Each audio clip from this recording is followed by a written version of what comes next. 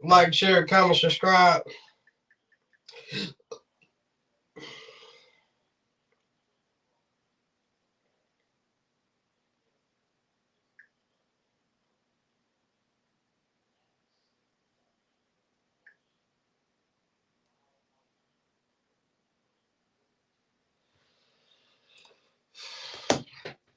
Like, share, comment, subscribe, man.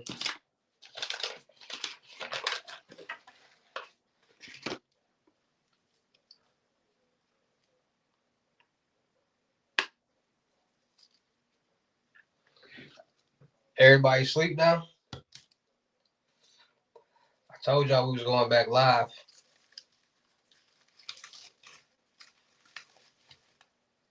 Like, share, comment, subscribe, man.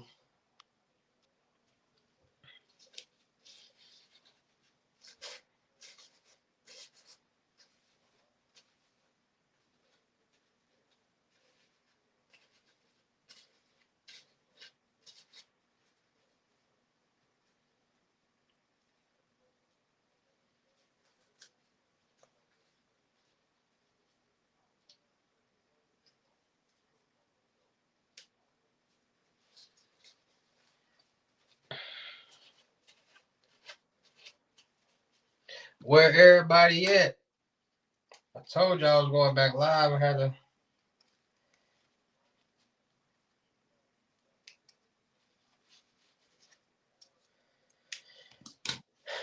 had to get right. But you know, y'all will be slow getting in here then, you know. I'm just gonna drop content, you feel me?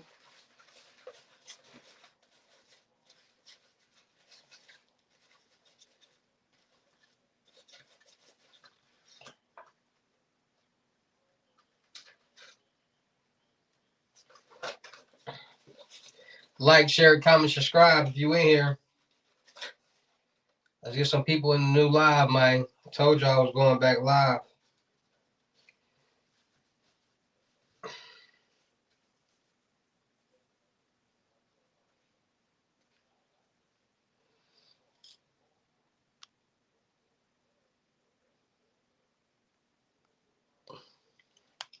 Like, share, comment, subscribe. Who all in here? Shout out them cities and them states that y'all in.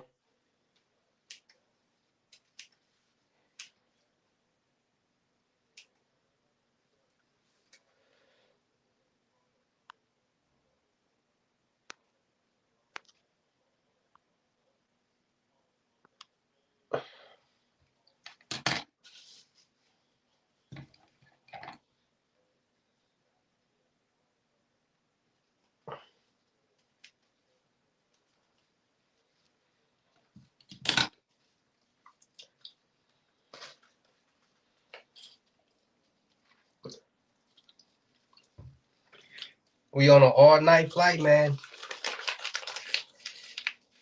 Where y'all at? We just did a whole 10-hour live. And we back live. Come on, let's get back to it. Let's get back to the bag.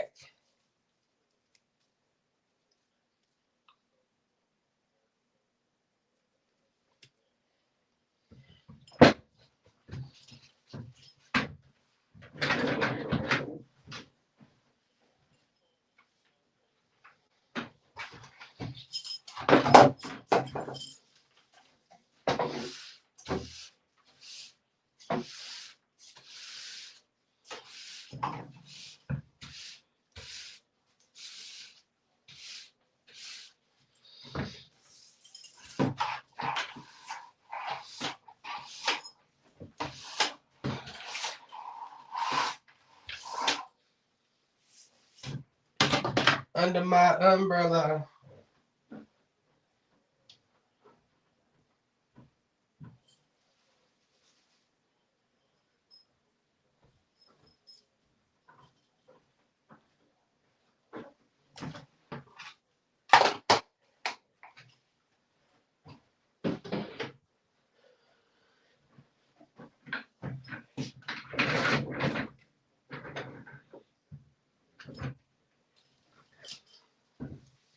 Let's get to the bag, man. We up all night long.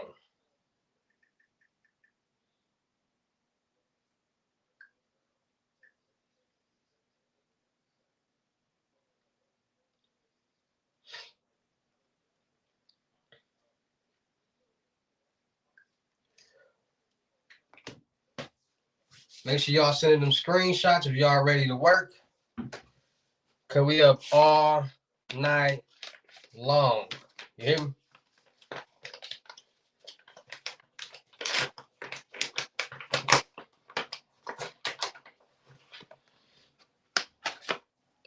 What we talking about? Like, share, comment on this live, man.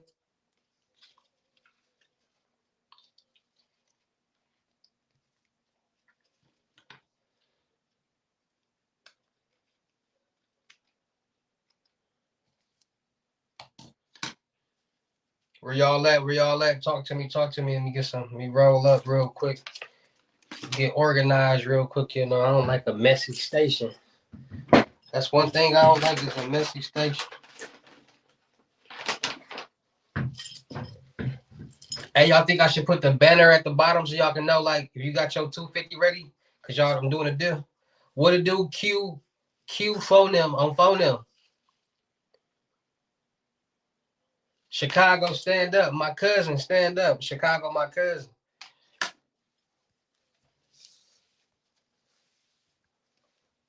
The city of Chicago was my cousin, yo.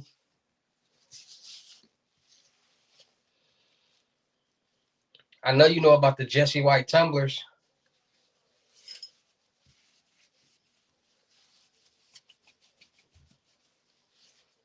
You know about the Jesse White tumblers? If you don't know about the Jesse White tumblers, you ain't from Chicago, bro.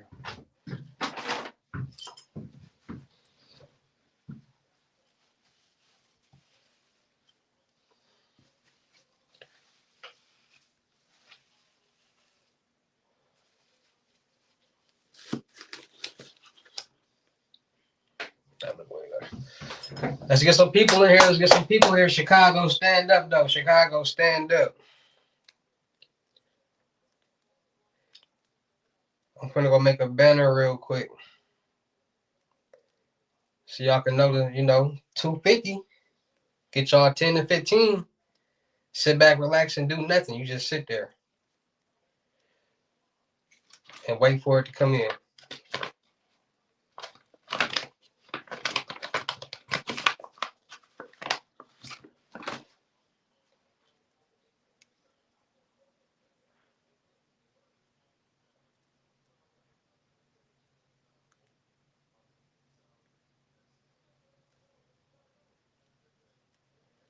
What y'all got going on, man? Talk to me while I'm rolling these little medicine sticks up. I might be live for the next 2 weeks. Should I just stay live for the next 2 weeks?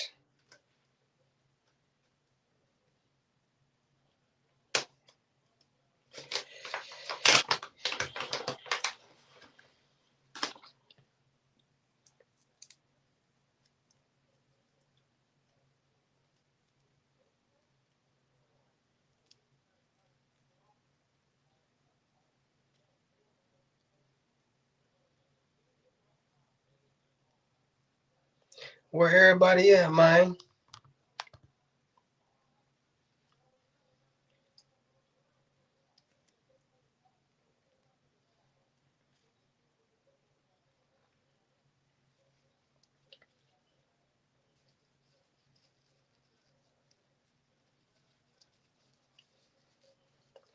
Yeah. Hey, man, 250, man. 120 can get you 1 to 4K. 250 can get you 10 to 15.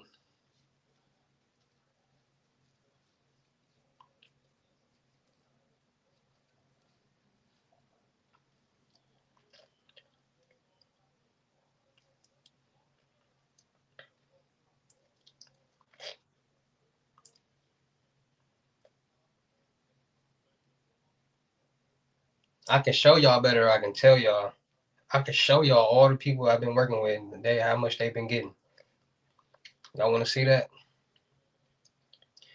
Y'all want to see all the people I've been working with and how much they getting paid? What they made?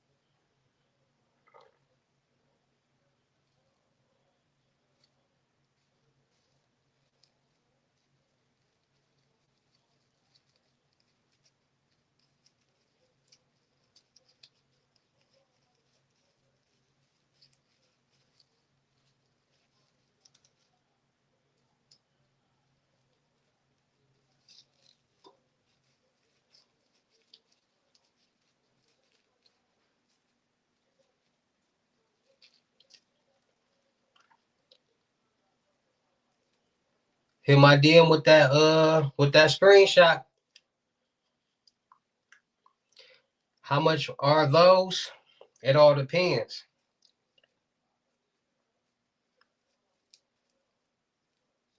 Like 600.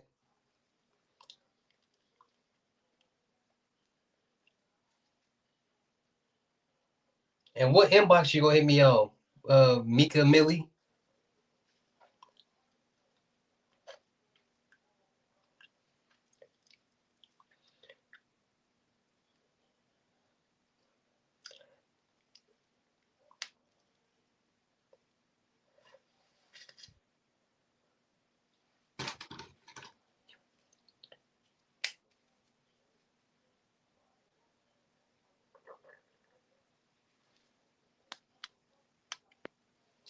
What you mean? Yeah, everybody can read this. What you trying to do? Like, what you trying to do? Like,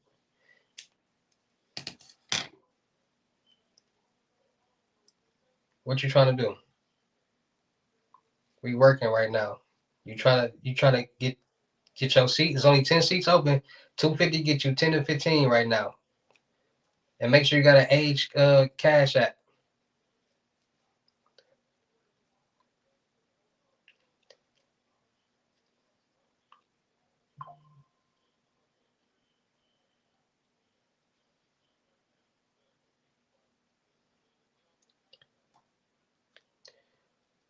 Links is in the description.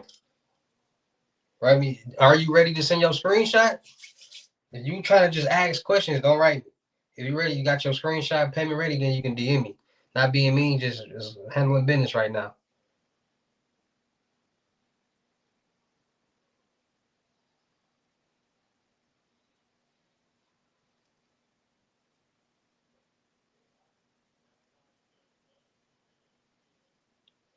Are you trying to book your seat?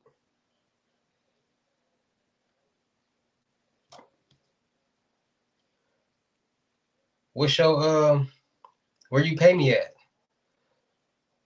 What's your where you pay me at? If you paid me already, then you should already know where you can write me at.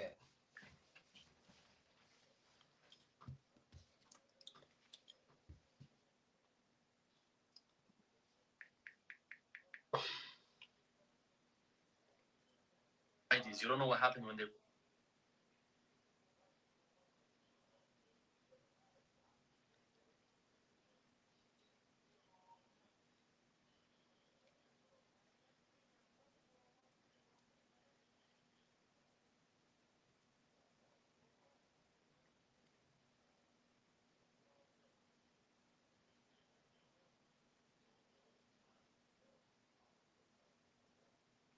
What you telling me for?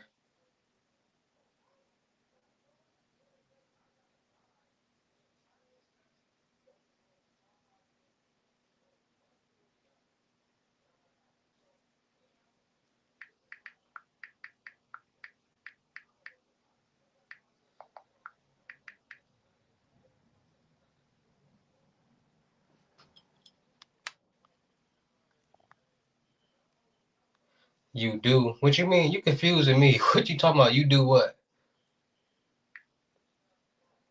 You starting to confuse me.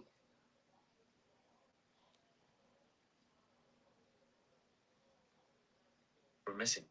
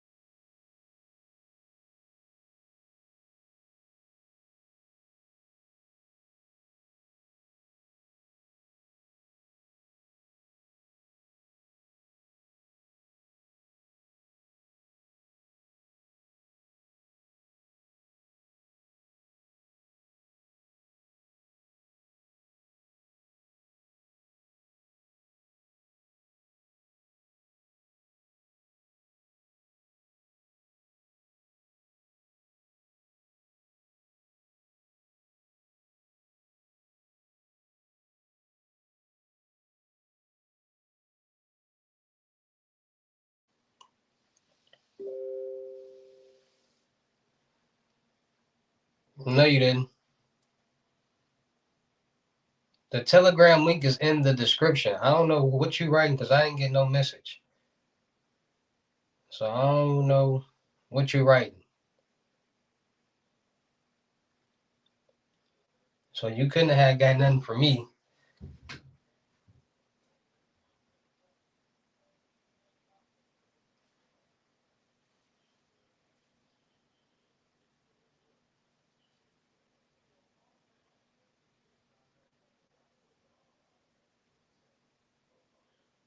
What's your name on there?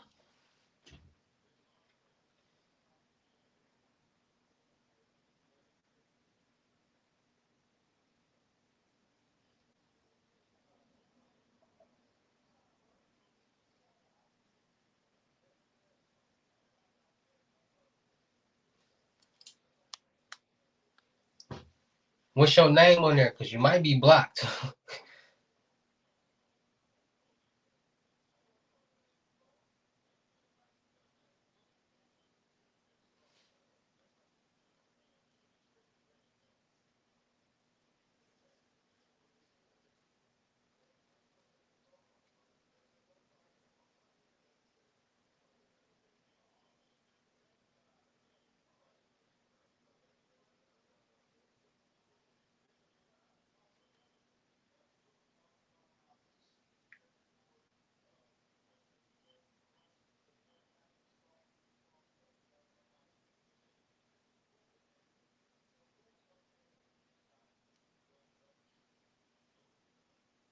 This you?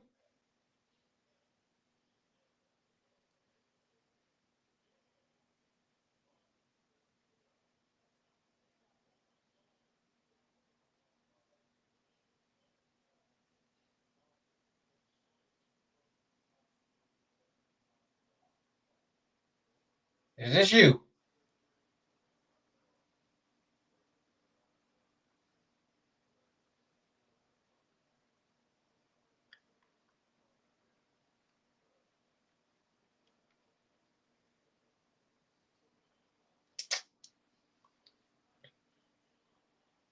Is this you?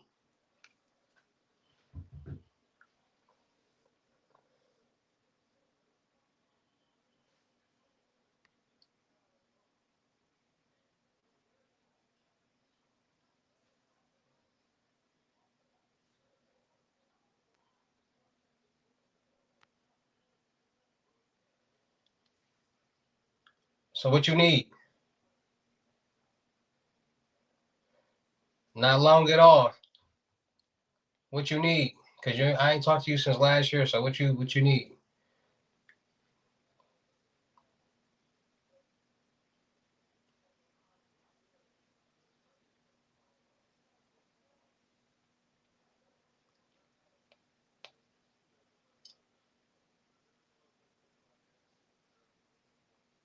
You never paid me for nothing. Matter of fact, now that I'm reading the messages, you wrote me and was bullshitting the whole time. You wrote me said, "What's up? This Nicole, and I need a play. What do you need?" You told me. I told you to add it to your balance, your Bitcoin balance, and you stopped writing me. March 26, 2025, almost a year ago. Come on, man.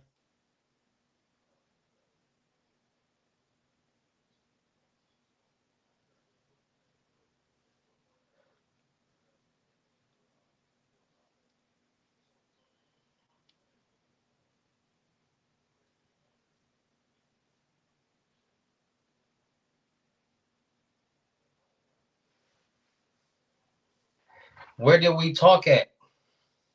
Where did we like? Where's the transaction? What telegram was you writing me from?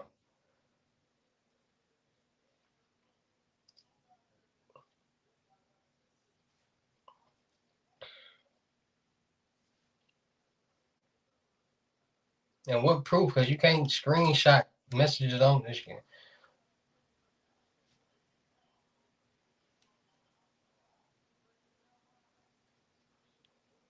No, I don't remember. What are you talking about? This is the only conversation that I got. Add it to your Bitcoin balance.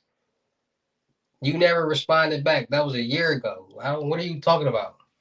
This is the whole conversation. You sent me a screenshot, and that was it. You never paid anything. Like, what are you talking about? Like, or what other telegram did you write me under so I can go look at the chat? That's all I'm asking you. Which telegram did you pay under so I can go look at it and see what's going on? What?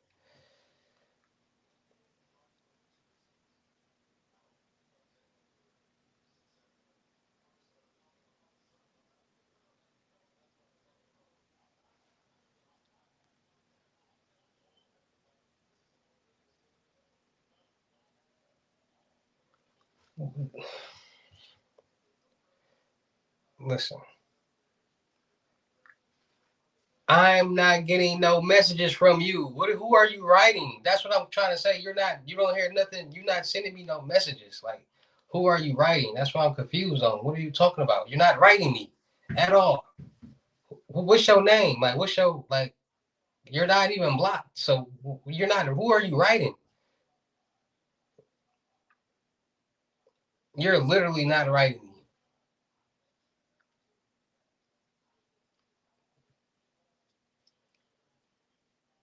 I, I just sent you the load paper. You sent me what load paper?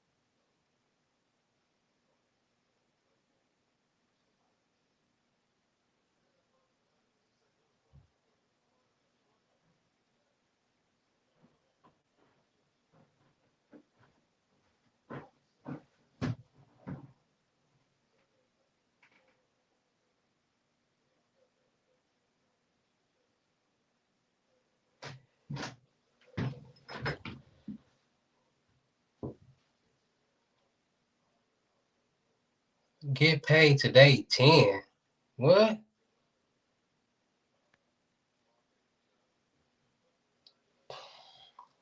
Who is that? That's your username?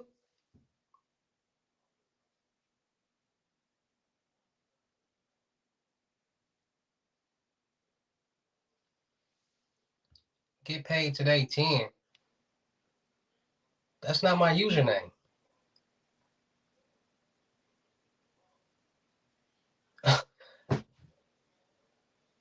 That's the that's the slowness I be talking about. That's not my username. If you click on my channel in the description, it'll literally tell you my username where to DM me. That's not my username.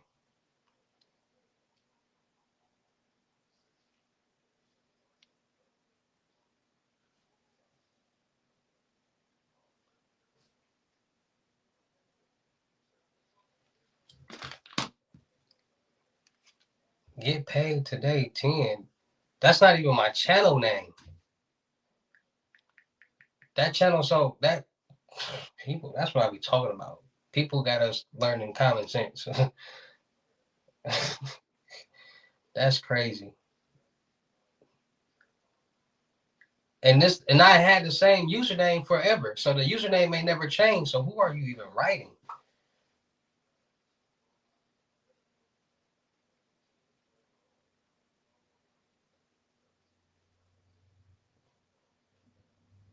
I'm confused. Like what?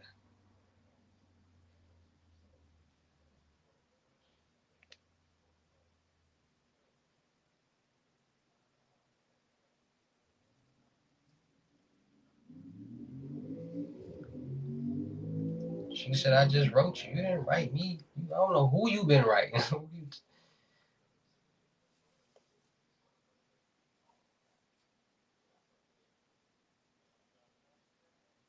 Matter of fact, what's the name of the person you've been writing?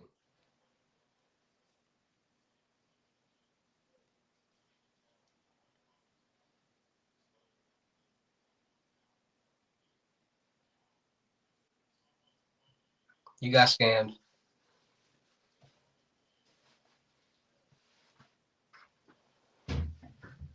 That's on you. You got scammed.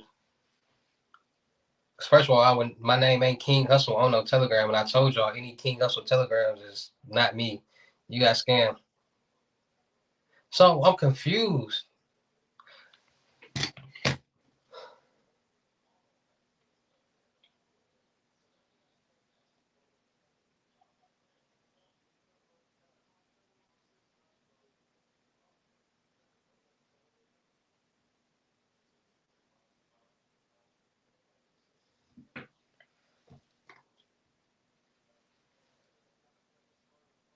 What's to explain?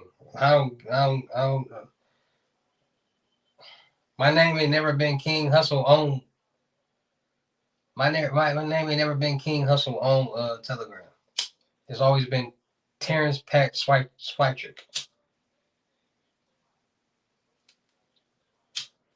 What are you trying to explain? What to do, Larry? I don't got time. Is you trying to get the deal or not? Yay or nay?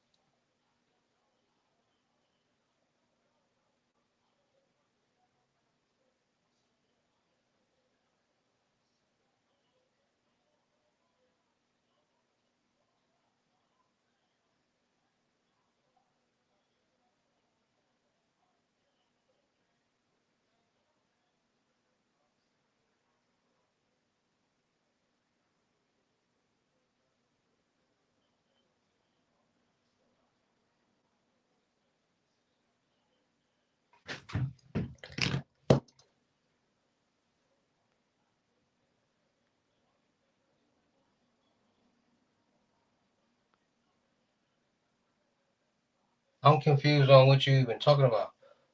You need lessons or something?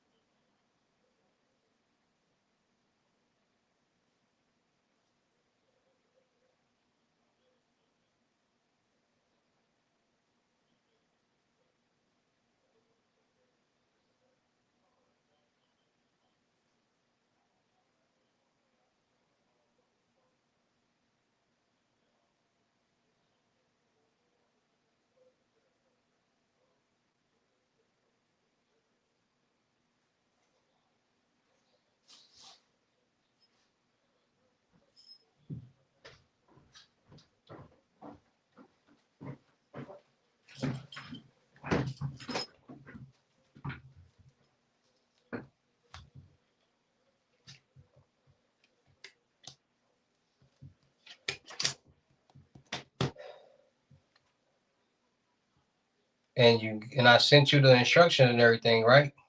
On how to get to your wallet, right?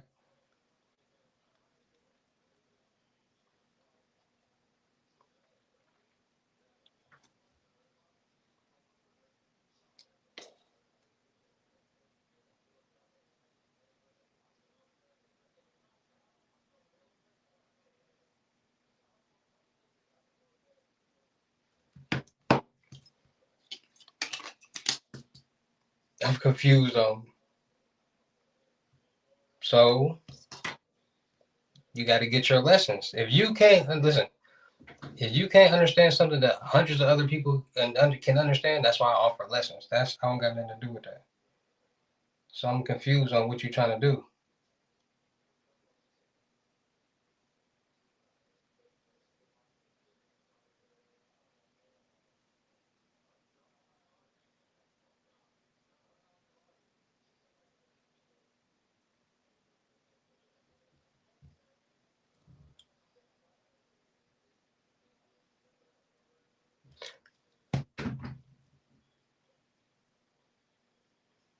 Where is the chat? That's what I'm asking you. Where is the chat?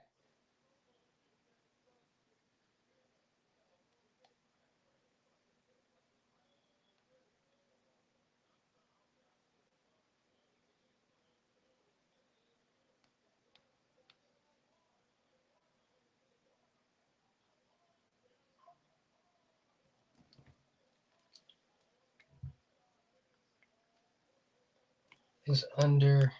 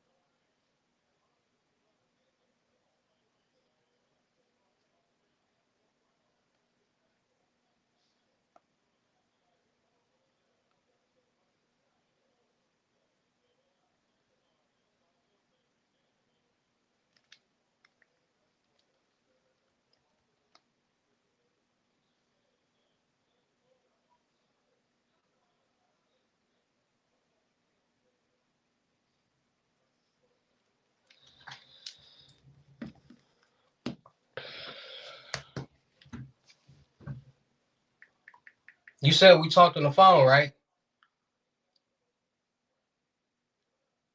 So I gave you the lesson, and I told you how to do it, right?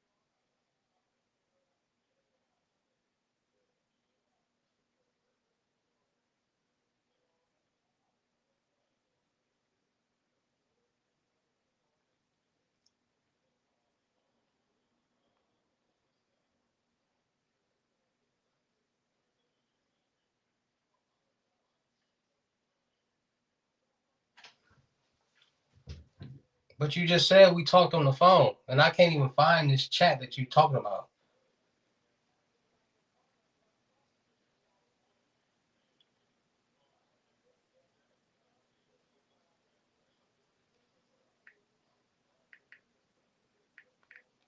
Literally, there's no chat popping up with no reason. Like, I don't know what you're talking about.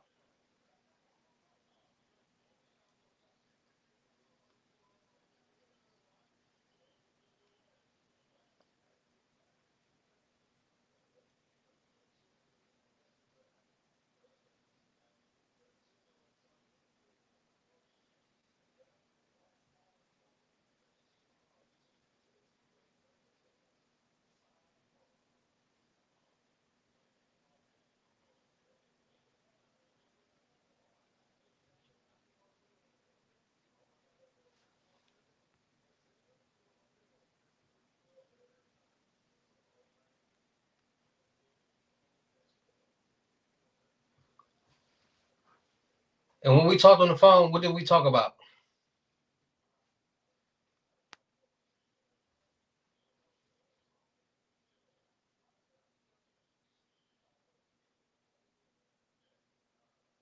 Ain't no motherfucking Reezy.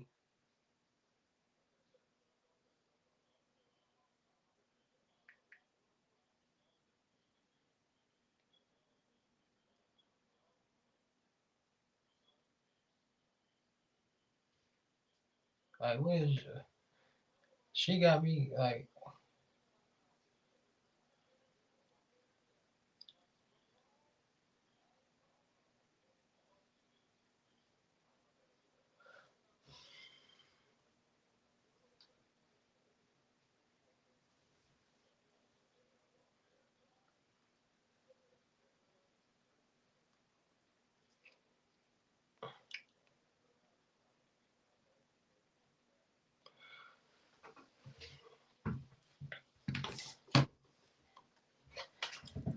You giving me wrong information, so I can't find what you're talking about.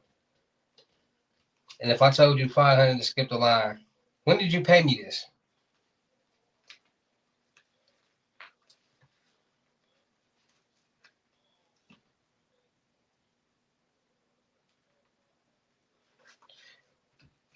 How about this? How about this? How about this? How about this? How about this? How about this? You paid me April 28th, 2025.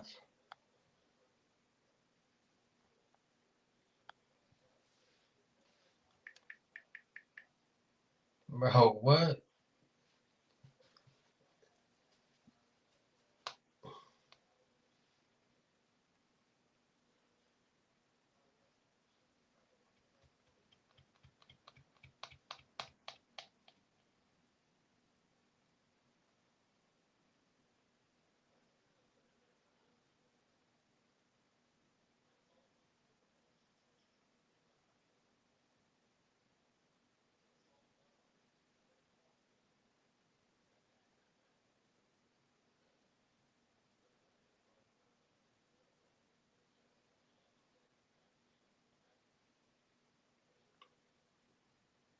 I don't got nothing on no April 28th, 20.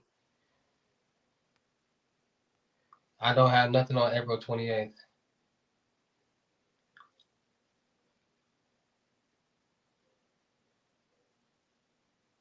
I really don't got nothing but that name.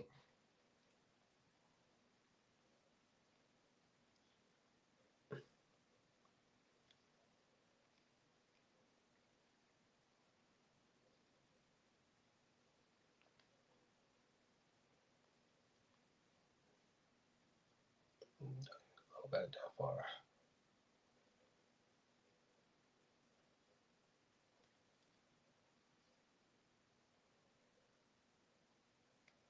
Either you giving me the wrong information or I don't know. Because I don't see the name ain't blocked or nothing. Or the chat ain't there or nothing.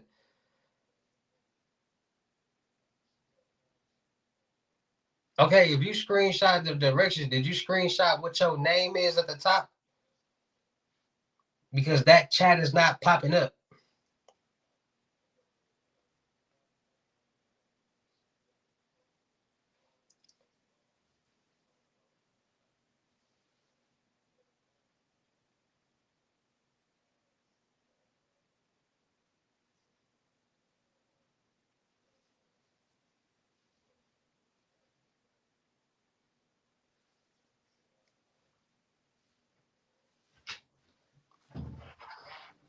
I'm really over here looking like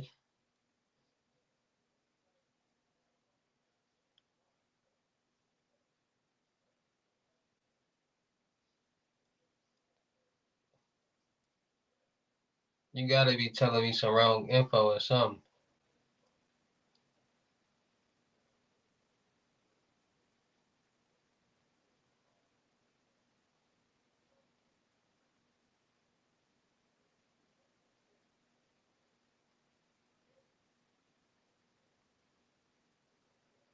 And you talking about you wrote me. Oh, here it go, right here.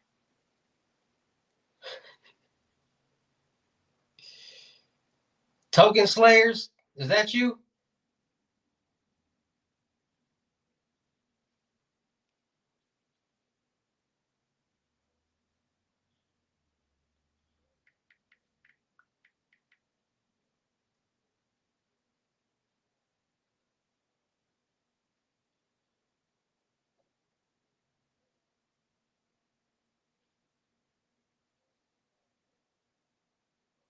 Is your name Token Slayers?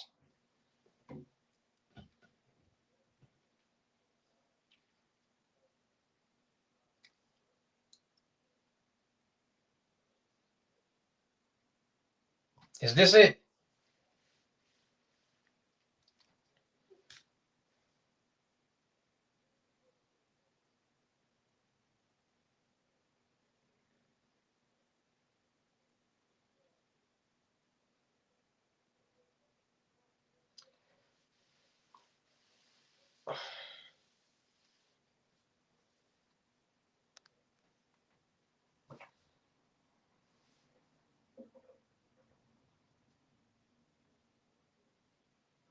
Hello?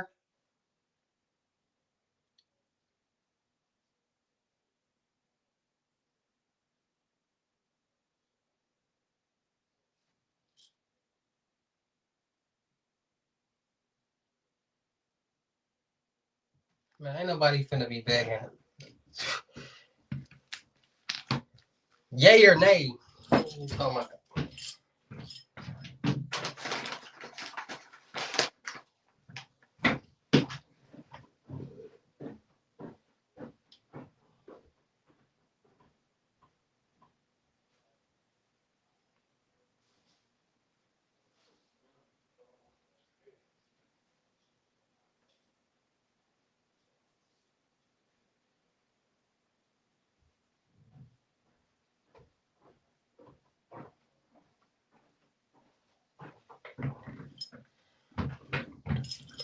Bro, ain't nobody finna be.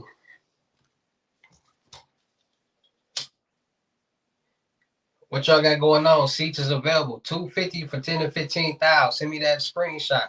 Cash App Bitcoin payment or Apple Pay.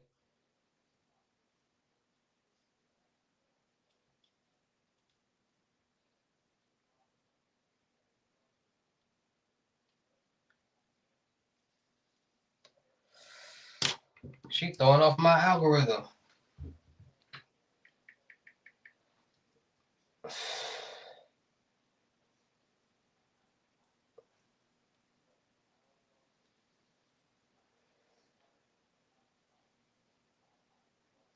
And I don't want to write this and be like, this you, and it ain't them, and then it's somebody who I don't need to be unblocked.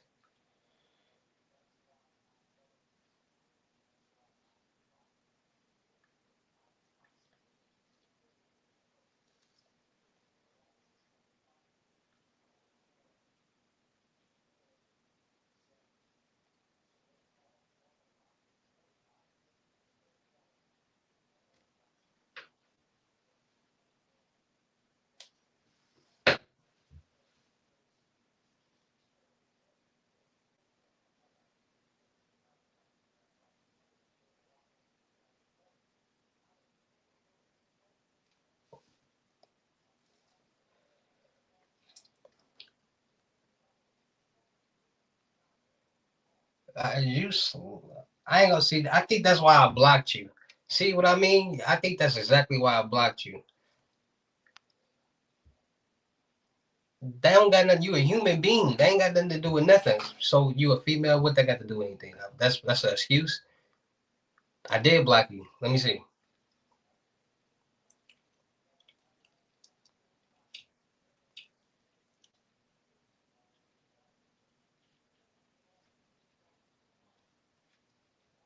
This you?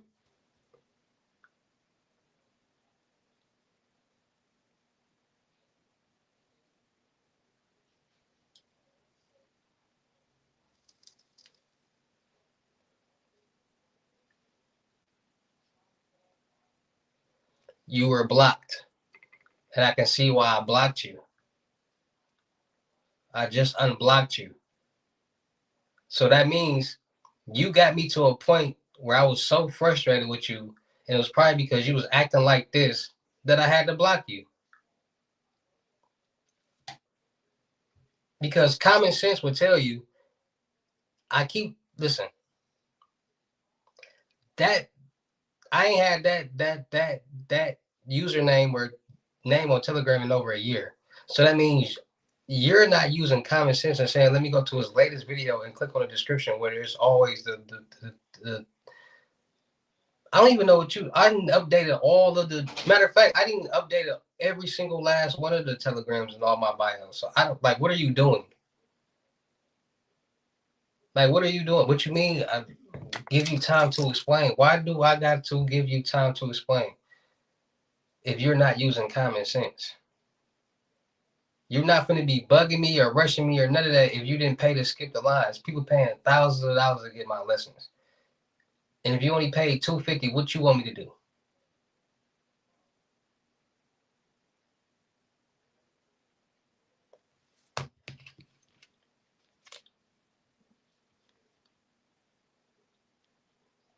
The Twitch bio. Man, don't nobody be on. You the only person on Twitch.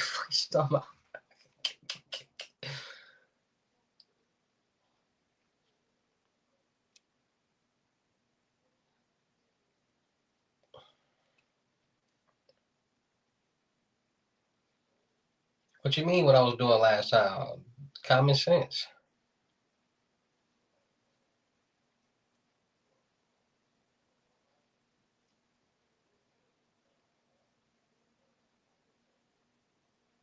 I don't even know I had the link in the bio on Twitch. I don't even know how to get in Twitch. Who did that app?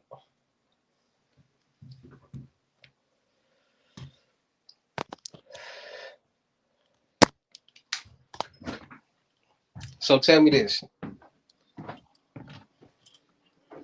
You don't watch YouTube or be on Instagram or nothing? You just be on Twitch?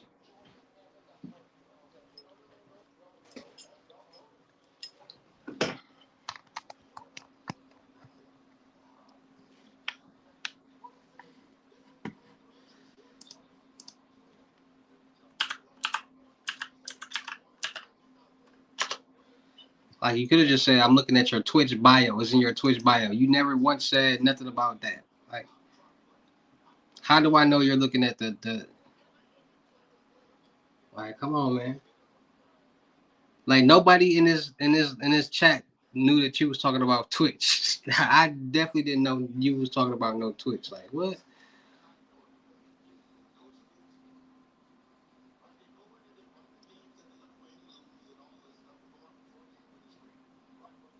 You never said that. Like, what are you talking about?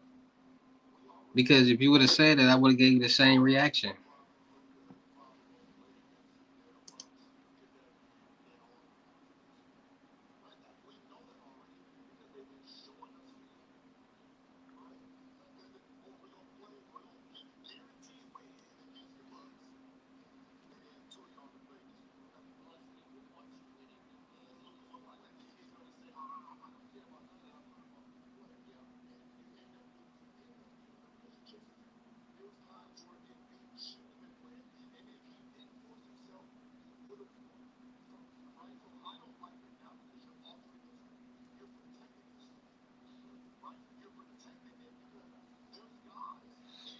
It's been all right, man. What's up, man? What you trying to do, man?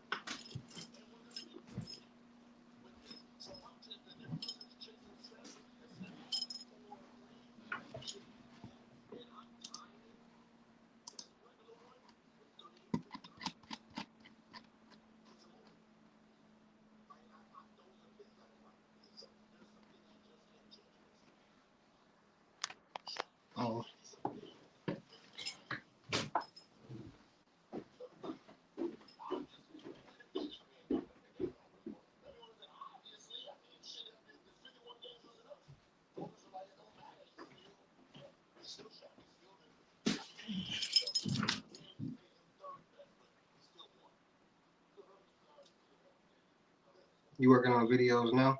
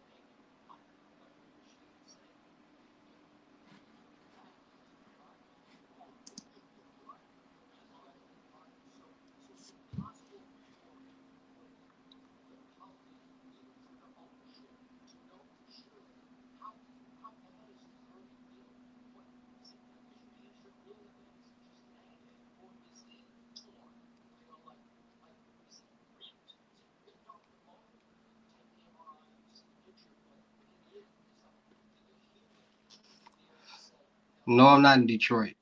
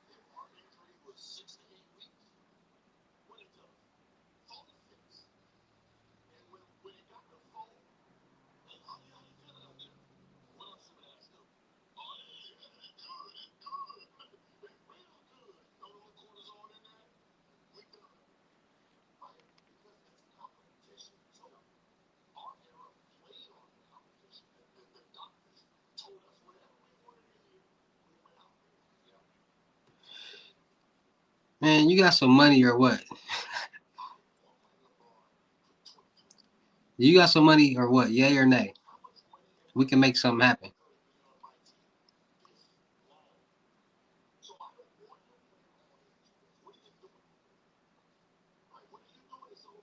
All right, so rewrite me on. You're now unblocked. So if you write me from the Reezy, rewrite me. Send me a screenshot of what you got. We can talk business. Easy as that. See how easy business is.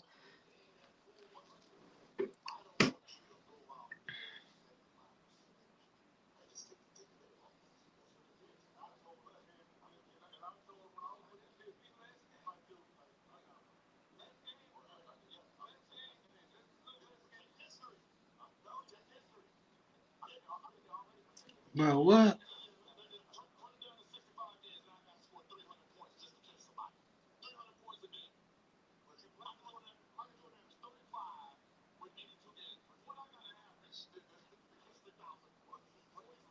Bro, I don't even got that.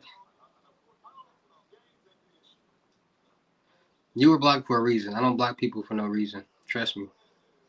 You were doing something that got me to the point where I couldn't even look at you. You were just pissing me off.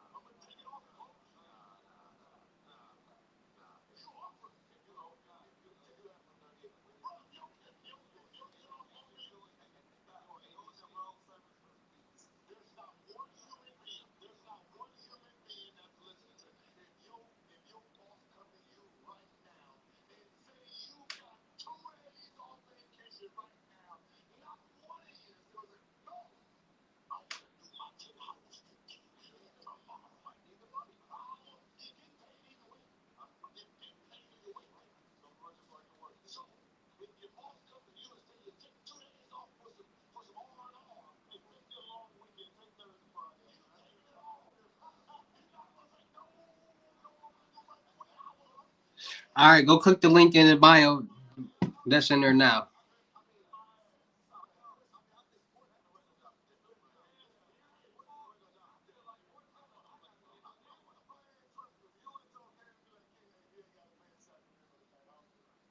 I got you. Thank you for cause I showed like what is she talking about? I forgot all about that.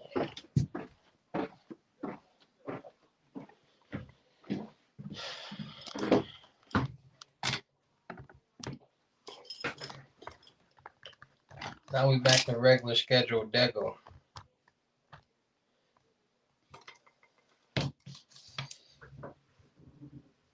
I was like, what?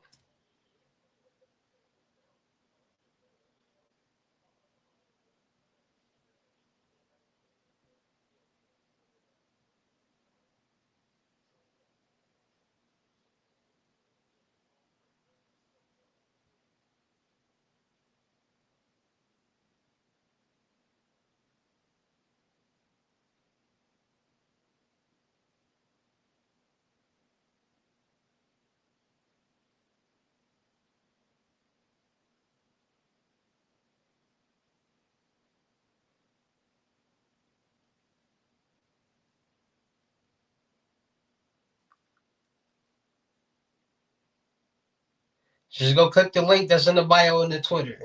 I updated it.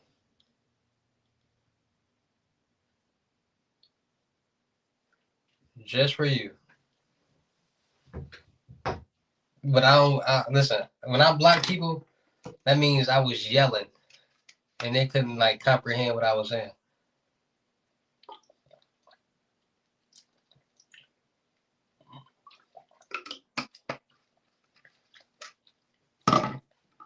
You should. Send that screenshot too. And let me see what you got and we're gonna talk business.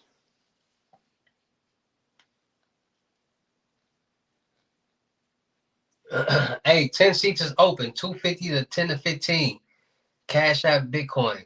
Send them screenshots.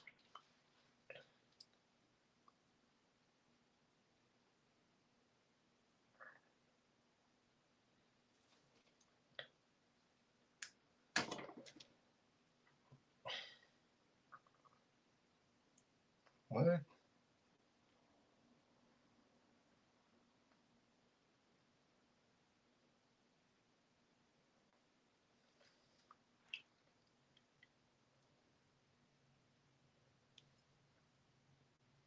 I don't know what you looking at it on, because I just, let me show you. Look, you see how it's right there? Look, it go right there.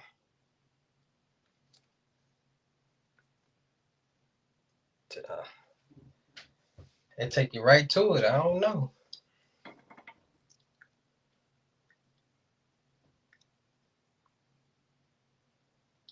It's going right to it. I don't know.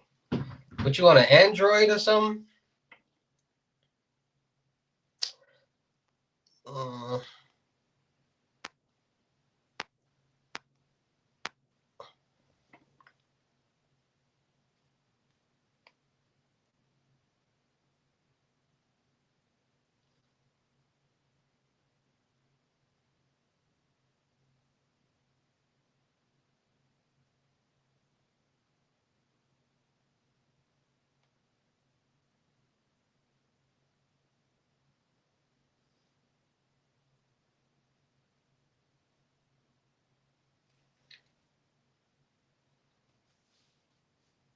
no, it ain't.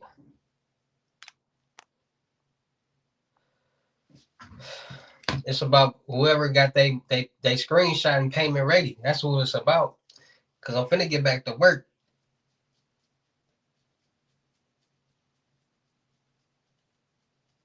I just wrote you, Nicole.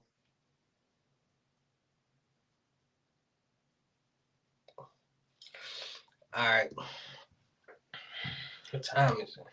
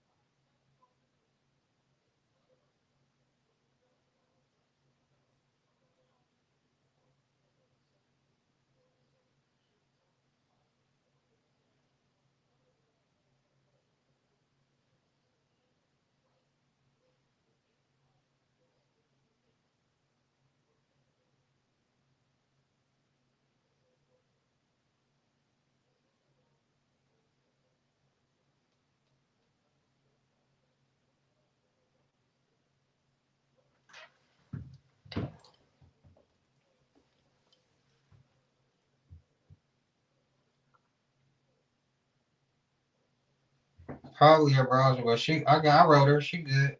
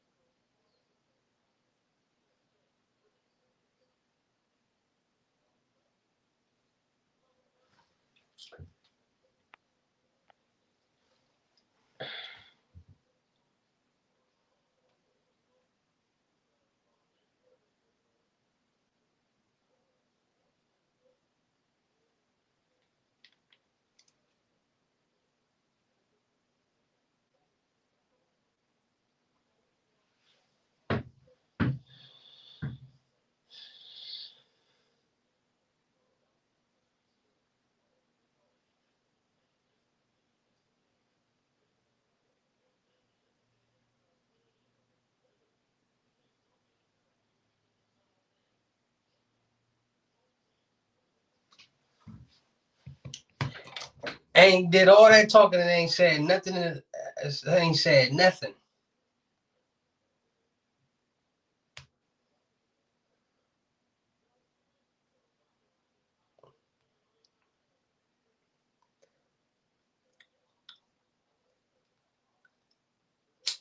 Like, what you wanted me to write you for? Like, what you was like?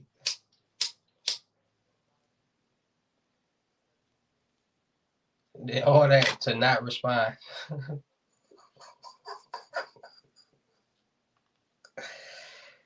Hilarious.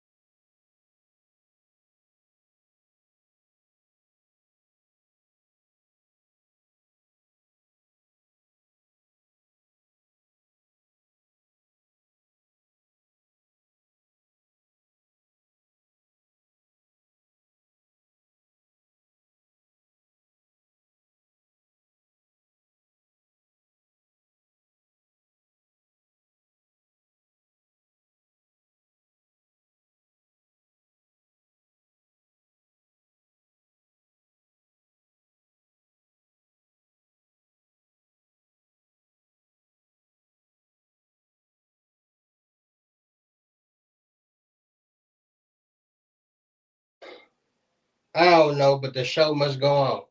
10 seats is open right now. 250 get you 10 to 15. Cash App, Bitcoin payment. Send me the screenshots. Don't miss out. Sit back, relax, and you do nothing and receive your funds. You can't beat that.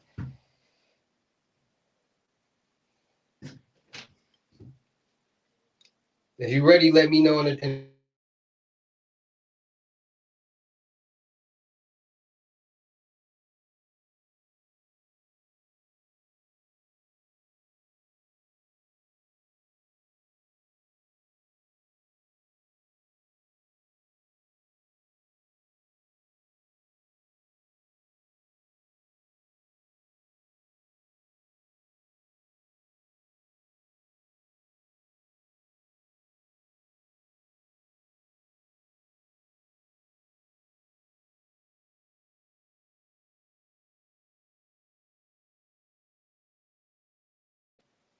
We working.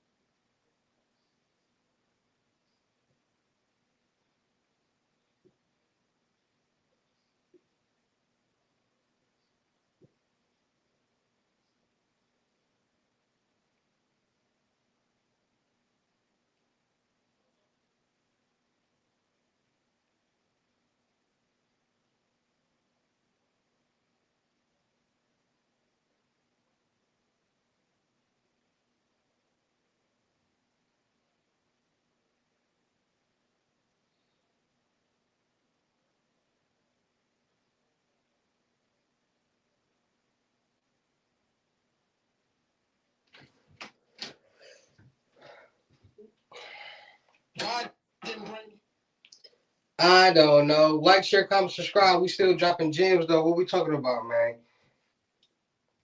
What we talking about, man? What's the new topic? What we talking about? These new bank methods, credit. What we talking about? She did all that. She literally did all that to not respond. I asked her, did she have some, she like had some money? She said, yeah. I wrote her and said, what's up? She said, okay, yo, question mark, nothing. What was the point of even doing all that? Now y'all see why I probably blocked her? Y'all see the characteristics that she bring? She just did all that for me to write her to, she got my attention. She did all that writing to not respond. Look at the characteristics. Like, come on now, ain't nobody gonna be playing. I got a whole team of people that I'm working with to make things possible for people. I don't got time to be playing around. Like, bro, y'all gotta understand y'all don't be the only person that pay me for anything. So y'all gotta like understand, like, be patient. Everything is a process. I don't got like a magical robot or clones or just a bag full of millions of dollars or nothing.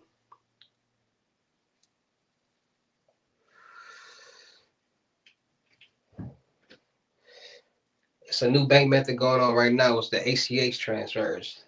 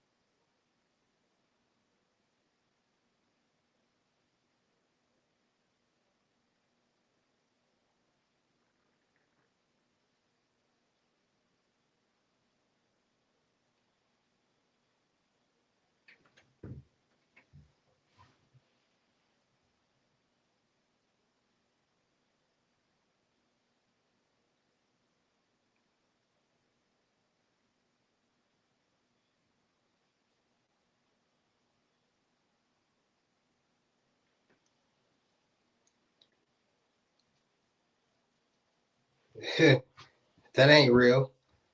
Ain't nothing gonna be .com.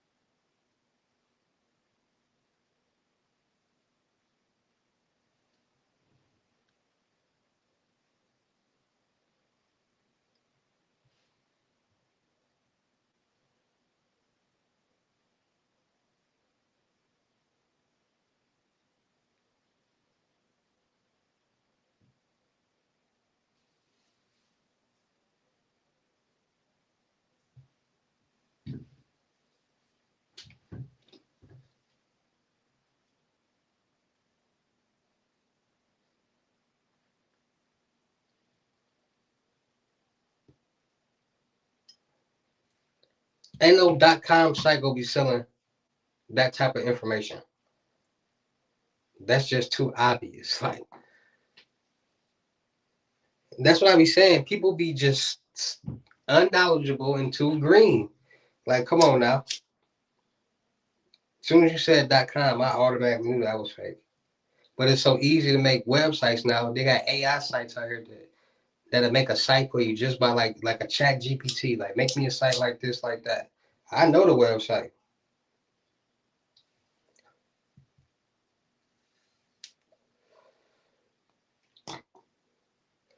I know the website that make websites. I know the website for spoofs. I know the websites for man.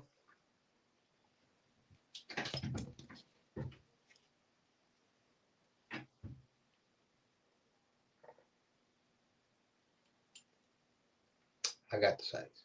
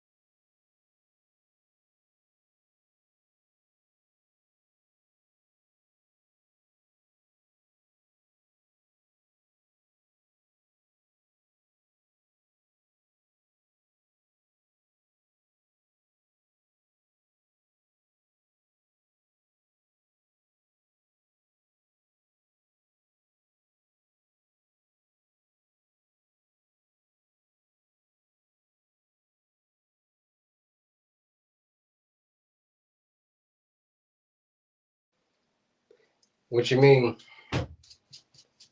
ACH transfer is more like Cash App, Western Union, but you can do other stuff with it. All you need is the account number and the route number.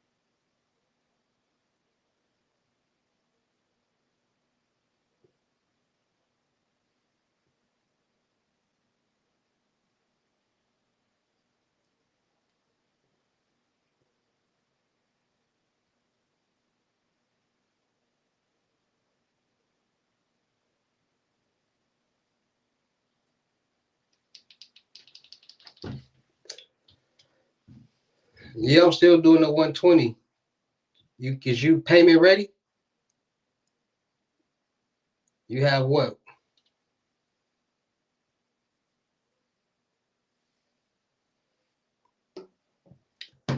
Or you just window? Is you inquiring? Are you ready?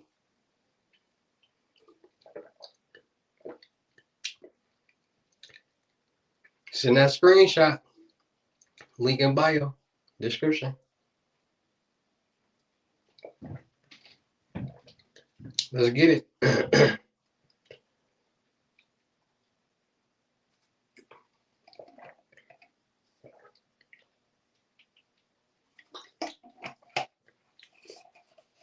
We up all night.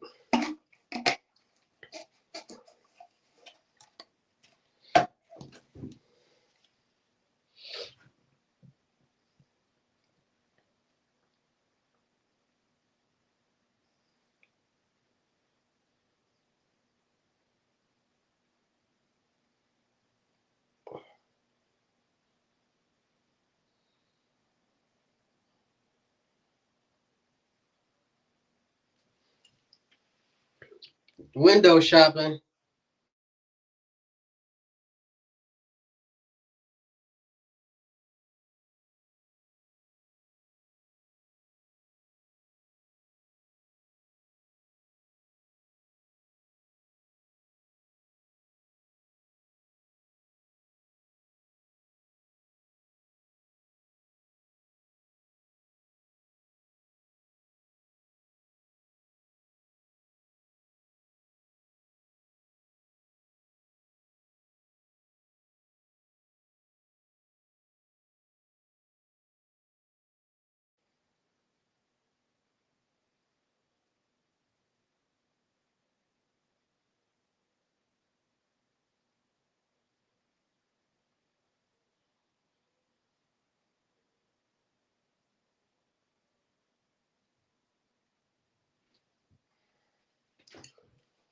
Like, share, comment, subscribe, man. We working. We on another 10-hour live, man.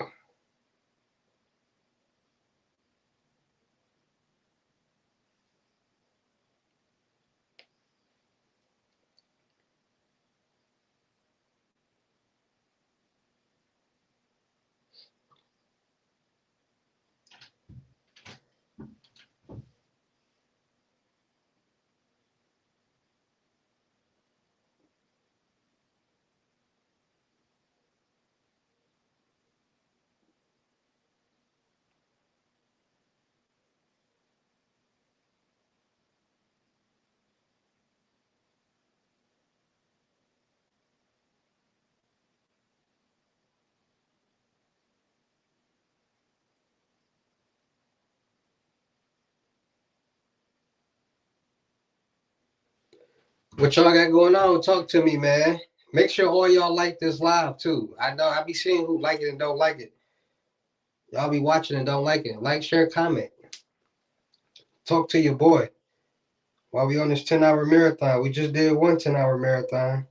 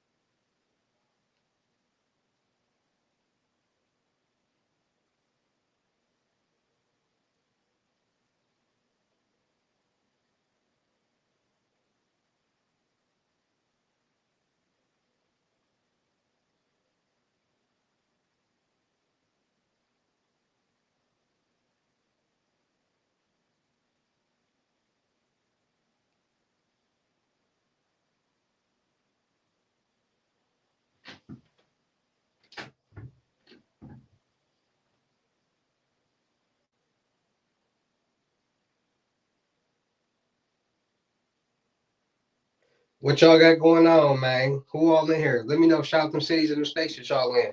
See how people be capping? People be capped out.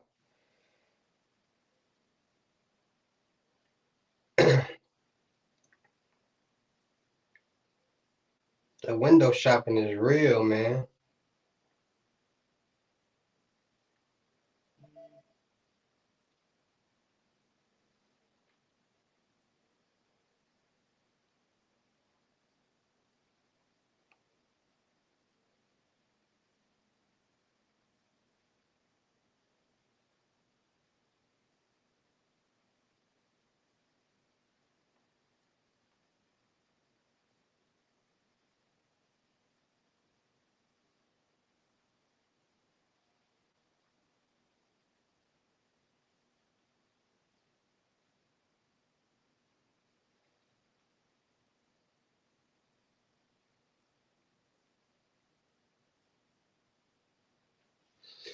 She probably want reviews. He trust level is short. What you mean?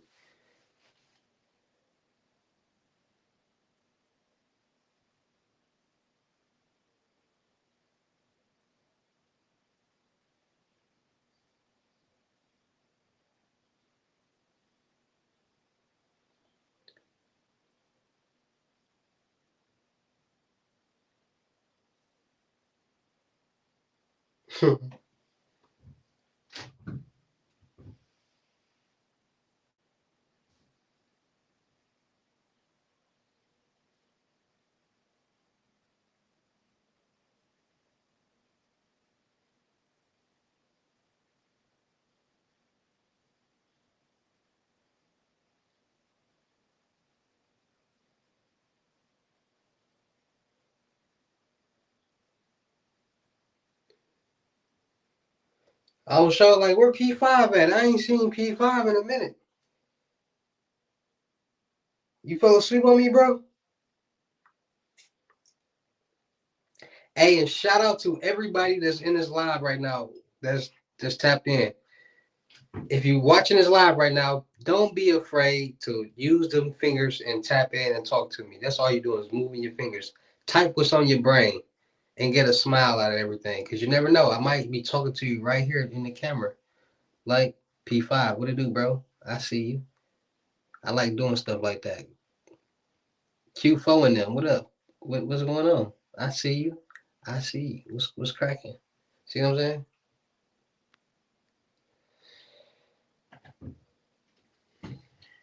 I did that one time and somebody was with some girl and she was like, what the I be turning people up.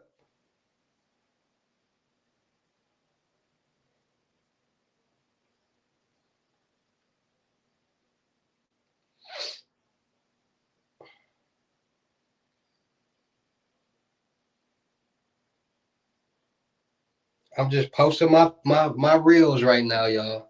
Give me a second.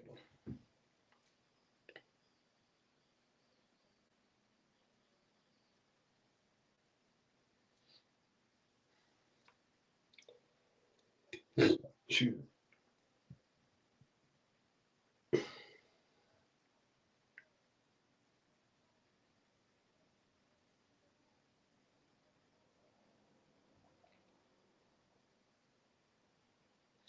P5 went to sleep on me, y'all. That's crazy.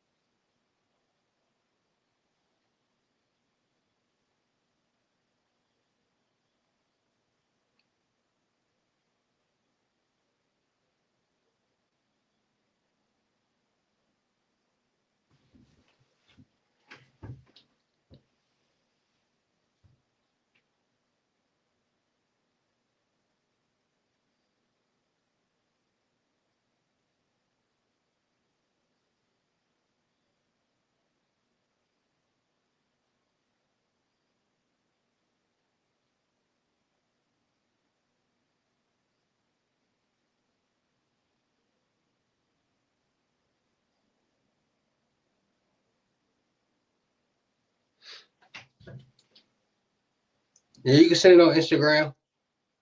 What Instagram you got though? If you go send it on Instagram, hold on. Make sure you send it to the right Instagram, bro. It's the link.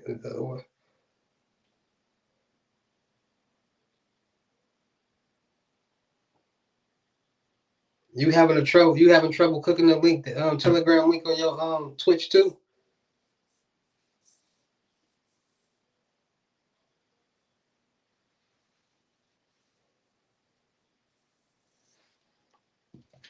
You gotta let me know which Instagram you send it on, cause I don't get notifications.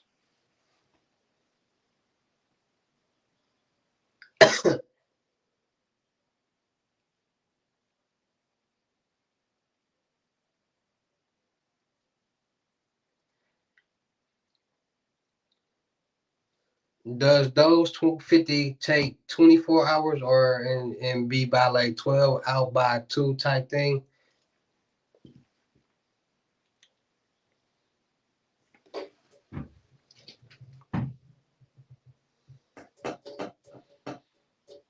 So you asking me, is it gonna take 24 hours or 12? I don't know what that means to get you some money that you would never have if it wasn't for me.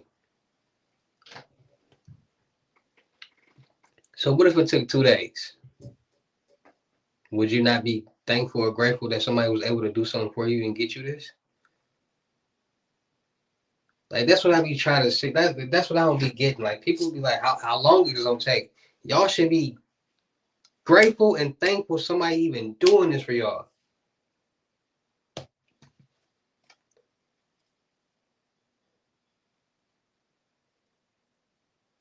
I got multiple IGs, bro. I just need you to let me know which one you sent your screenshot on, cause I don't get notifications.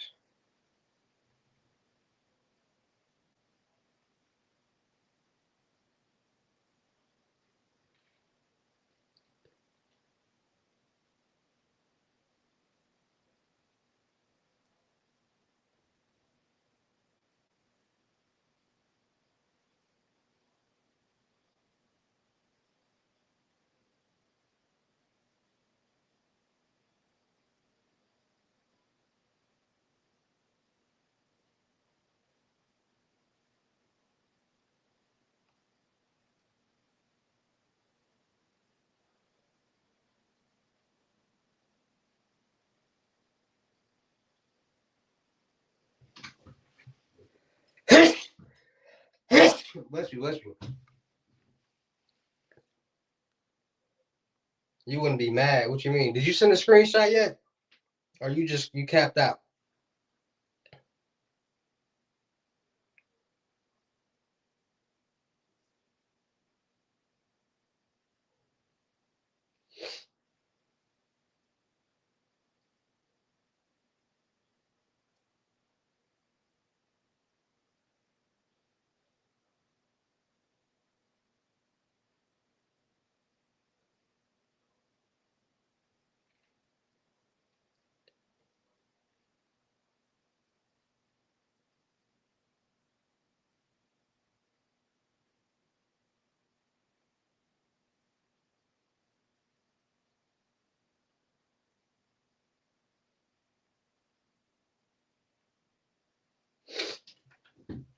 It's all good. It's all good on phone now.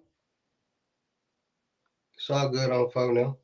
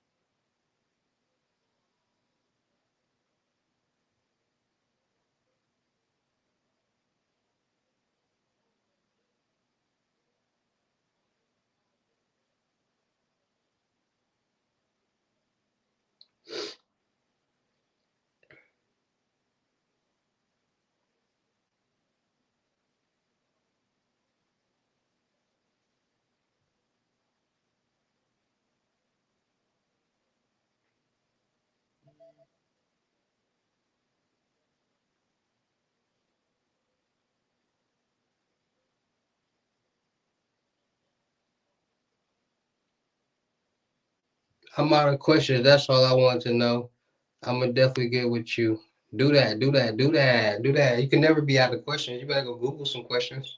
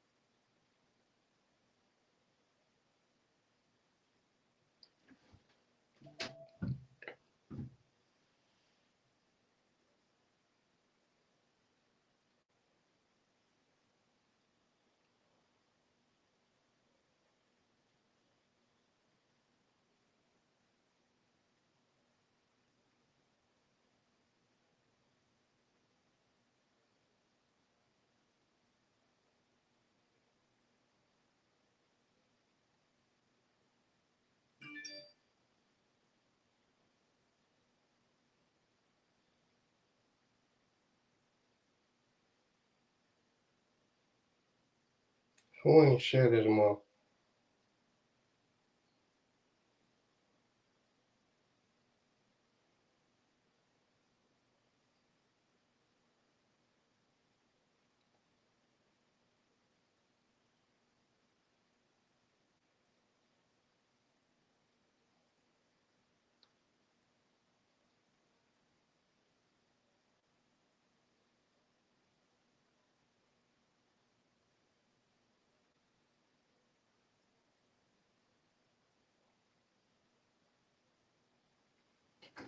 See, bro, playing games too.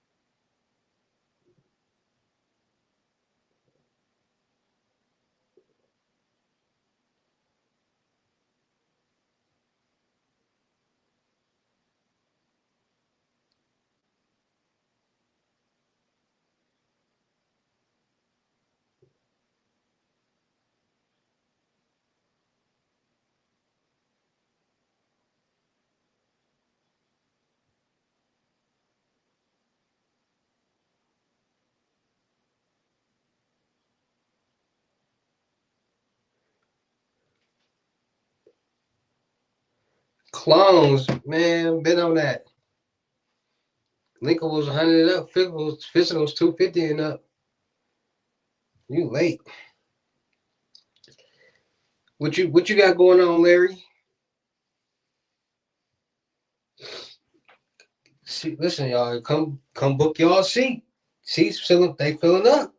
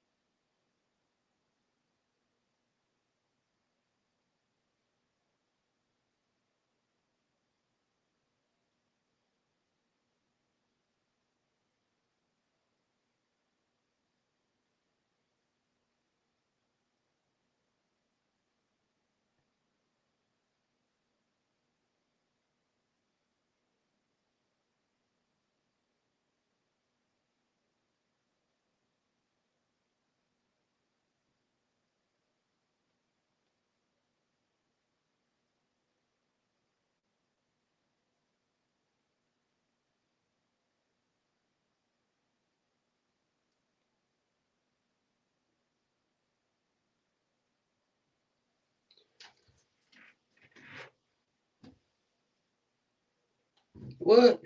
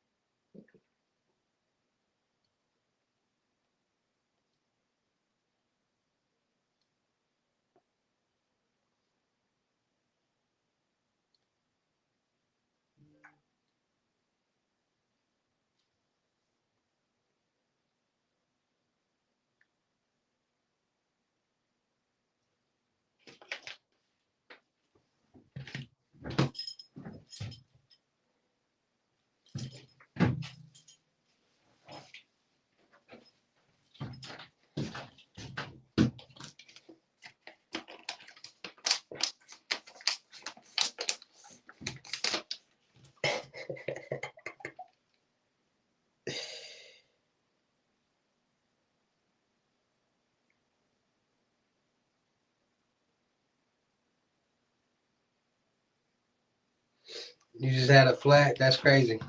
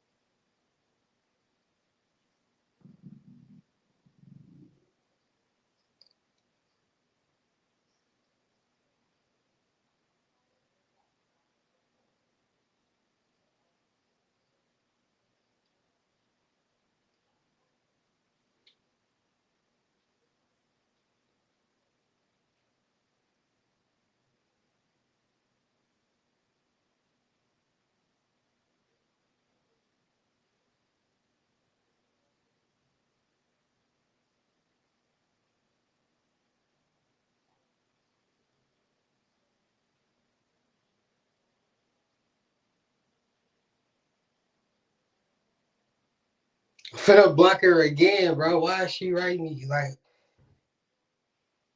what? Why is she writing me? I'm finna block you again. I'm really finna block you again. Like, what is you not understanding, my nigga? Like, now you pissing me off. Like, why is you writing me? Like, what did you like?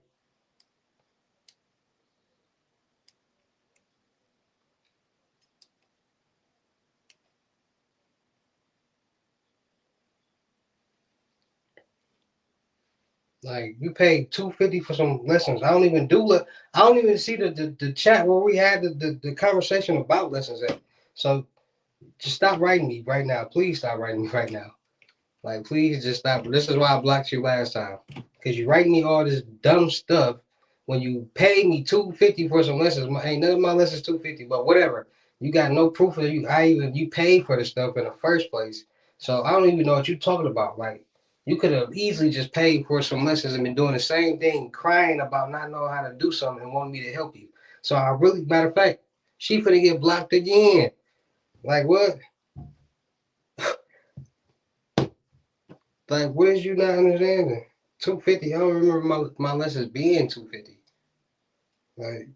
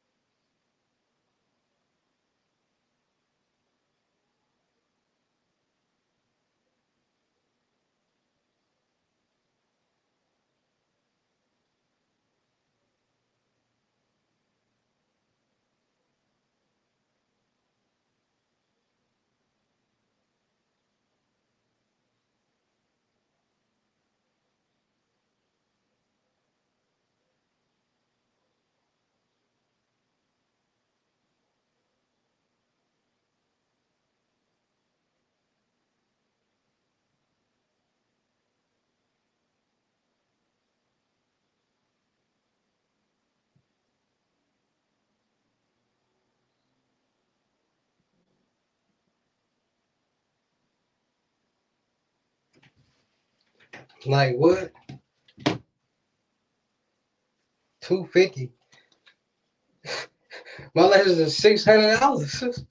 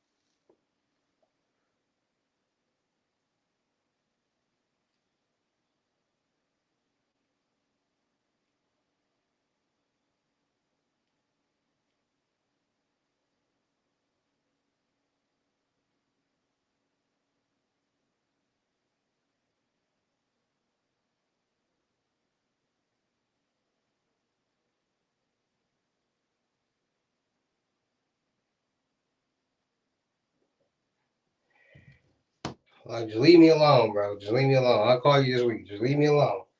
Please leave me alone.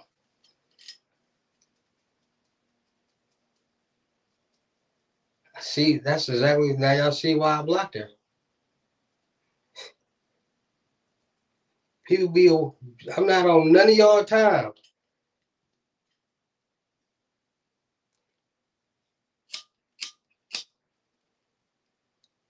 So you got blocked,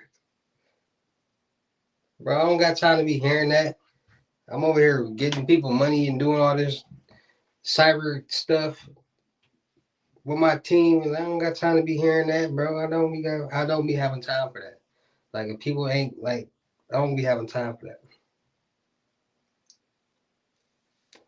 Y'all get what I'm saying?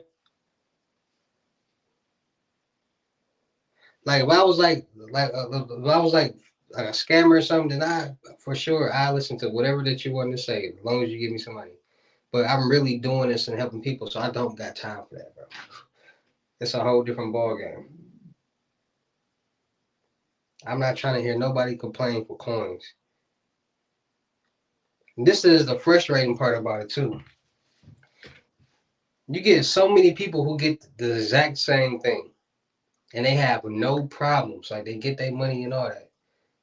And then you get these small-minded people who just basically want you to hold their hand and do everything for them. Like, bro, this is why it's the way it's set up now, because the same way y'all be acting now, y'all was doing it back then years ago, and y'all was closing, making all the cash app accounts closing. People money was getting locked up and stuff like that. And I had to hear all that. And then I had to go out of my pocket and reimburse and give people all their money. So we set it up so it goes straight to y'all. Y'all got to do y'all part, which is the easiest thing ever. Like y'all don't got to do nothing. The first loads, y'all had to actually do steps to get y'all money and stuff. This one is already done. You just got to access y'all wallet. How can you beat that? And people be crying like, bro, do you not know this stuff that's, how do I put this? Use y'all common sense. Like this ain't like, what are y'all thinking? Like the stuff that whatever that we're doing, y'all know what's going on. So we got to go through certain processes to even make sure there's no paper trail on you or me, because y'all know something. Y'all want to know something? At the end of the day, if anybody was to get in trouble for anything, the first thing they're going to do is tell on me, because they're going to do whatever they can do to get themselves out of trouble, because they're not even the big fish. They want the person that's doing all this. And come on now,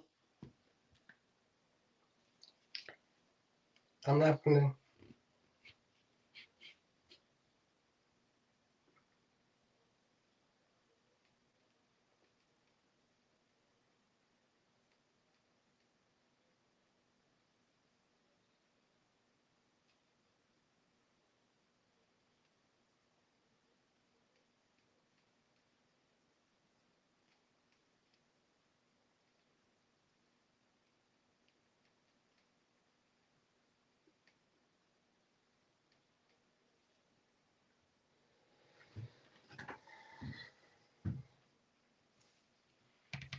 People be like, I mean, I don't be knowing what y'all be really thinking. Like, y'all think I got like a bag with $1 million in it. I just hand it out like, here you go, here you go, here you go, here you go. No, y'all pay. Once y'all pay, that money goes towards the account to be created. Once the account is created, whatever is done being done, money will be loaded into those accounts. You got the option to either send it to the Cash App or the Bitcoin. You decide because the money is already there. It's already the process is already done for y'all. At first, y'all had to do the process. Now it's done for y'all.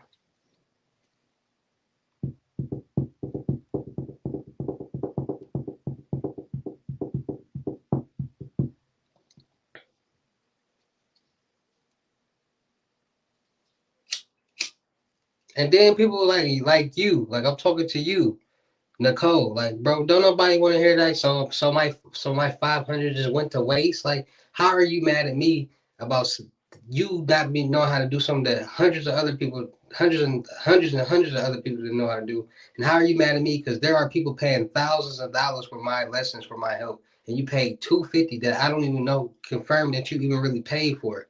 Don't nobody want to hear that. Don't nobody want them vibes around when people really out here making money. So I paid 500. So for like, bro, that's why I don't like working with women. And I tell y'all that all the time because I don't be having time for that.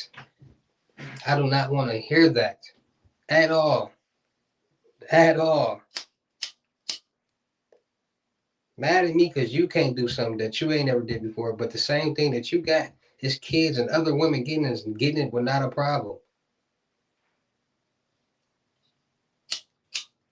Just like when y'all go to school and there's 25 kids in the class and 17 kids might be decent and passing, and it's the other six that or the other four that might be barely passing and the other ones just failing.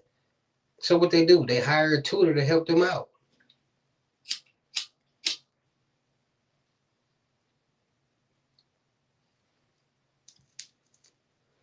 And then you get a people to and then y'all act like y'all be the only people that be like needing my help. No, y'all don't be the only person that be paying me.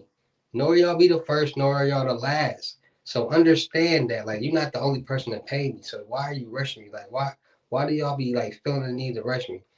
Just like the people who be getting the loads and then 10 minutes later, like, what up? Where the money at? Like, bro, it's a process, bro. Like, what do y'all literally understand? Like, what do y'all think was going on? Like, I put on a mask and be like, David Blaine. Like, no, we gotta use them devices that I showed y'all in the first 10-hour live and do some work.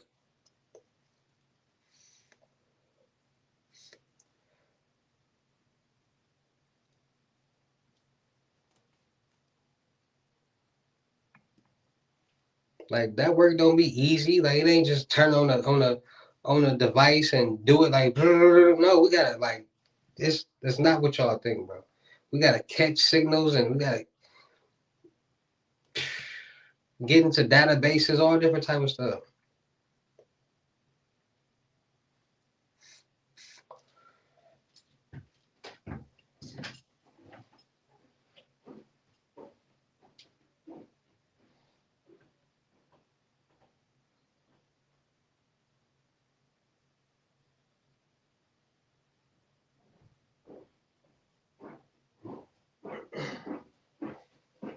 I'm just saying, bro. Y'all do not be like how long is it gonna take? Like they like how long is it gonna take? Like, bro, what you mean how long is it gonna take? It's you getting some money and then why go like you rushing me to like I hate that. I hate that.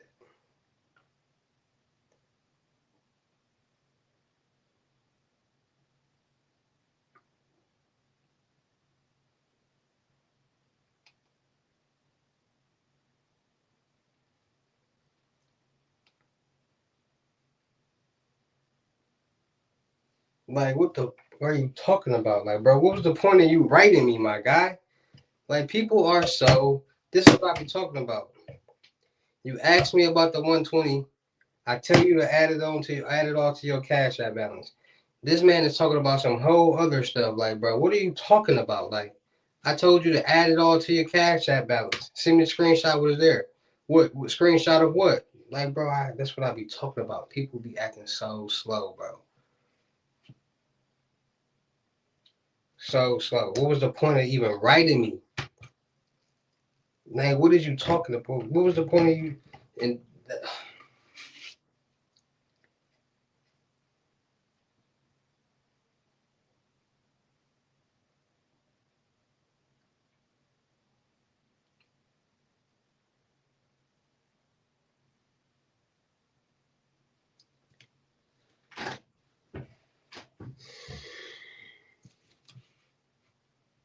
what was the point of writing me, bro?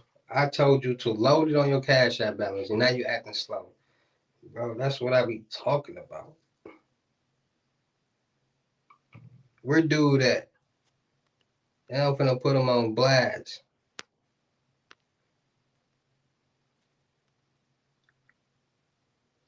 Dude from what is it? Worth Foolsies? Waste of time. Wrote me for no reason. Bro literally sent me the screenshot. Look, bro literally sent me the screenshot. The 120 right there, and add it all to your Cash App balance. What my savings? That's what my savings. That's for a funeral. I got a Gmod to go to in Texas tomorrow, bro. I was just trying to work with the 120 and see if I can get a little bit more.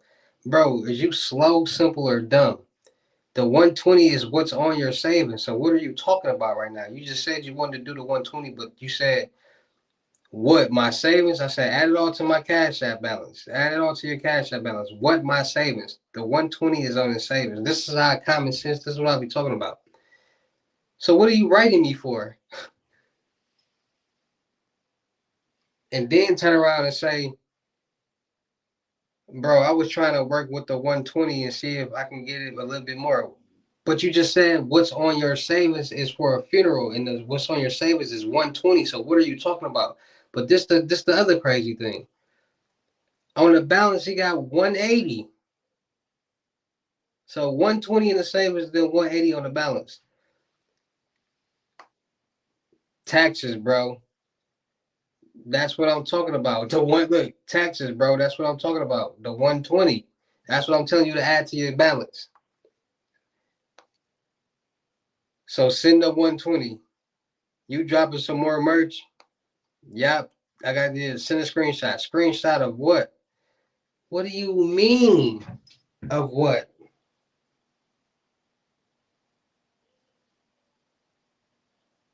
Bro, I'm finna block dude. What is you thinking what are you talking about? Like last time, my nigga? What are you talking about? What are you talking about?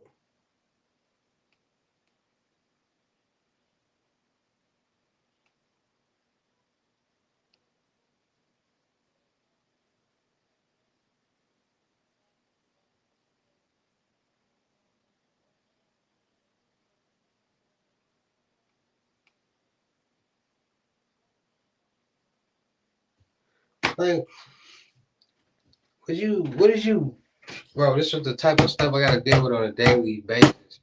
And it pisses me off. What are you talking about? You thought it was like last time. Bro, if I'm telling you to add it to your Cash App balance, what keep your money. Keep your money. Not even dealing with you.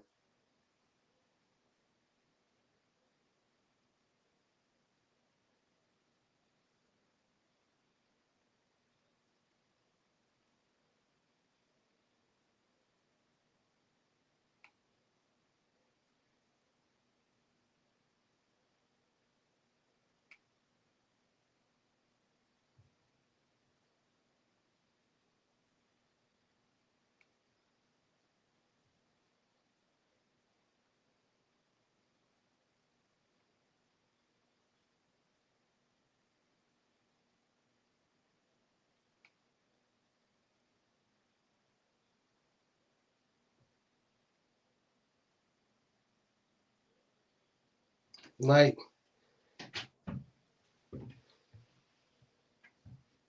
Like, bro, you didn't looked at all these screenshots and seen me tell everybody to add it to their Cash App balance, my guy. What are you talking about?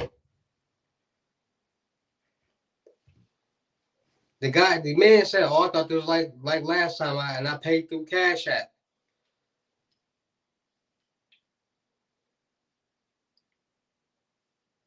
Bro, how you gonna tell? Like, that's why I don't be working with everybody, because everybody is not meant to work with, bro. I don't got the patience for the non common sense.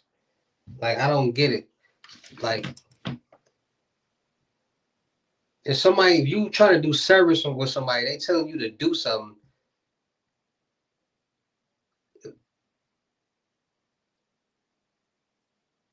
I'm confused. Like, bro, you want my service, I'm telling you how to pay. Oh, I thought it was like last time, I paid through Cash App. Bitcoin is on Cash App.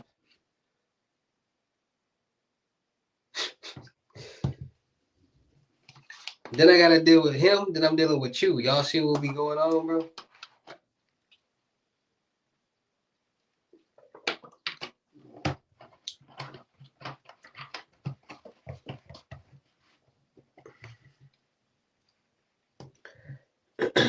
Y'all be stressing me out, and all I'll be like, y'all.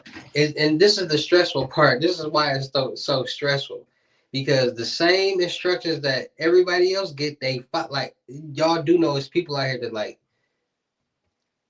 I don't have no problems with. Like, there are people out here that send me the screenshot and I say, all right, add it to your Cash App balance. They're like, all right, hold on, and then they send me the screenshot, no problem, smooth.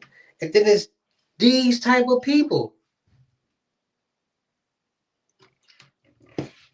Maybe he don't listen. The man said, "Oh, I thought it was like last time where I use Cash App." So basically, he thought he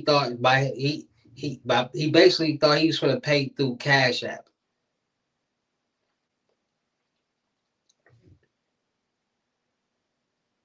Like, what? I ain't had a Cash App payment in over a long time. I don't got time for that, especially over the 120 for sure. I keep your money. Keep that. I'm not going to be. That shows me how much, like, what I'm gonna have to deal with this whole process, and I don't want to deal with that. Like, I don't want to deal with that. It don't be worth it. That's what people don't be understanding. Like, doing business with that type of people don't be worth it, bro. And then sometimes people be tricking you too, because they might seem cool, and then they might get to acting slow. Like, bro, you tricked me. Now I'm stuck with you. Now I gotta deal with you because you paid me, and I ain't no scammer.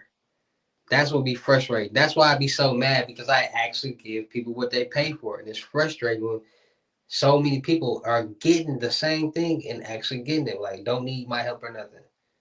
I post the screenshots for crying out loud.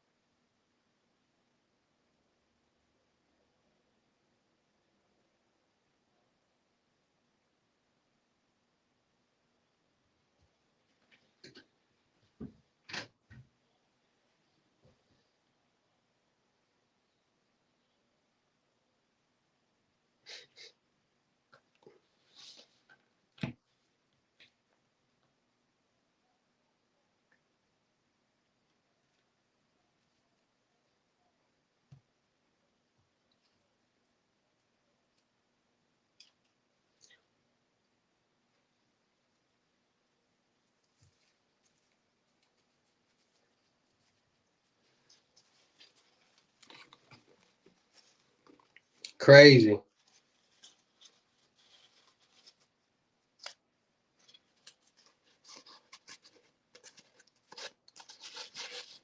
Listen, man, like I told y'all, bro, if I was one of them, bro, I would not be getting so upset. I wouldn't care. That's the thing. I wouldn't care. But in my mind, this is how my mind works. I'm like, bro, how is you not getting it when all these other people are getting it? So I'm confused on like how is all these other people getting it, and just like, and like I said, people be wanting you to hold their hand. What it do? Zeke 4,000. Is that, did I say it right?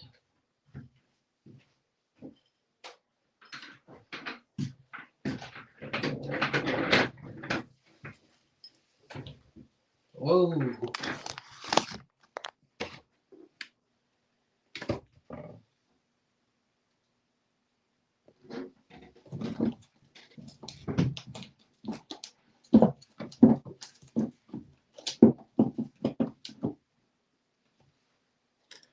Move these.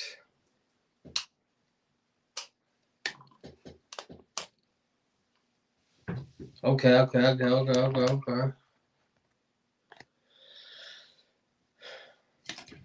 250, man. Seats are still open.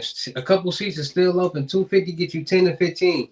Cash App, Bitcoin payment. Send them screenshots. Let's get to work, man. Y'all seen what's going on, man. I didn't show y'all. Y'all didn't seen it. I didn't showed y'all over like 10 people who didn't like.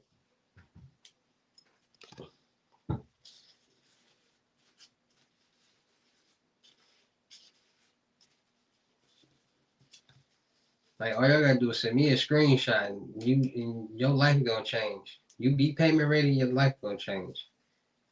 You're gonna make some money. And then this is the crazy thing. I told y'all, people be tripping. Like, you can do this however many times that you want.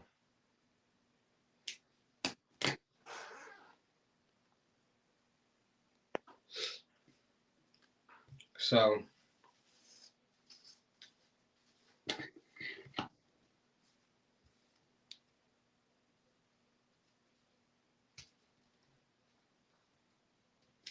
I be having to deal with people with the attitudes about the seats being filled up and they taking too long, procrastinating and stuff. Like, bro, I ain't putting on wait for you. The money already been paid. The seats is already.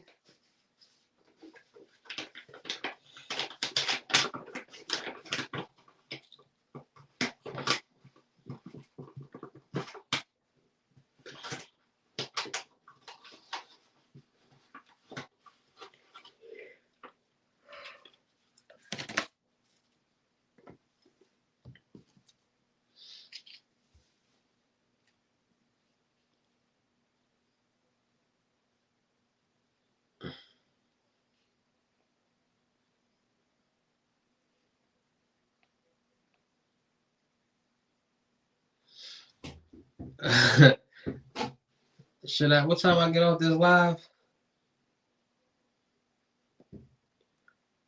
9 o'clock in the morning. 8, 9. Should I go back live in the morning or wait till like 12 o'clock? What y'all think?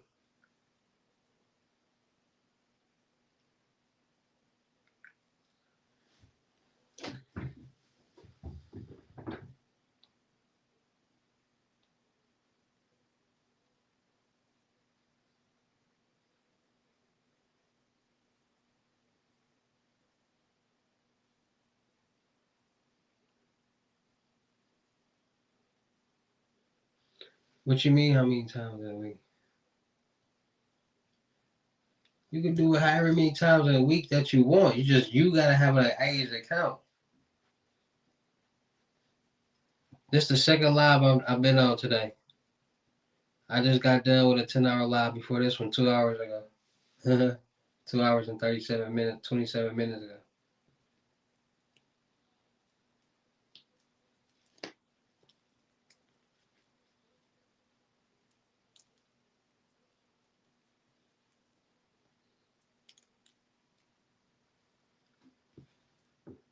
Chillin', man, you late. That's the latest reaction. Bro really contacted me for nothing.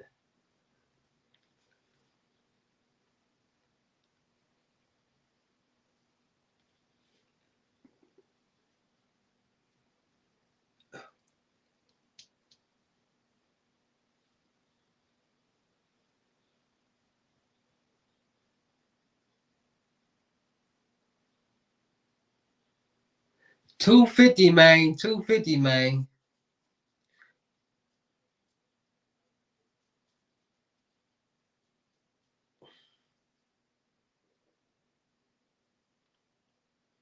Y'all know I don't even like doing small amounts. We don't make too much off the small amounts. That's why we doing it so much so we can make it make sense. I wouldn't even lie to y'all, bro. That's the only reason I've been doing it. Because the little small amounts is adding up. So forget it. You got 250, come on, 10 and 15. Send that screenshot. 250 and up at that. It ain't just 250. The more you got, the more you get back. People that made 30,000, 40,000, 50,000, then paid 5K 2 times, made 100K, all different type of stuff. But then they kept running into problems like, where you gonna cash all this out at? Then they gotta start finding people with different cash apps and accounts, but then they like, I don't want people all in my business, so it start being a problem. So, but hey,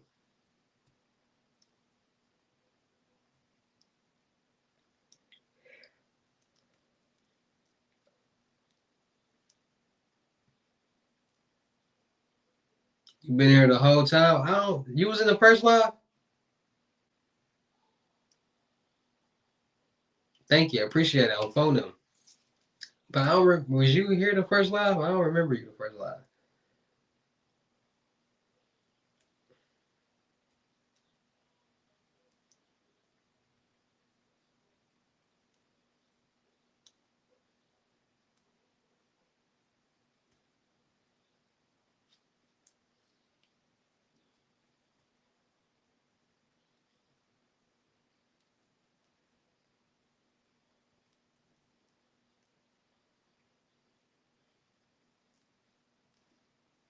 Damn.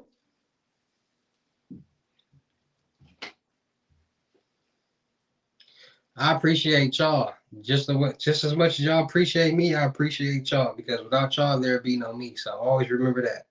So we appreciate each other. Y'all gotta understand, I'm different. Like I ain't one thing y'all can honestly say about me. I ain't never I ain't never acted like I'm bigger than nobody. If y'all ever, like y'all know me and been watching me for the past 6, 7 years. I ain't never acted like I'm bigger or better than nobody. I always been the one that's trying to help everybody and help people get money. Like I didn't help people make over for sure at least $5 million for sure. And then y'all gotta understand, like, bro, people don't be wanting to broadcast that they got some money all the time, bro.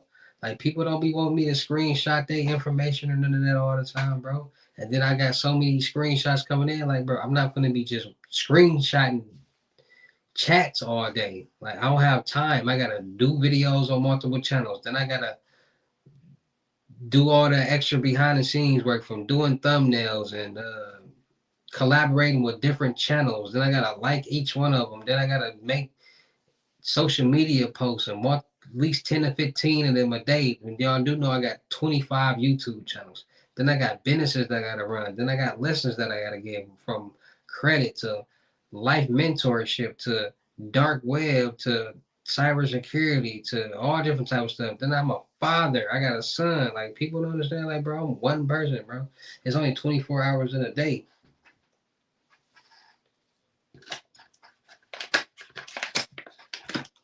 I don't got time to be playing around and hearing people play games and whine and complain about silly stuff.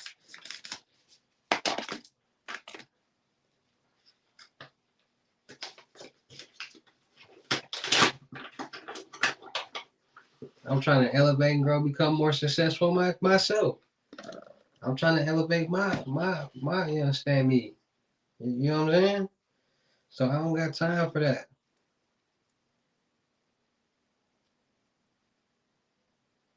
And I'm gonna keep it 100% honest with y'all. This is only really possible if my people in Canada wasn't used to this much money. I'm gonna keep it real with y'all. If they was used to getting money, this wouldn't even be possible. But by them making like a nice amount a month that they never made before or seen before a day in their life, they cool with it. Cause this is what they do on a daily basis anyways. Because they had different stuff that they were selling that wasn't popping. So I said, you know what, here, we're gonna do it like this. Since I got the clientele and the platform already, but I don't got all the time to do everything. Y'all just be on my team. Y'all do everything. We just split the proceeds. And now this is the most money they ever made since they've been doing anything.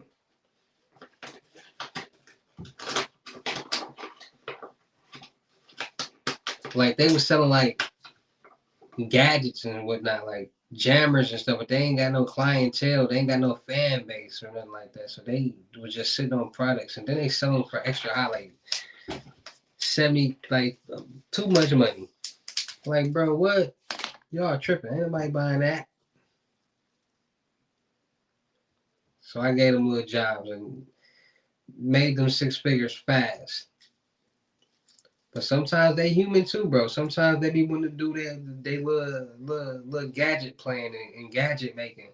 And when they be wanting to do that, bro, I let them do them because I'm the type of boss that like I work with my employees, my people, bro. Like it ain't all about just work. I understand I'm human too.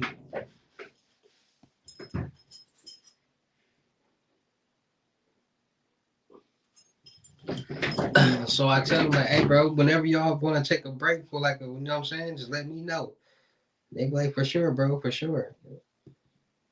Cause I ain't gonna run them ragged. Then like, listen, if I run them ragged and then they quit and don't want to do it no more, then it's all bad. Ain't gonna be no more loads for a second until I find some more people or some shape. And we all want these loads, so we gotta like take care of them.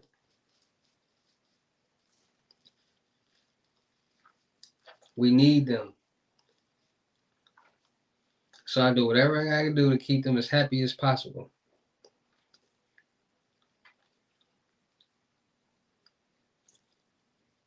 Like when y'all be seeing them, like them white hands and stuff in my videos, that be them.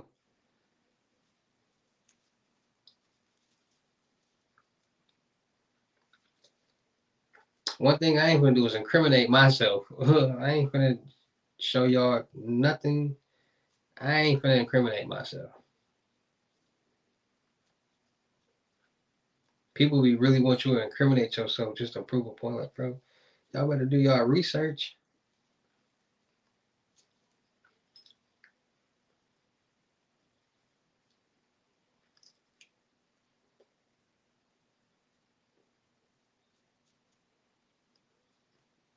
Like, share, comment, subscribe. Comment them states, them cities, and them states that y'all in. Who got their 250 ready? Let's work.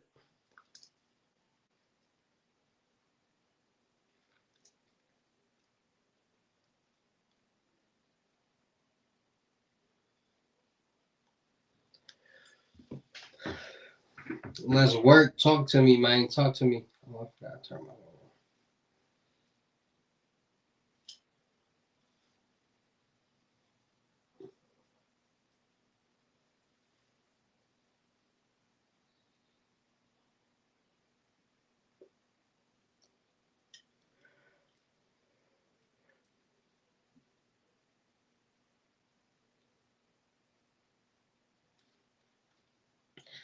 I don't really stream 2 a days, but since I've been working and doing these loads for people, I might do a tour a day or two. But it ain't gonna be every day or two.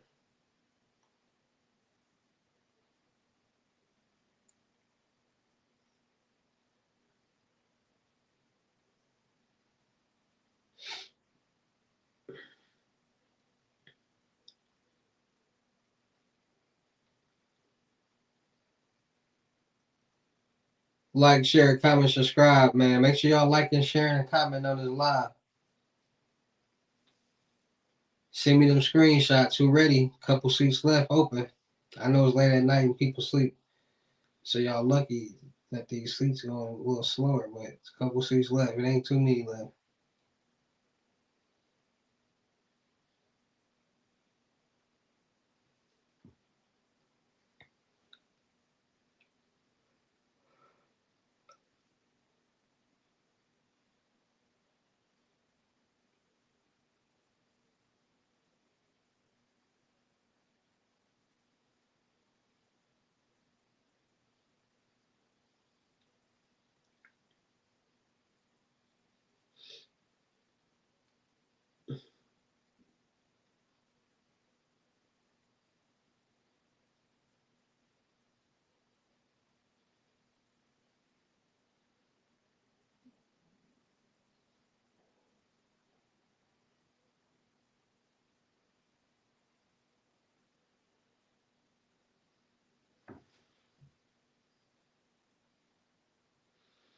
Easiest credit union? It ain't no credit union. The easiest credit union. It's about the check system with the CPNs.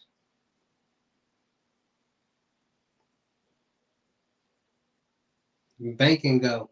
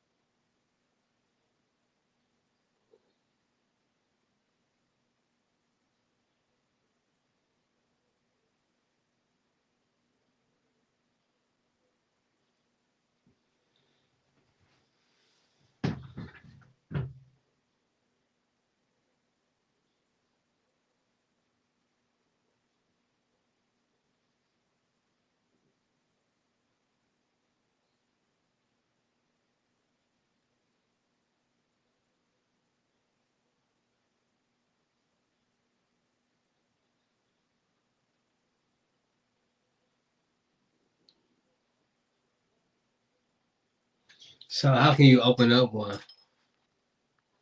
What you mean? You got a profile CPN?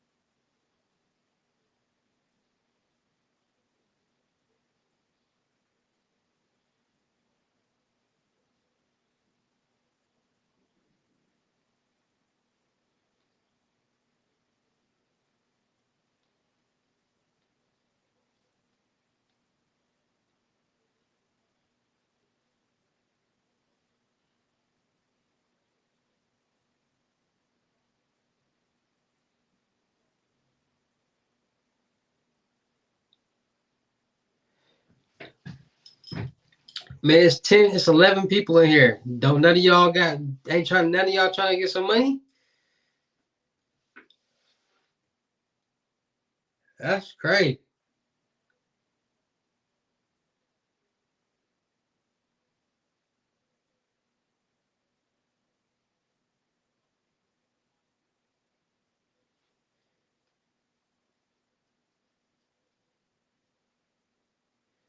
That's crazy.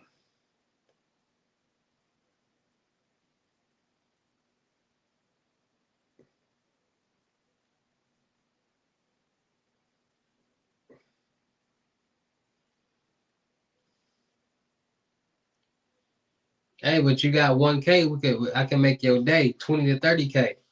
Man, listen, I ain't all right, y'all gonna be pissed off when I ain't doing them no more because I already slowed down on doing them. I was doing like 3, 4 a day. Now I'm doing just 1 or 2.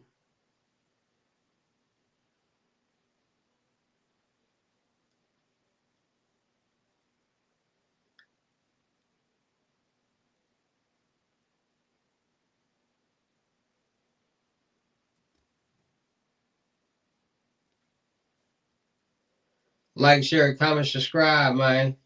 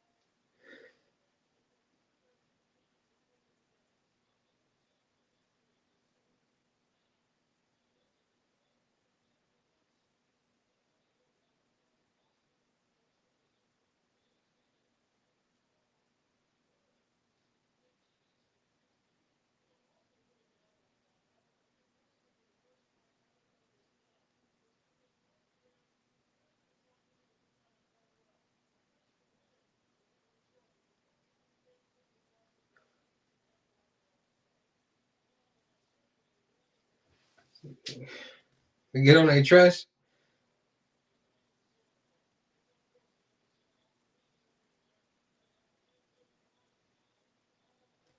Robert Vaughn.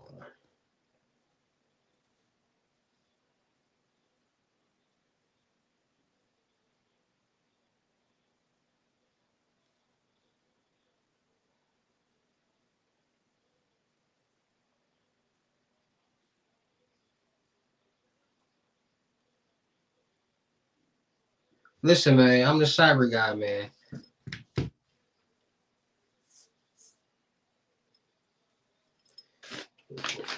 You got 1K and you want 20 to 30? Holla at me. You want 10 to what is it? Now understand this: the 250 for 10 and 15 is not gonna last forever, bro. 250 can get you really 5 to 9 or 5 to 10.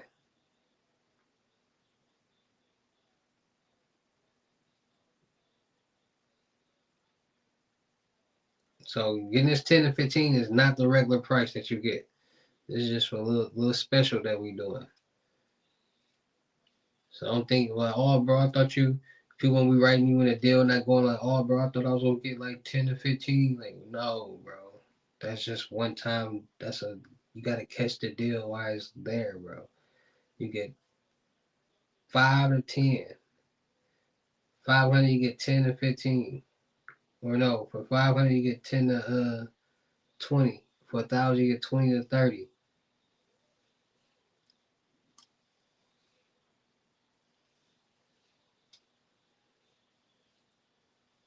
And we only doing it like that because a lot of people don't be having aged accounts. So we just want to, you know what I'm saying?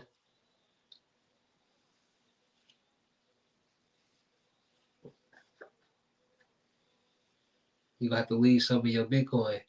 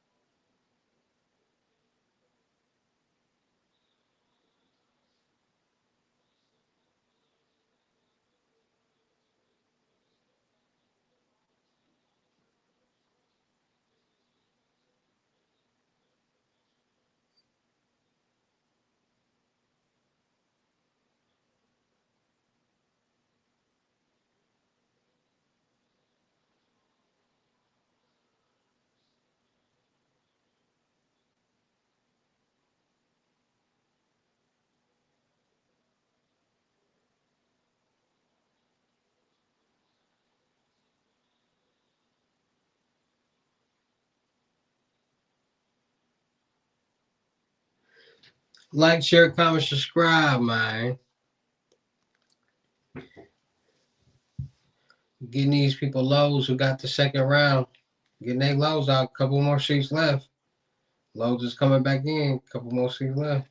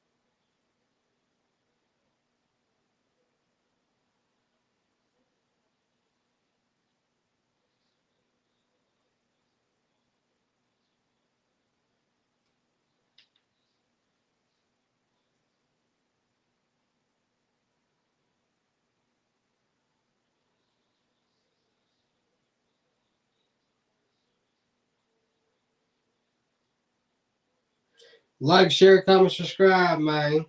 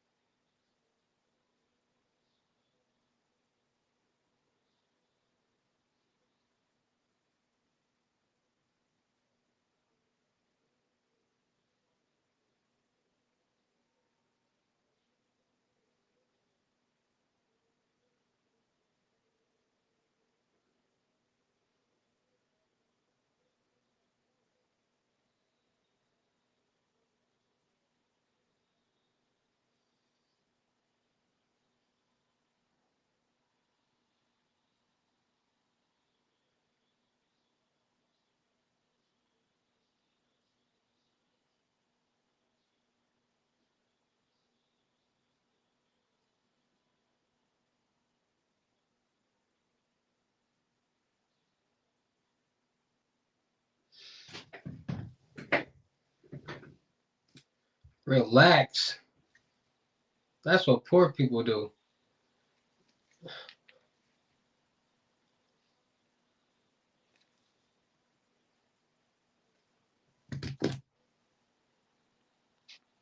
There's no such thing as relax in my book. So what I try to do is I try to find things that I like to do and make money at the same time. So if I go relax, I'm gonna be live, get paid. I'm always working. There's no such thing as retirement. How can you retire? Money runs out. So if you retire and money runs out, then what?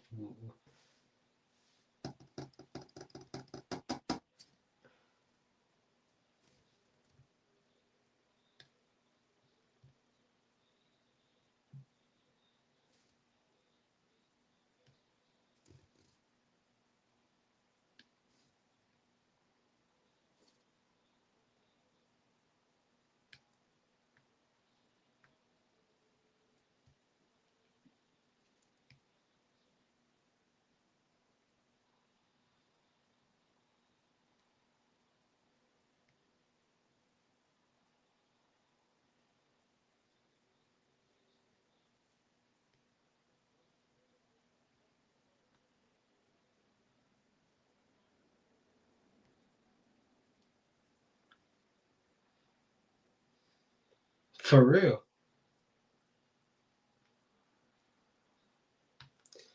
I'm for real about that.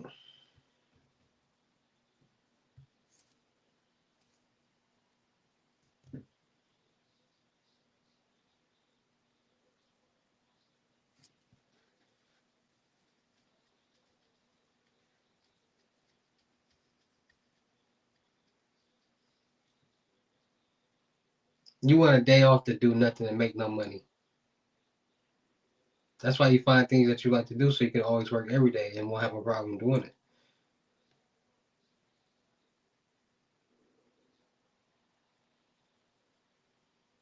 You feel me?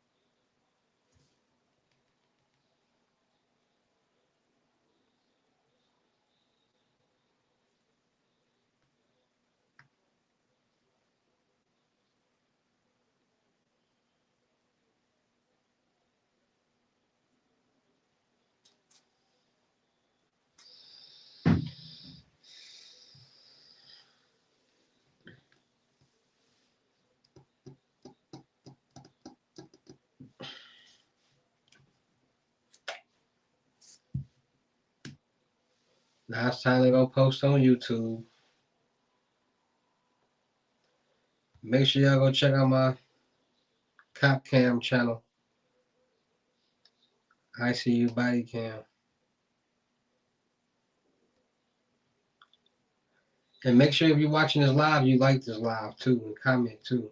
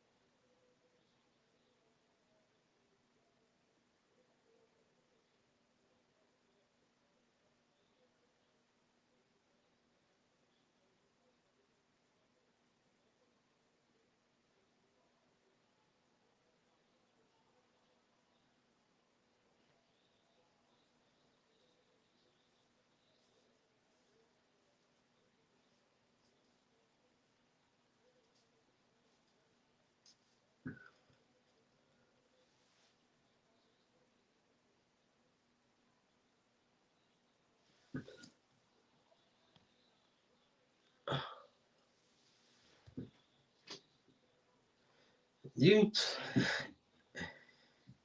you said how did I get started?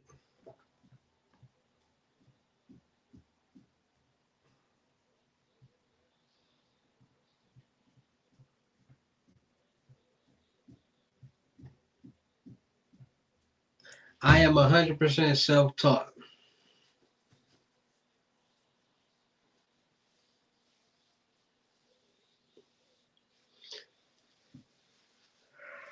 I learned about socks and proxies at like 6, 7 years old.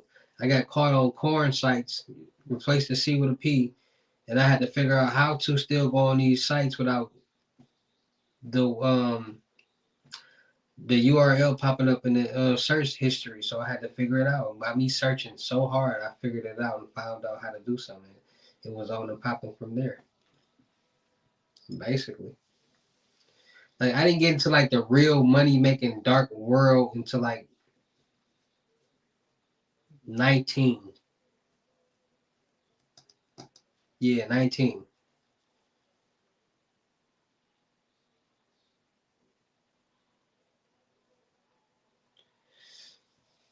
I just always been somebody on some money, getting some money. So my mind work a certain way that the average person don't.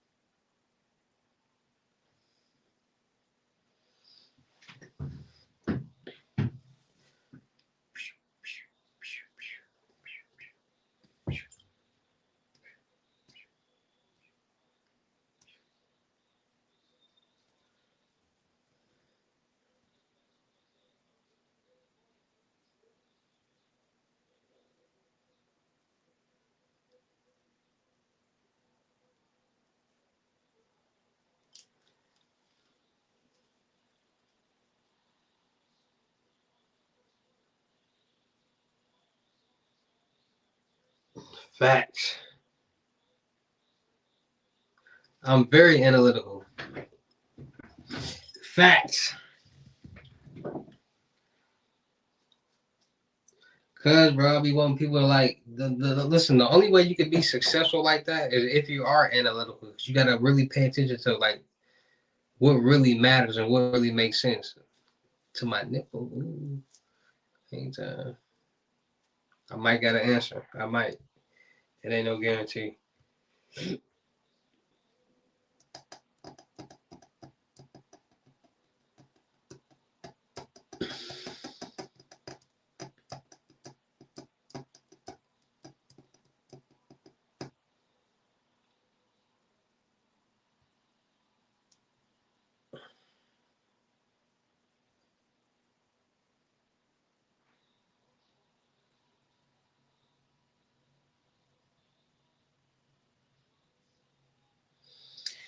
John Sally.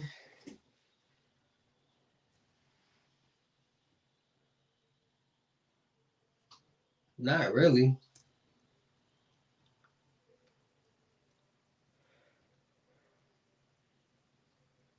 It's not really hard to get new numbers.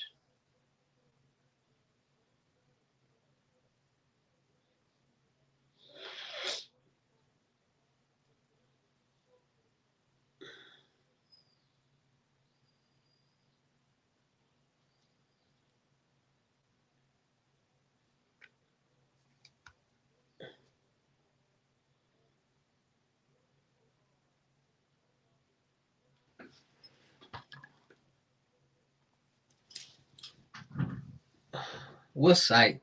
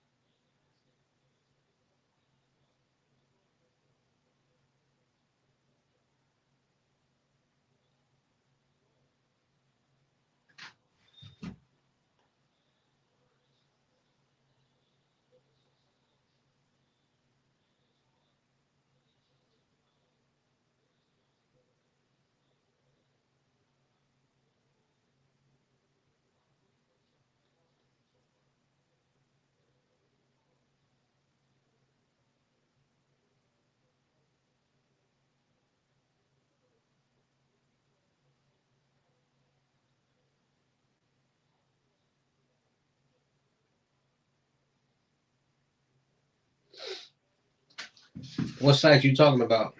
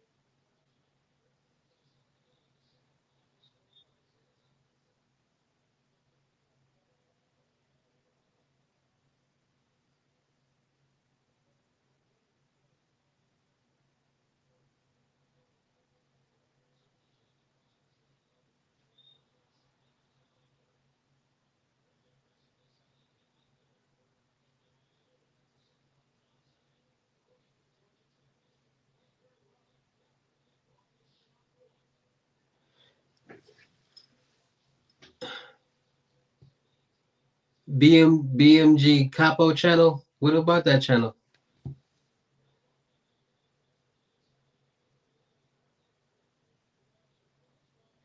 The SS site. I got on BMG channel where it shows if the SS number is used or what's the name of the site? I don't know what he got.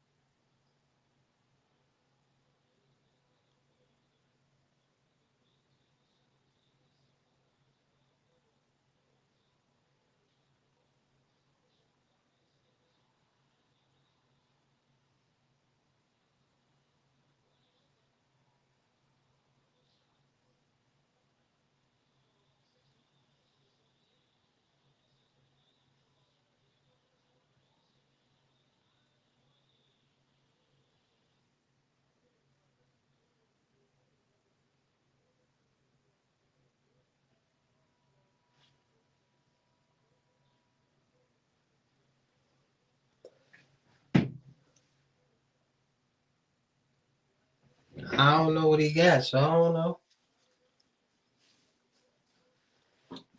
I don't know what he got. I don't know. I would have to go look and see what you're talking about.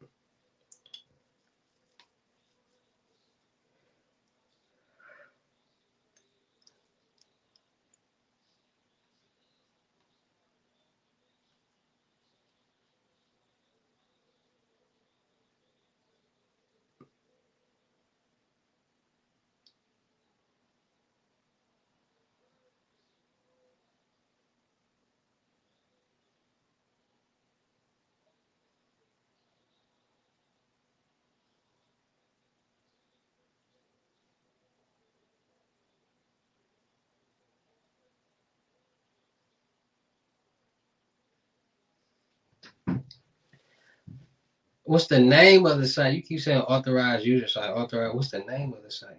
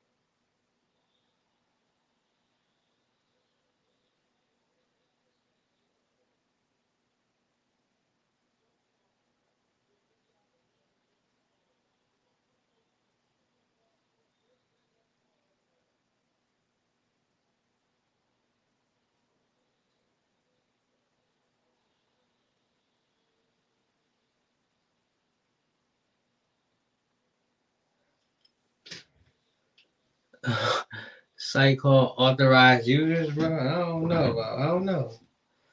Did you buy one off of there?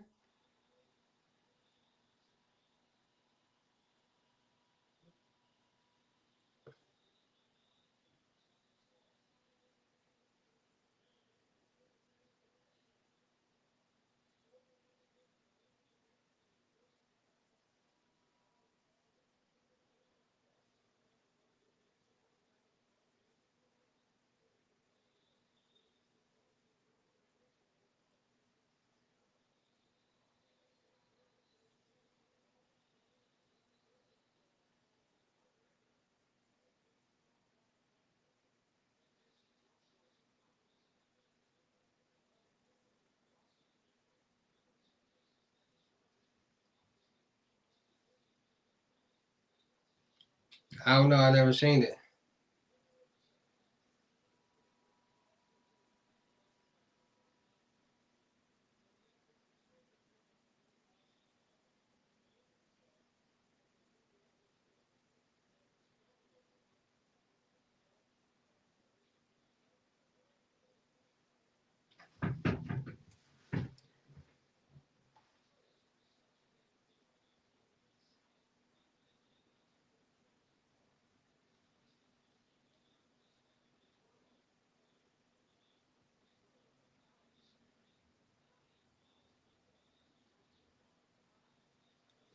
What? What you pumped about? Like, what are you talking about?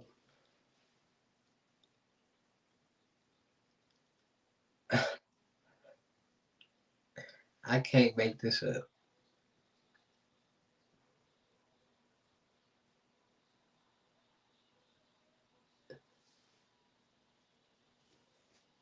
It is easy. You ain't even learning that. You just following the instructions. Literally, it ain't even no instructions. You just going on the dark web to the site, but just you doing nothing. But follow, it's nothing.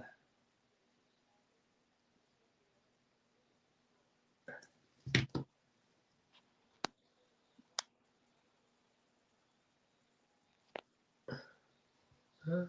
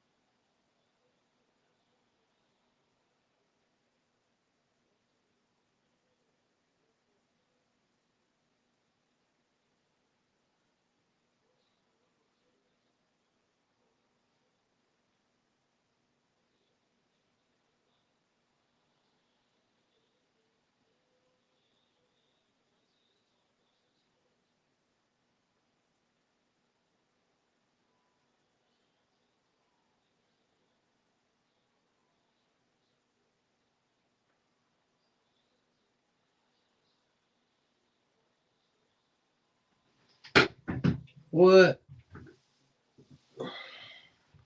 You writing too much, bro. You gotta keep it to minimum of 3 sentences.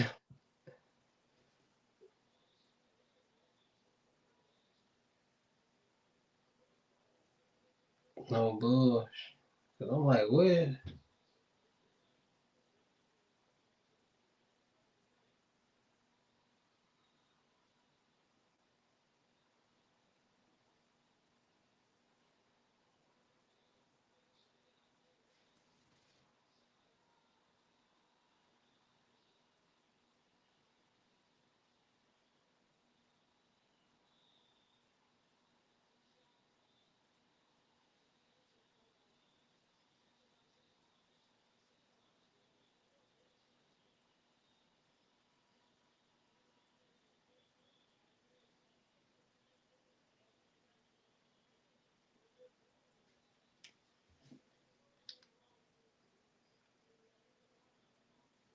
Man, when you gonna have some money on for them?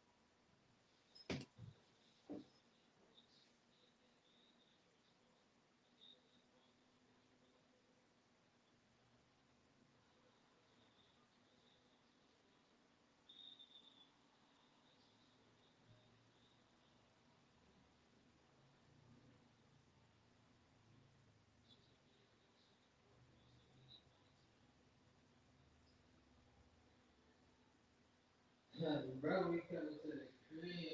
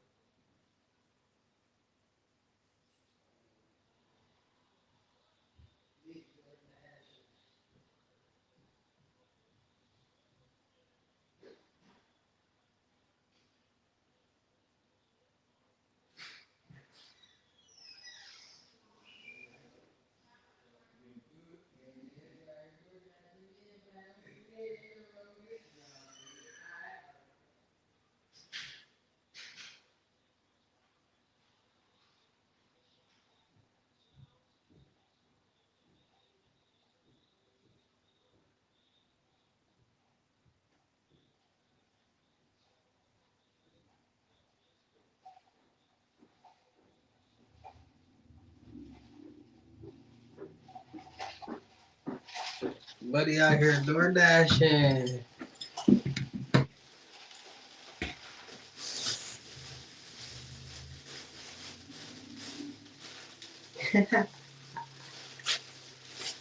Alright.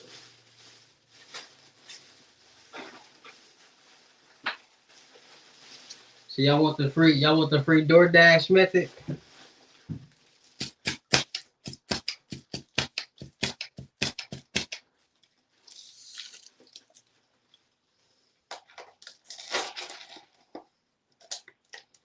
Y'all want the free DoorDash method?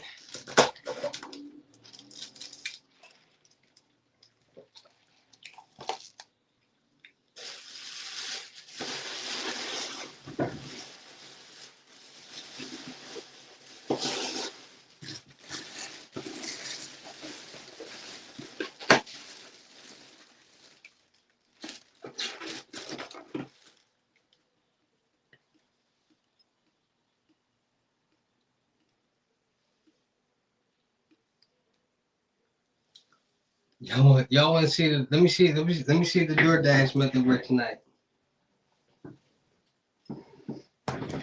Show y'all the DoorDash method.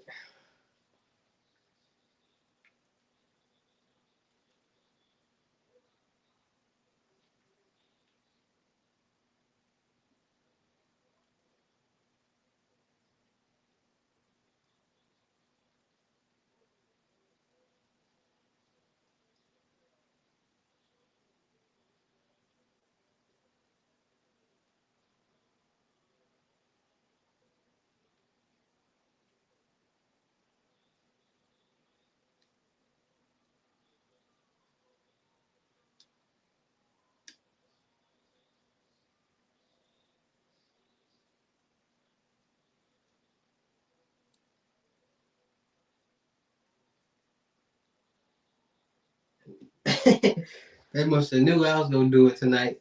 They ain't even giving me the option.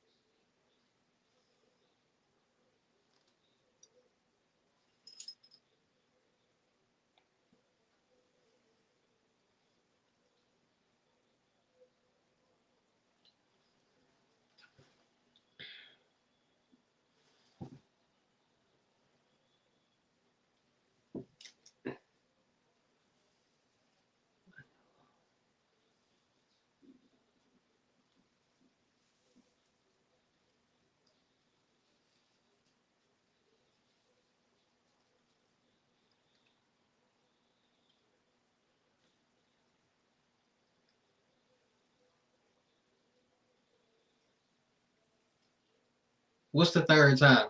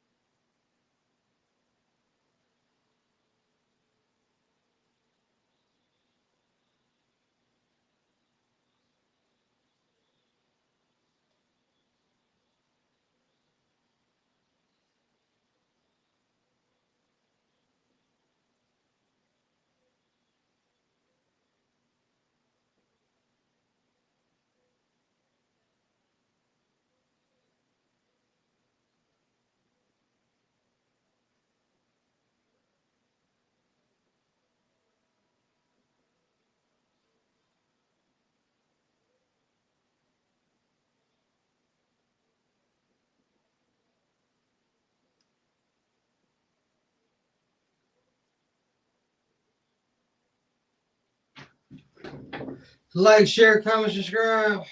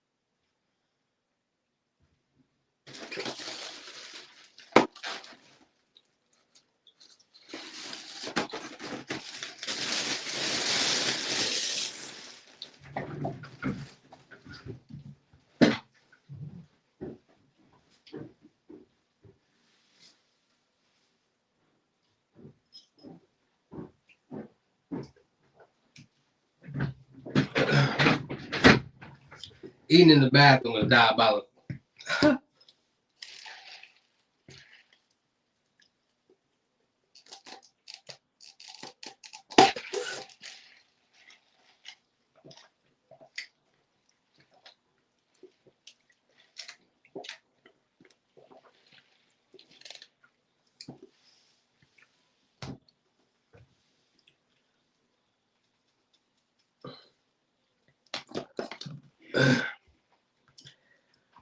Don't nobody got their screenshots ready?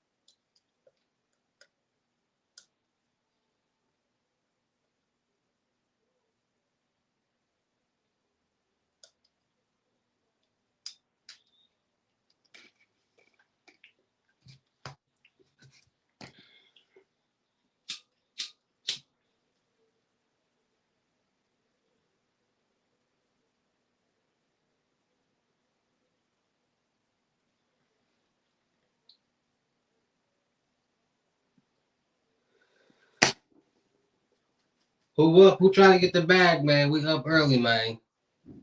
I mean, we up late, man.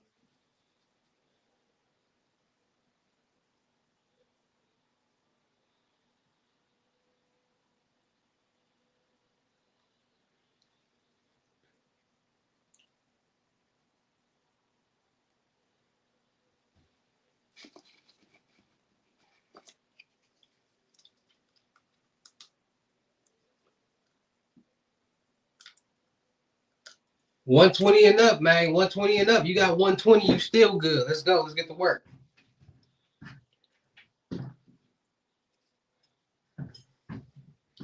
Gotta use the bathroom.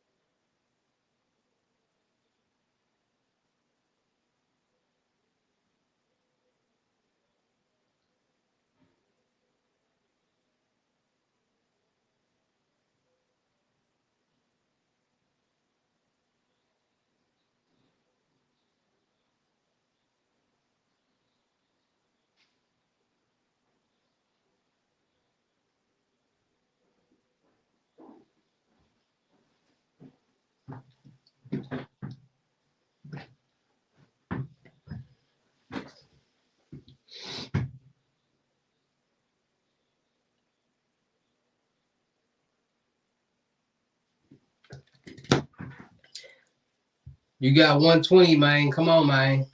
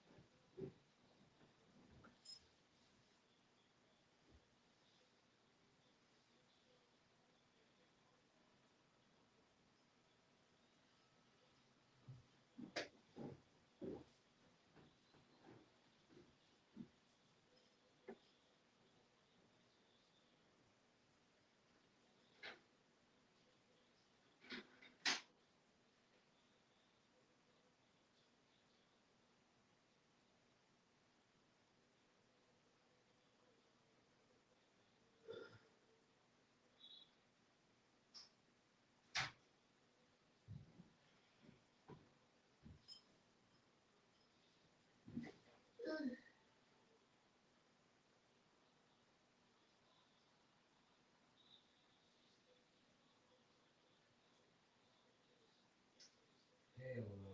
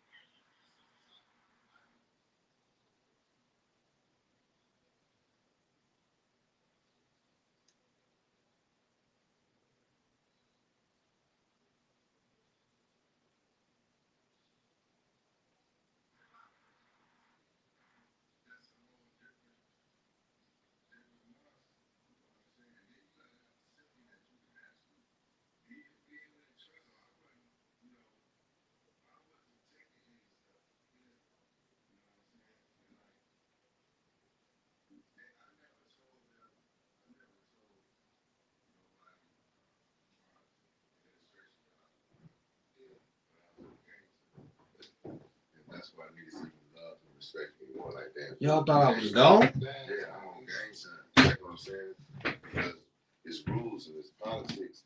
And I like that heavy politics. I know that we ain't walking, ain't no hot motherfuckers in our car. You see, some people are hard, they got money. Y'all still on here or y'all asleep? Let me know right now. Y'all still on here? Y'all sleep? Y'all thought I was asleep? That was crazy. I ain't even eat yet. I was doing some editing.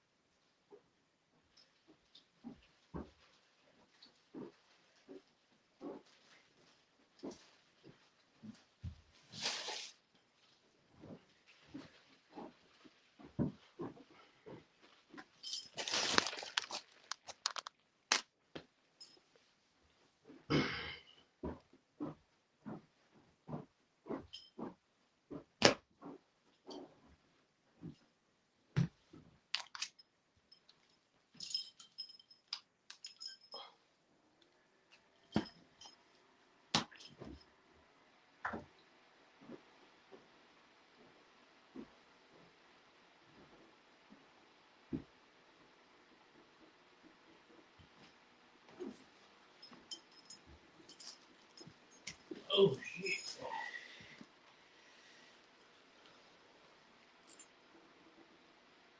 Like, share, comment, subscribe. We ain't sleep.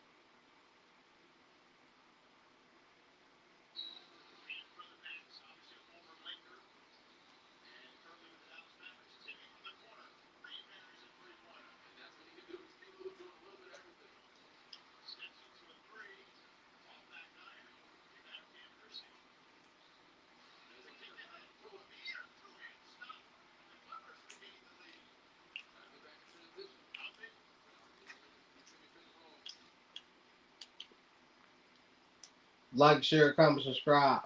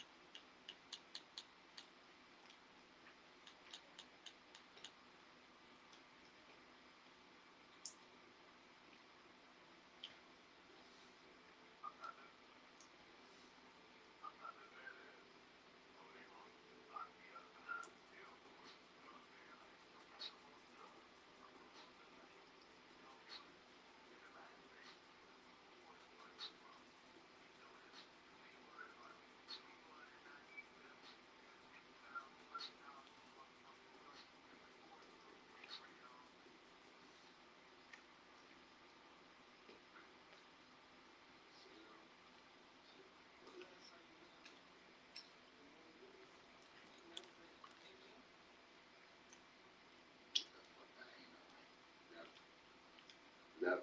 You never been in. I'm kidding. What about Stage, 3 times? All-Star, never been to none of the casinos. Damn. Well, it wasn't the same vibe or something, was it? I wasn't nowhere near the same vibe, but I wasn't in none of that shit. I You wasn't say in you was straight at All-Stars and I been stage. at All-Star stage, shit like that, you know. Was y'all 10 staying at All-Stars and shit before y'all told Magic City up? What? Nah. Probably, what was that, the Black Orchid? We definitely saw All-Stars, but All-Stars came along after 93. You couldn't even get a girl, like, this is when you know you had to get your money up to get certain business to dance with. Because niggas have it all night. Yeah. You got the Detroit niggas in one corner, LA niggas, Chicago niggas. Nigga find shit and cup. Yeah, they could have it. It's $20 a dance, so they dancing all night. It ain't like today. You throw $1,000, this dance 3 songs, and if you ain't throwing no more ones, then she ready to go. $40, $50 a slip. She did that clubbing all night. Yeah, you get her 1,000, then you good for the whole night. She ain't going nowhere. She was moving, though. She ain't going nowhere. You know, so like this shit is different now. And then the girls can't dance today. Now they I'll say that. Except for the ones that on the pole. That's when they was doing them pole tricks. Man, they was doing everything there. White Chocolate had the best pole there. So, yeah, that I had. Tell me, right? How the fuck did y'all come up with Making It Rain? Because the ones was garbage. The ones in the five. But how did it make, like, how the fuck did that happen? I'm gonna get it to you. The ones and five was garbage. You gotta remember, I plugged in with big cartels, Colombian or motherfucking Mexicans. Yeah. So back in the day when we first started fucking around with the Colombians, they won't take no ones and five.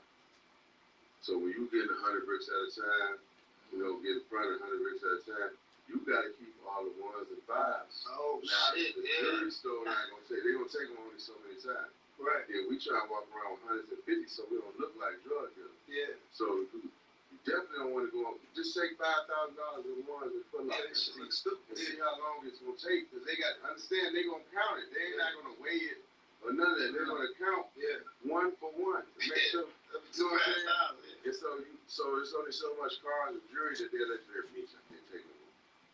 Meats, teeth, I can't take no more one. So now you stuck with them. So you look up, we got garbage bags full of ones and fives. So guess what we can get rid of, man? Strip club. They pay their bills, they pay for the kids, look out for the kids, everything. Do that. So if I got $350,000 worth of ones and fives, we're gonna go throw the $350,000. So basically, Making It Rain was giving back. Dang, right. Right. And finding something to do with Look at the Chamber Brothers. Yeah. Look at the video they did in the 80s. They do the one. What we gonna do with all this? Yeah. We just gonna throw it back. We just gonna give it back. Okay, that's because that's Detroit way. That was our era. So now you make it, you turn it into Make It Rain, but they don't understand it's a method to your madness. It's 2 things that you're getting out of it. One, I'm getting more clientele. Which I do. They're like, yeah, this nigga just threw my re-up money. You know what I'm saying? I'm trying to get out. Yeah. You can't beat them, join them program. You know what I'm saying? Then you got the girls, you bless the girls.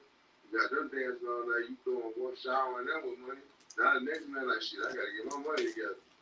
I already know what kind of girl she is. She built the brand. She built the brand. Make that crazy. I mean, how many strippers you feel like whose lives you changed, like put through school and A lot of them. Cause that's girls stripping because they done had to.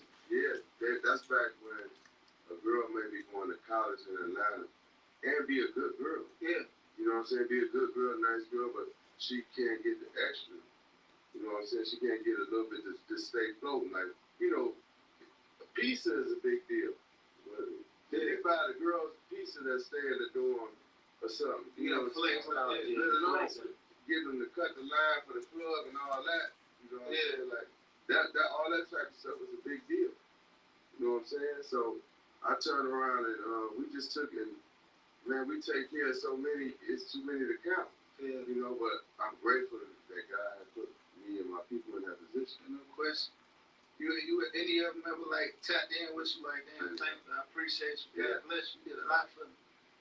Yeah, you got white chocolate, OG India, sugar, honey, strawberry. Who was your favorite stripper back in the days? Shit, white chocolate. White chocolate. Yeah, white chocolate. Tap in with us. We gotta see white chocolate. Yeah. Man, you know what I always want to know, right? Like, so you know what y'all did with like Jeezy, right? Y'all changed the game. Y'all made us realize because me, PZ, all us, we came up from having a movement. You know what I'm saying? With the music. And when I say having a movement, just niggas just sticking together, going to the clubs together, going to these shows together. We all moving together, moving on one accord, and that recipe came from watching them smack DVDs, watching y'all. You know what I'm saying? And what it did for Jeezy's career. Was that shit strategic? I mean, it was organic like that. It was organic. It's like, okay, at the end of the day, Jeezy family, and he was a part of that life. Yeah. Okay, so in him being a part of that life, like we might be sitting up counting a few $1 million. So he'll bring the CDO. Look, I made this. I was in the studio last night. This, that, and other. So while we count money, we listening to it, and then I pick out my favorite. I like number 1, I like number 10, I like number 16, you know what I'm saying, stuff like that. And so, we're going to play this tonight at the club. What was that moment you knew like, damn, this nigga took the fuck up? Everybody was singing the words to that shit. With Majesty, before we even pull up, when we pulling up, stuff like that. I down there had tears in my eyes. Yeah. I'm like, we really finna make it. I didn't bump it. Actually, I knew one of Jesus' cousins in the game, but Nap time. You know what I'm saying? That's really how he got in. Lou had brought him in, you know, on subscription. Yeah. So he brought him around, but it wasn't until I was gonna go to jail that I knew that they had any type of animosity towards each other. You know what I'm saying? Yeah. Blue used to be like, man, I told you should sign him, you should have signed him, you should have signed him. At the time when Jeezy was unsigned, I was dealing with the double murder. See what I'm saying? Yeah. So I had got picked up. I only did 26 days in the county jail on Wright Street for that double murder. Then I got a bond. The only person to get a bond was double murder. Yeah. Being charged. I got a bond, and when I came home, he had already signed. He signed the deal with Bad Boy for the Boys in the Hood, and for the Boys in the Hood thing. And DJ Drama came to me and said that he wanted to do the first visual and everything was mixed CD. Yeah. I gave Jesus the Ferrari. He did drop it down. Nap time, but y'all can still talk to me. Yeah, I already did. The streets is rock. The trap. I gave Drama here, tell you, that's the most money he had ever received at that time. Man, you know, that's the first time in the world, like, in real life, watching a nigga, like, you know, say too much, but what the world, in real life, felt like they watching a nigga live their raps, like, and that shit was like the coldest shit on earth, bro. Like, and then, you know, we from Detroit, like, we can differentiate between bullshit, Real like, estate. you know what I'm saying? And that shit had the city on smash because like, man, this nigga different. Like he rapping about something different. Then we watching DVDs and just seeing niggas moving as one unit. Like, you know what I'm saying? Like, and I wanted to kick that up and just to ask you about like, you know, I feel like I pay attention to words. I pay attention to who a person is. Like I always looked at you like the intellectual guy. You know what I'm saying? You know what I mean? So like, I feel like a lot of people took out of context that viral clip that's still viral to this day when you were saying it'll never be another like this. I don't think you was talking about like, you know, whatever.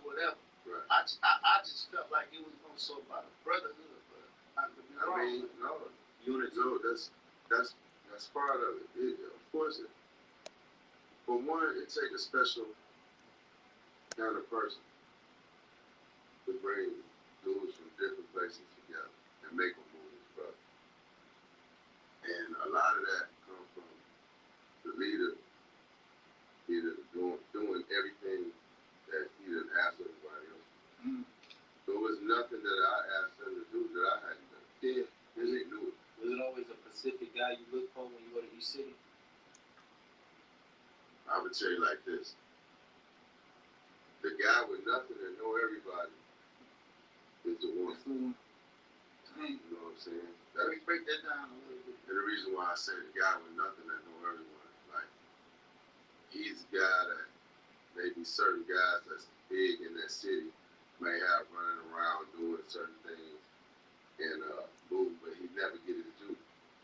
And you know, that's what I've seen a lot of, no matter what city I went to. You know, your right hand man don't got shit.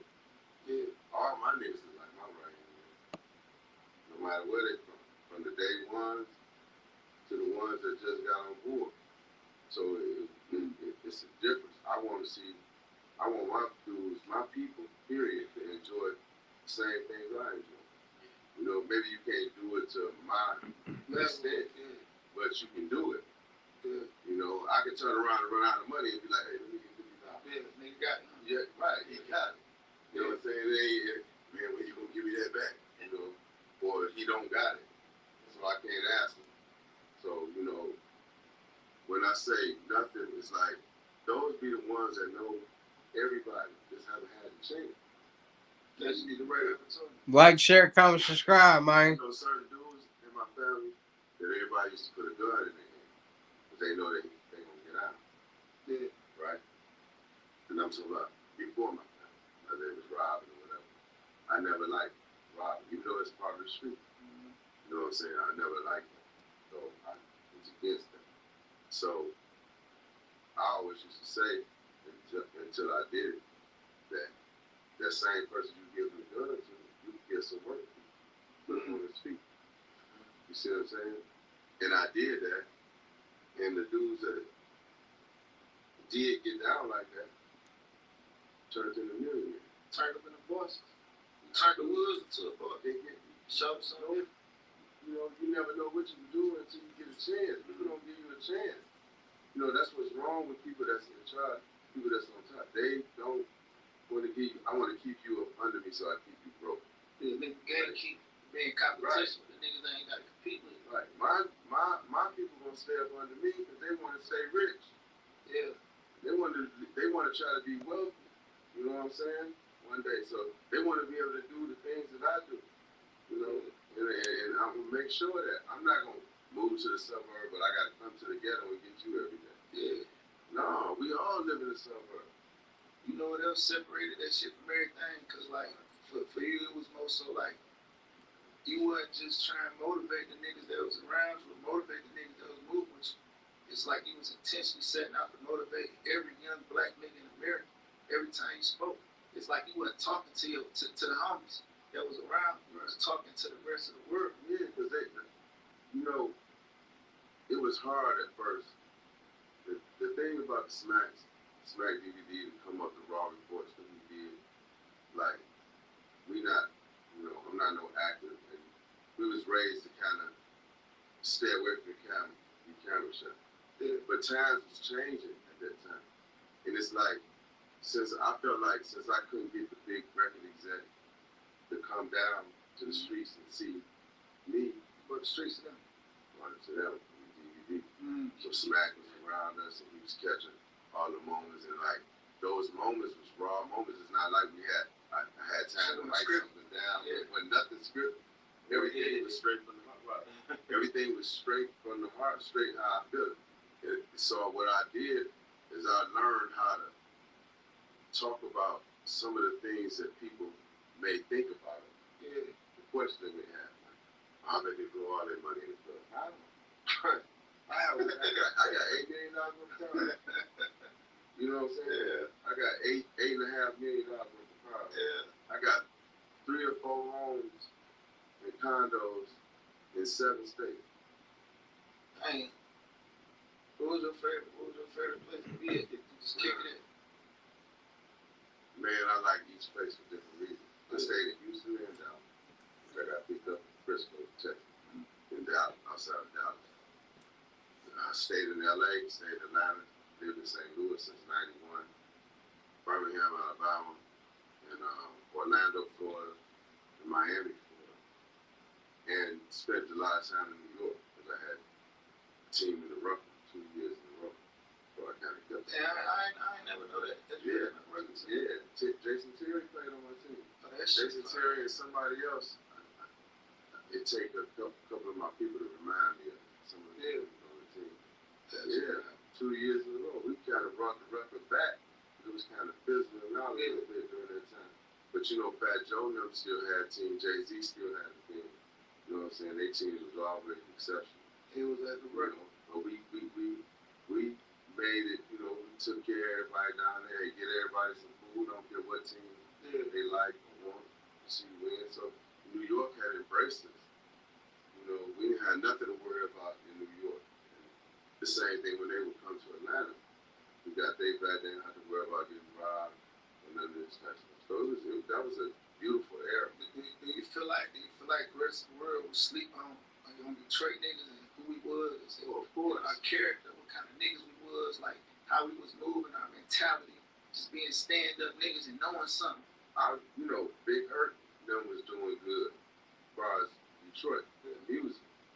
But it's just so many things that gave us a black eye. You know, like they made it hard for us because you gotta understand, we're the best hustlers in the world. There's more stories about Detroit, the city of Detroit hustlers than it is New York. They got Shit that ain't never been told. They got 13 million people in New York City. You know what I'm saying? You got all different ethnicity. And we talk about the Detroit because the things that we did that stood out. And one fact was how young we all were. Ain't go anywhere. You know what I'm saying? Ain't go anywhere. I think that's what started that whole term. Like Detroit niggas go everywhere. Yeah, we go everywhere. That started when I first went to Atlanta. They was like, Rick, I'm on Maserati. Yeah. Oh, them niggas knew Maserati Rick in the A. Yeah. They knew Maserati Rick in the A. When you went to the A, niggas was asking about Rick, about Maserati Rick. Them niggas knew about Rick in Atlanta. Yes. Back then, before the internet, before all this shit. Before the fucking cell phone. 1988. Word of mouth. That's 1988. Them niggas knew about Rick. That's when we had a cell phone, you was selling dope. Yeah. Damn, that's fine. That's fine.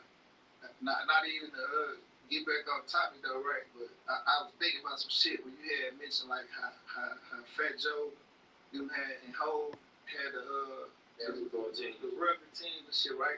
But then we talking about just Detroit niggas just moving around and putting on and representing. I want to ask you something right real quick, man. When I was a kid, I heard a story about a video shoot, right? It ain't no negative shit. About a video shoot. I heard one of the biggest artists in the world, to this day, probably the biggest artist ever, pulled up in a Maybach, right?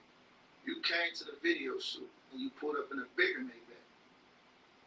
And throw Holmes home and had Holmes fucked up. You know what I'm saying? I want to say his name, No. Is that real? That happened? No, it was true, but Hov had a 6 deuce. He had a 6 deuce, gray. He had a platinum. He had a platinum. That was his color. That was his thing. He had a platinum 6 deuce. Yeah. I one 6 deuce, black and burgundy, two-tone, and then I have one 57S, which is a 57 special. Yeah. All white, only white one in the country. Yeah. Yeah, only white. So he had the bitch over there. You pulled up two of them bitches. So we pulled up two, one on each side of it. They said nigga ass, man, who the fuck is this? Who shit is that? They like, it's me shit. Fuck my nigga, Yeah. son up. Fuck me up, man.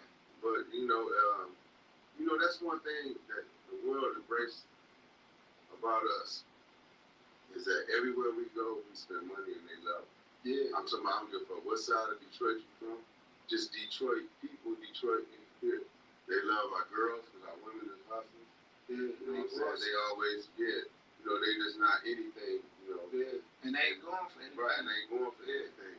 And then the men always, we feel like we on vacation. So we brought money to spend and do our thing. We want to be remembered. Yeah. And that's what each and every one of us from the city want to be remembered.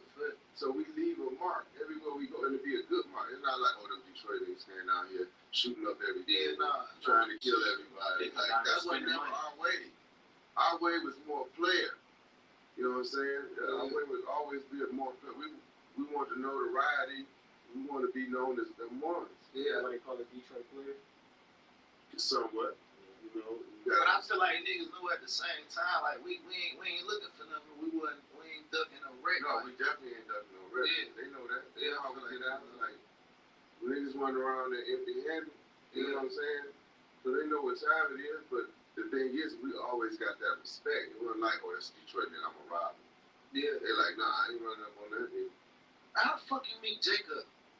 Like, just I'm talking about on the jury side, like, you know what I'm saying? What made y'all start something? He was the jeweler. He was the jeweler of the stars then, at the time, right? And what I loved about Jacob, now mind you, this being a Detroit dude, we done shop at Greenfield Plaza was the thing back then in the day. And when you go there, you gotta order this, order. Like you say you want a 20 karat, they gotta order it. Put the order in. You gotta wait on the bitch. Jacob hit the wall. The bitch coming out. Pop right out. Bam, 20 karat right here. Oh, you don't like this one? Let me get another one. You know what I'm saying? Like that was the thing with Jacob. You know what I'm saying? Yeah. Like he really had them diamonds, them stones, and the papers. Yeah. You know what I'm saying? So what I did is I think it was. Y'all buying like GI stones and all that shit back then? Yeah. All my shit, I need the papers for it. The Arabs taught me how to look through the eye. Yeah. So I can see the inclusion, the color in it, the slightly yellow, and all that. You gotta see the inclusion. Yeah, you gotta. They taught us that. We know that jury. You know what I'm saying? Like everything, like when I got my diamond set, cause I like the round stones or whatever. T had all Asher cut diamonds. I ain't never seen nobody to this day with all Asher cut diamonds. I ain't gonna fake like I know my name. I asked for brother. I don't even know what the fuck I asked for. I see that. I ain't gonna lie. You gotta look it up. I'm gonna check it out. You gotta look it up. I'm gonna keep real up for you. You know what I'm saying? Yeah, but I turned T on to Jacob. But how I got turned on to Jacob is like I said, he would have anything right then and there. And what I did is I bought a 10 karat. I bought a 15 at first from him. Yeah. But it was kind of yellow, so I bought the 15 back. Like, nah, this ain't it. Yeah. I need that. He got me a 10, real clean, and the paperwork to go with it. So Buff was having the king in Africa, Morocco, Marrakesh had paid him like $833,000 to do what? To throw his birthday party there. He paid him $800, and I seen the check. He paid him $833,000 to do his birthday party over there. He sent 2 planes for all Puff Freedom, one to Europe and one to the United States. And so everybody who got on the planes went for free. They didn't pay no ticket. None of that. So, we was on. I bought Puff. I was the only one bought a gift out of the 2 planes. For Puff. I bought him Shapar. How you want Puff get that tight like that? Well, we had mutual friends in Atlanta. Yeah. And like around the time where before Big died, some of my homies Crip was around the D-Mac.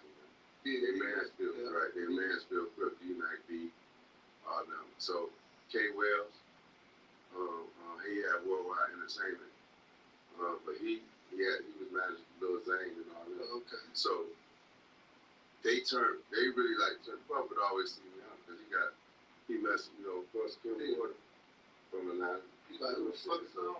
Right. So that's how it really started. And then I think he had one of the best birthday parties I had ever seen one time. Was it fuck with the one you had with the line at that bitch? No.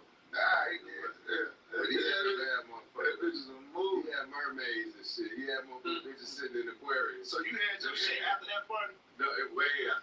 Because he did that party in the Was that party what motivated you to like, nah, my shit? That kind of motivated me to start theming with my party. Yeah. It motivated me to start having things. That shit was like, that shit was important for y'all then, like, but this shit gotta be a vibe. Everything gotta be a vibe. The whole club gotta have fun. Everybody gotta have fun. We can't do those It's gotta be something different. It can't just They gotta remember this shit. It's your birthday, you going out to a regular night out at the club, but just more people. Yeah. You gotta do something different. Yeah. You know what I'm saying? So that was important to me to just have a motherfuckers that had to pay for liquor and shit. Everybody had to pay for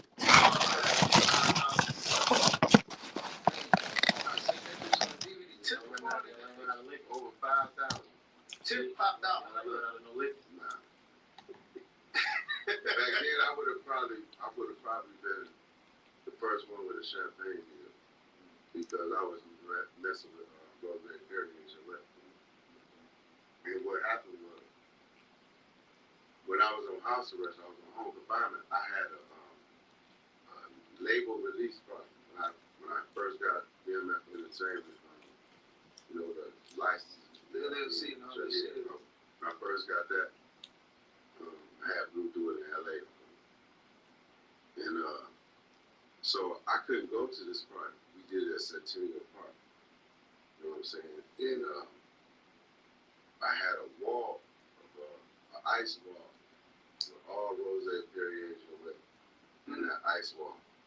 And Blue performed, ESMG's performed, Baby B, all of them, before I couldn't go to the party. I came out at 6 in the morning to the hotel when we had the after party. Yeah.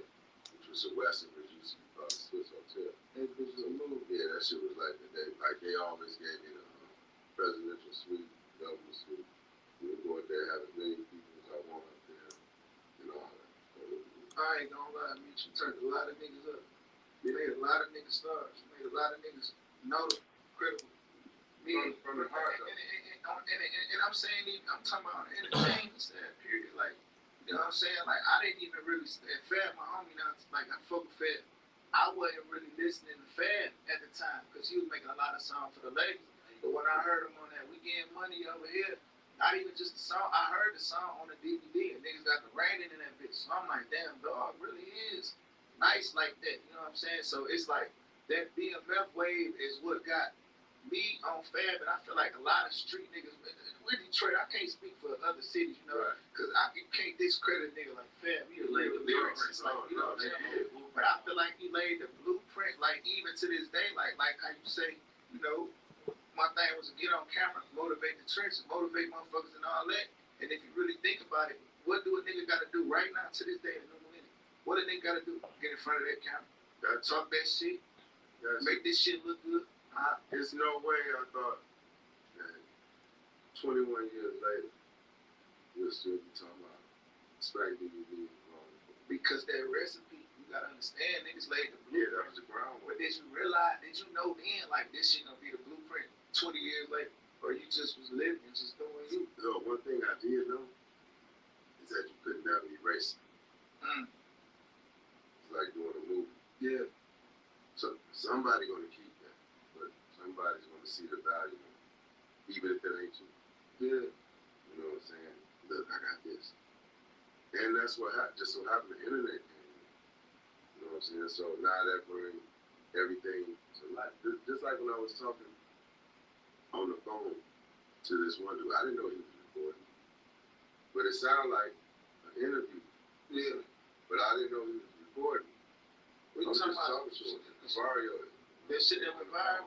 Yeah, the bill went viral with me on the We was phone. boss doing some And I was just saying how you supposed to spend Yeah, 20% of what you got coming in and stuff like that. Because I'm giving them the real game. Like, you know, it's easy. We make this shit look good. We make it look easy, but it's hard work. Yeah. You know what I'm saying? It's hard work. You know, we done ran into many roadblocks. You know what I'm saying? But I just felt like the more money I get, the more I become undeniable. Mm. You gotta let us in. Yeah. Like they tried to put a rumor out one time. Oh, them niggas go in the club, they beat niggas up, fight.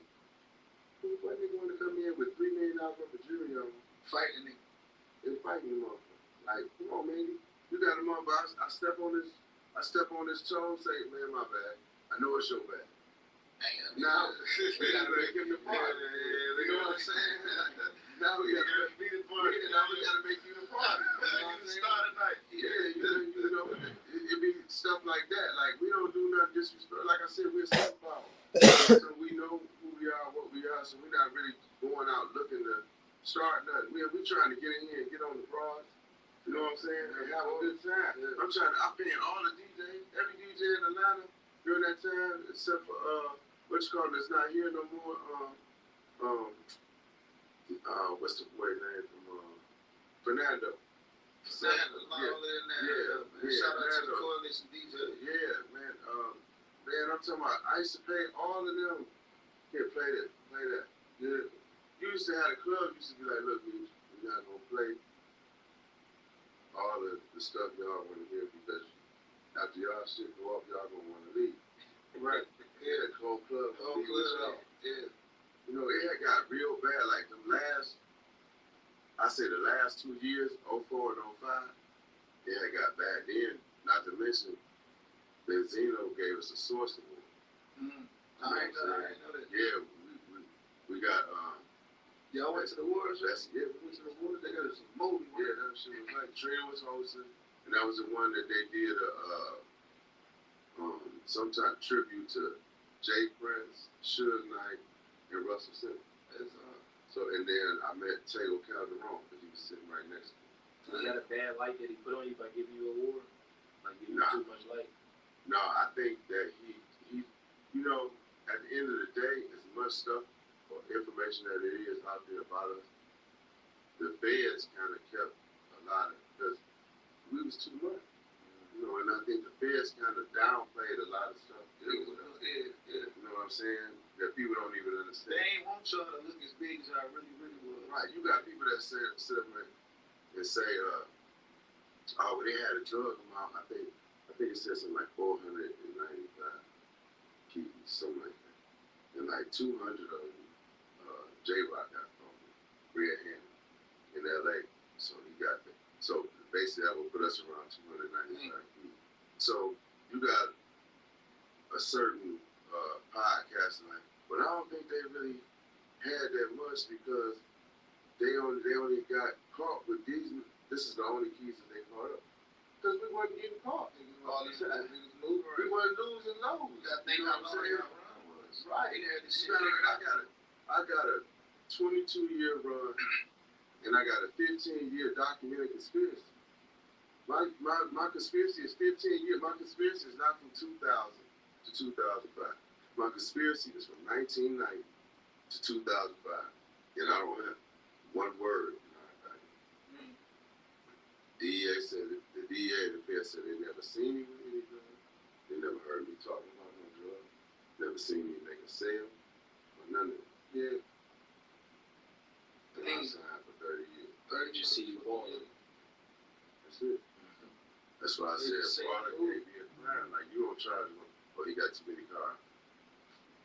What did I do to get the car? You gotta figure it out. Prove that shit, yeah. Right. What the fuck? You know what I'm saying? So a lot of stuff that they was doing to me, personally, like people didn't That understand. shit was so out of like, you know, every generation, or you know, probably not this generation, but start from your era, and even back then, it's always like influential black men that them people look at like leaders, and it don't even be about what the fuck they doing. Like it might not even be about the drugs or the money or the parties.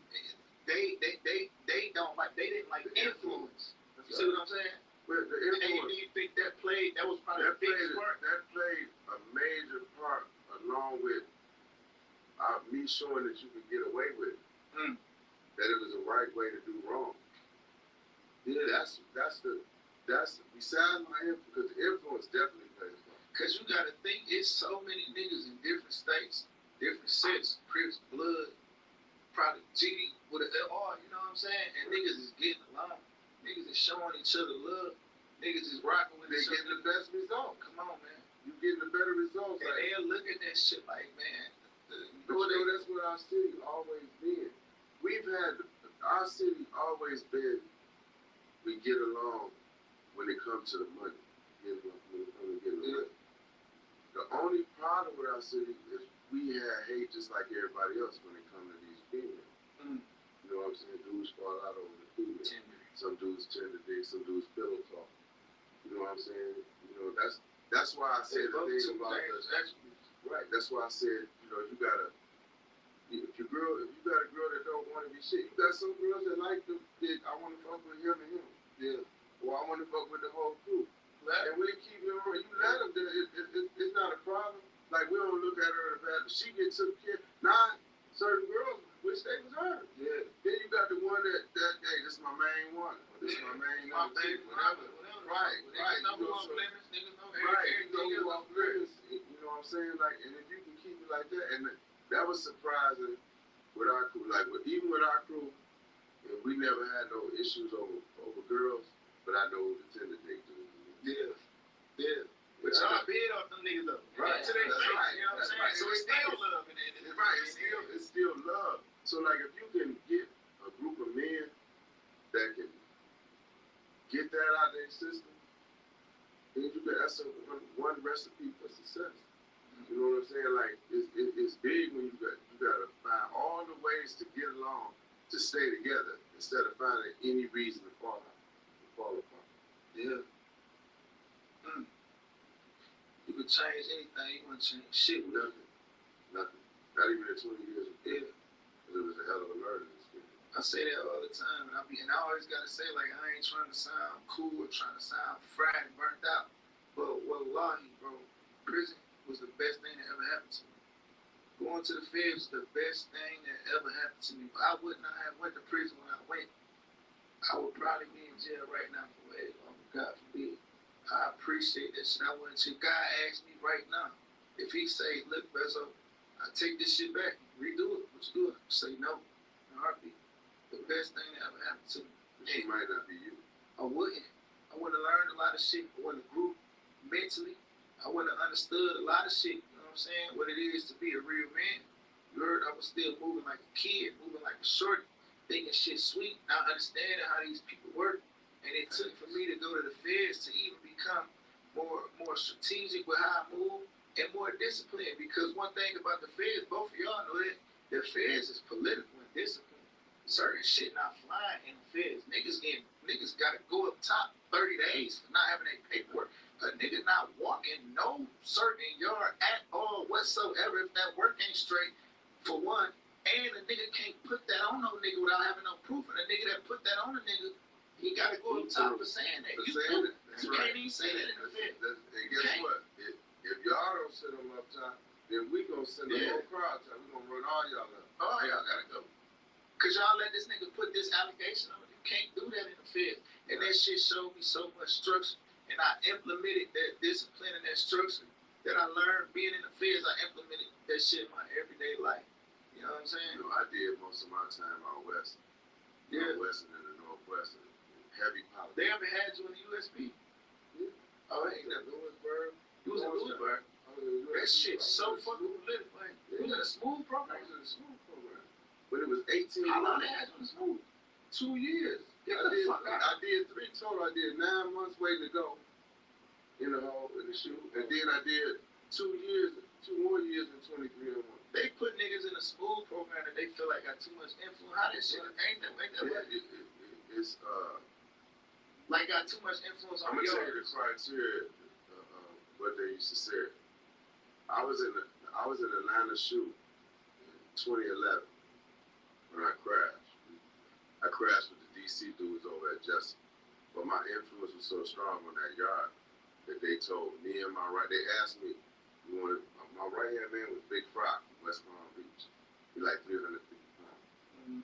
So the incident we had with the DC dudes, it really wasn't an incident with me and them per se, was we both have respect for each other. Yeah. I respect the DC crowd, they respect me and my people. But it was a dude that was from Miami/New York. Basically, they wanted to beat him up and do some things to him. Yeah. You know what I'm saying? Yeah. And they knew that him and I was kind of on the outs. Mm-hmm. But again, just like the one situation I had just told you about, I couldn't see letting them do nothing to him. So when they swung on him and Fry got in the middle of him, I told him, get your shoes on. He was all right. Put your shoes on. Let's go. Yeah. Put his shoes on because he was waiting to play volleyball. I had to put my shoes on. We going to the gym. He swung on the first DC nigga. He sang, and like 3 or 4 of them rushed. Yeah. I started slanging and talking. So it was like one of my mans from New York, one of my mans from Savannah, and me was the ones that was really fighting. Yeah. But it wasn't no cameras in the gym. Yeah. And then we had the door, so the DC dudes couldn't get out without us leaving. Mm. So it was a 5-minute move, just so happened. But when we finished fighting, Fry was like, "No, I'm finished." I'm like, "Fuck no, I'm going to get my knife." You know what I'm saying? Yeah, because these niggas ain't gonna play fair. DC. So we all racing down the sidewalk, walking as fast as we can, to try to get back to the unit. I got a couple of dudes that I'm cool with in my unit. Like they're like, "Damn, Meech, what's up?" I'm like, "Man, hold up." Go give him a shit. So I give him a shit, then pull up on them like, man, the man's was on some bullshit. But long story short, they black boxed me and Friday asked me, did you want to go the opposite way of you or with you? He said, "Don't send him with me." So we go to they black boxes, didn't tell the region or nobody. And shot us straight up to Atlanta. 4-hour trip. But when we got there, of course, I had my way. I had a cell phone. Yeah. In the shoot. So I'm talking to my people. Man, look up SMU News, bro. My mama called crying. Yeah, she was crying. Every woman in my life at that time was crying when they talked to me. Oh my God, why they sending you there? What they sending fucking shoot? Because it said the SMOOTH program is for the most violent, disruptive inmates in the FBOP. That's just another word for most influential. Yeah, that's what they're saying. So, it's lawsuits though. It's lawsuits on it where police didn't kill them. Because they throwing motherfuckers down the stairs and shit. You got black box handcuffs on behind you. Can't catch yourself. Yeah, you got it behind you. So you can't break the fall on your face or nothing. And however bad you are, you're the worst of the worst, they put you on the third. Because it's last, Lewisburg is one of the oldest prisons next to Atlanta. So it's blind spots. You know what I'm saying? Right. I feel like they do that shit on purpose to make sure they got some blind spots. Oh yeah. And then we gotta, not saying that anyone is deserving of that kind of treatment. But like, that's like ordering your food. That's like cussing out the person in the drive-thru that gotta make your food. Yeah. So why you gonna cuss the CO out when every time you leave out the cell you gotta put your handcuffs on? And you gotta bring your tray, the food and everything. You know what I'm saying? They cut the water off in 5 minutes. You gotta shower in 5 minutes. I've been to the shoot. And they tell you cuff up. And you don't cuff up, they gas you. I know exactly how that shoot works. So that, like I had to do that for 2 years. I did phase 1 and 2 at Lewisburg, and I did phase 3 and 4 at Florence, Colorado. But what the fuck was the school program? Like they said, that shit the worst shit. Yeah, they disbanded it now. You know? Oh, so it's over with. Yeah, ain't no more. They changed. So Hoover ain't in the school. No, he got on to ADX. Oh, he was an ADX. That's what I'm thinking about. ADX. So now that he got the pardon, he should be somewhere in the state. Got it. Yeah. You know what I'm saying? Because he got to still get a government. He needed a special pardon, which is called a governmental pardon. Right. That's a pardon from the governor and a pardon from the president.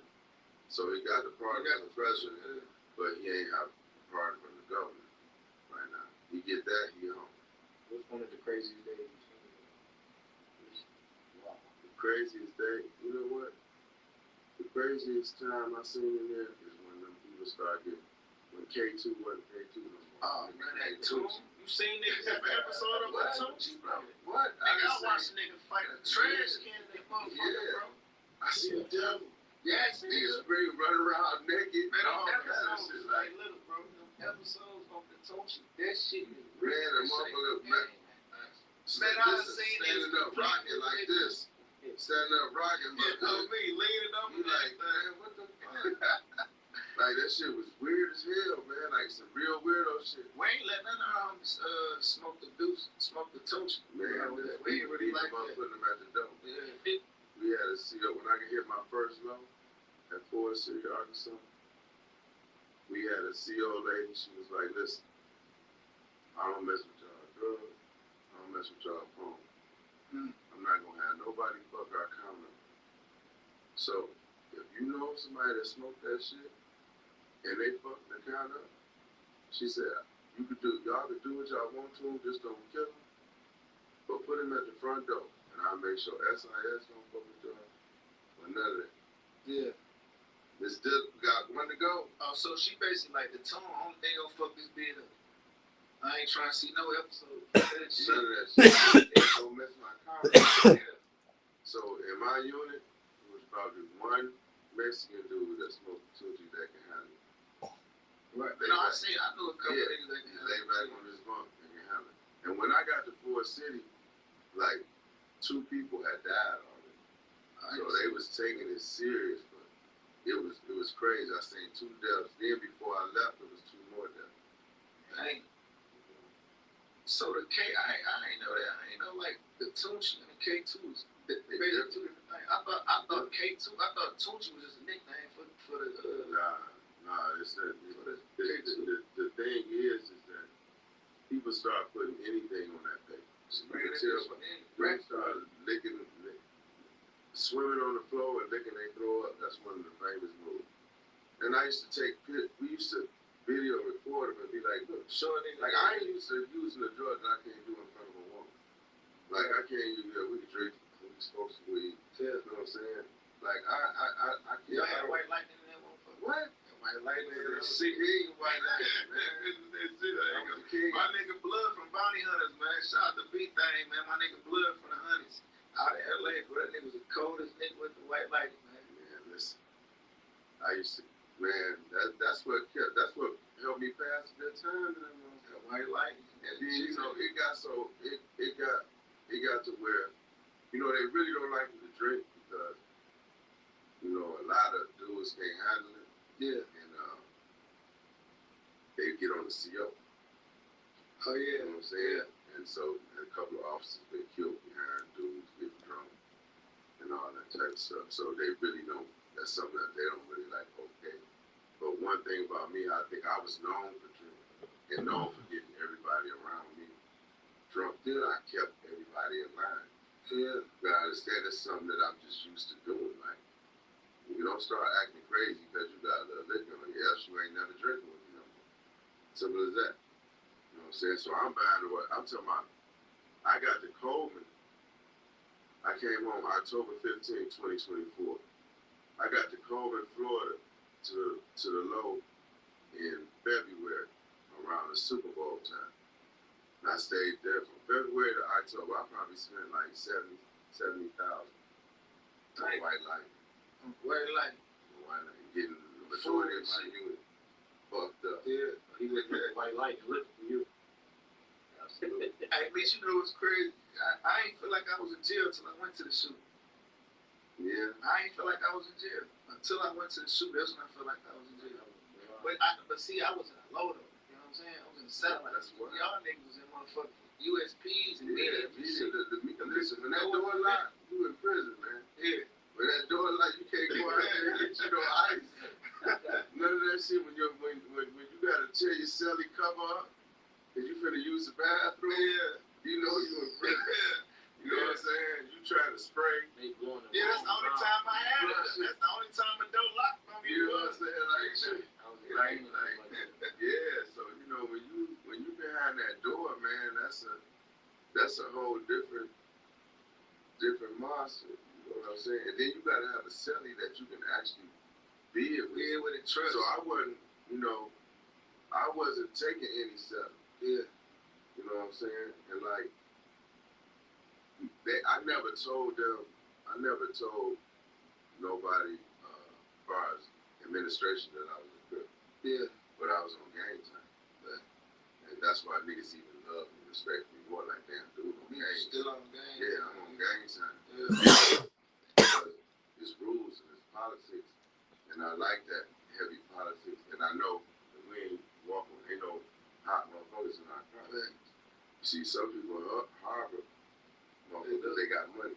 Oh, he got money, so they ain't trying to let no Or a nigga use you. You know what's crazy, right? Like, I'm a real Muslim. Now, I've been Muslim way before I even got indicted. Like, I've been Muslim. You know, when I take my deen serious, like, you know what I mean? My wife Muslim, my kids Muslim, right? But when I got to jail, I was on Detroit time because it just felt like a lot of niggas was running with the Muslims for the wrong reasons. Yeah, they go by their attribute instead of their name. So we can't pull that work. Yeah, the email used to always talk shit to me, bro. Because all this Yeah, spaghetti. what you know? You want a ding? You want to do it? Or yeah, look, bro, it is what it is. Right? It got bad names. I can't be this bitch on Muslim time. I'm gonna pray. You know, I'm gonna do what I Got gotta child do. molesters and everything. Everything. Yeah, I couldn't do it. But you been in that bitch. Man, you was in that motherfucker for what? 18, 22? You did a dub straight. I went in 37, came out 57. Yeah, damn. That's a long motherfucking time. Man, when my stupid ass got out of jail, bro, I posted my motherfucking paperwork on the internet. My uncle Cat called me and said, nephew, what the fuck is you doing? I said, what you talking about? Like, man, take that stupid ass shit off your Instagram. I'm like, shit, man, I'm just letting niggas know. You know, they say any nigga hot. Well, you got a name, you turned up, you automatically hot. Before I went to jail, niggas thought I had a case I didn't even have. I ain't got no co-defense. I got a stupid ass gun case. You heard? Niggas saying a nigga hot before I even got there. I immediately had my paperwork. So when I get out of jail, though, right, I post my paperwork. My uncle say, bro, take that shit down. Like, what's the problem? Hey, you know what he told me? He say, nephew, you did 18 punk ass months. I did 20 years. You don't even got the right to say whether you hot or not. Yeah, that's What is you talking about? I swear to God, my uncle Cat told me that shit. I swear to God, man. That's less than a minute. Shout out to the dog, man. And you right, you know, because, you know, a lot of, man, I'm telling you, when you've been locked up 20 years, let me tell you something that go on. And this is personal. You got a lot of people that may have like life sentences, 50, 60 years in that motherfucker. Like my man Mike Nitty, you know, shout out to Mike Nitty, he got 55 years. Nobody. You don't got life, but you don't got 20. You got 55 years for 9 violent cases. 9 violent. He ain't got back yet. No, they ain't gave him nothing. Yeah, dang. Listen, you got people, and like, even with me having 30, and some lifers that I read into first that was showing me how to be it. Man, that's a hurt feeling when you getting ready to transfer to another guy or you finna go home. Cause they look at you like family, and they done got so. You have some lifers that like to be standoffish because they don't want to be too used to, because they gonna hate to see you go. You know what I'm saying? They really gonna hate to see you go. Like, damn, man, you going home? You know, we've been being together. Yeah, I ain't never going home. Yeah, damn. You know what I'm saying? There wasn't nothing like what was going on now, to where you got hope. Yeah. You know, I was in jail. Every nigga had it out there. Yeah, you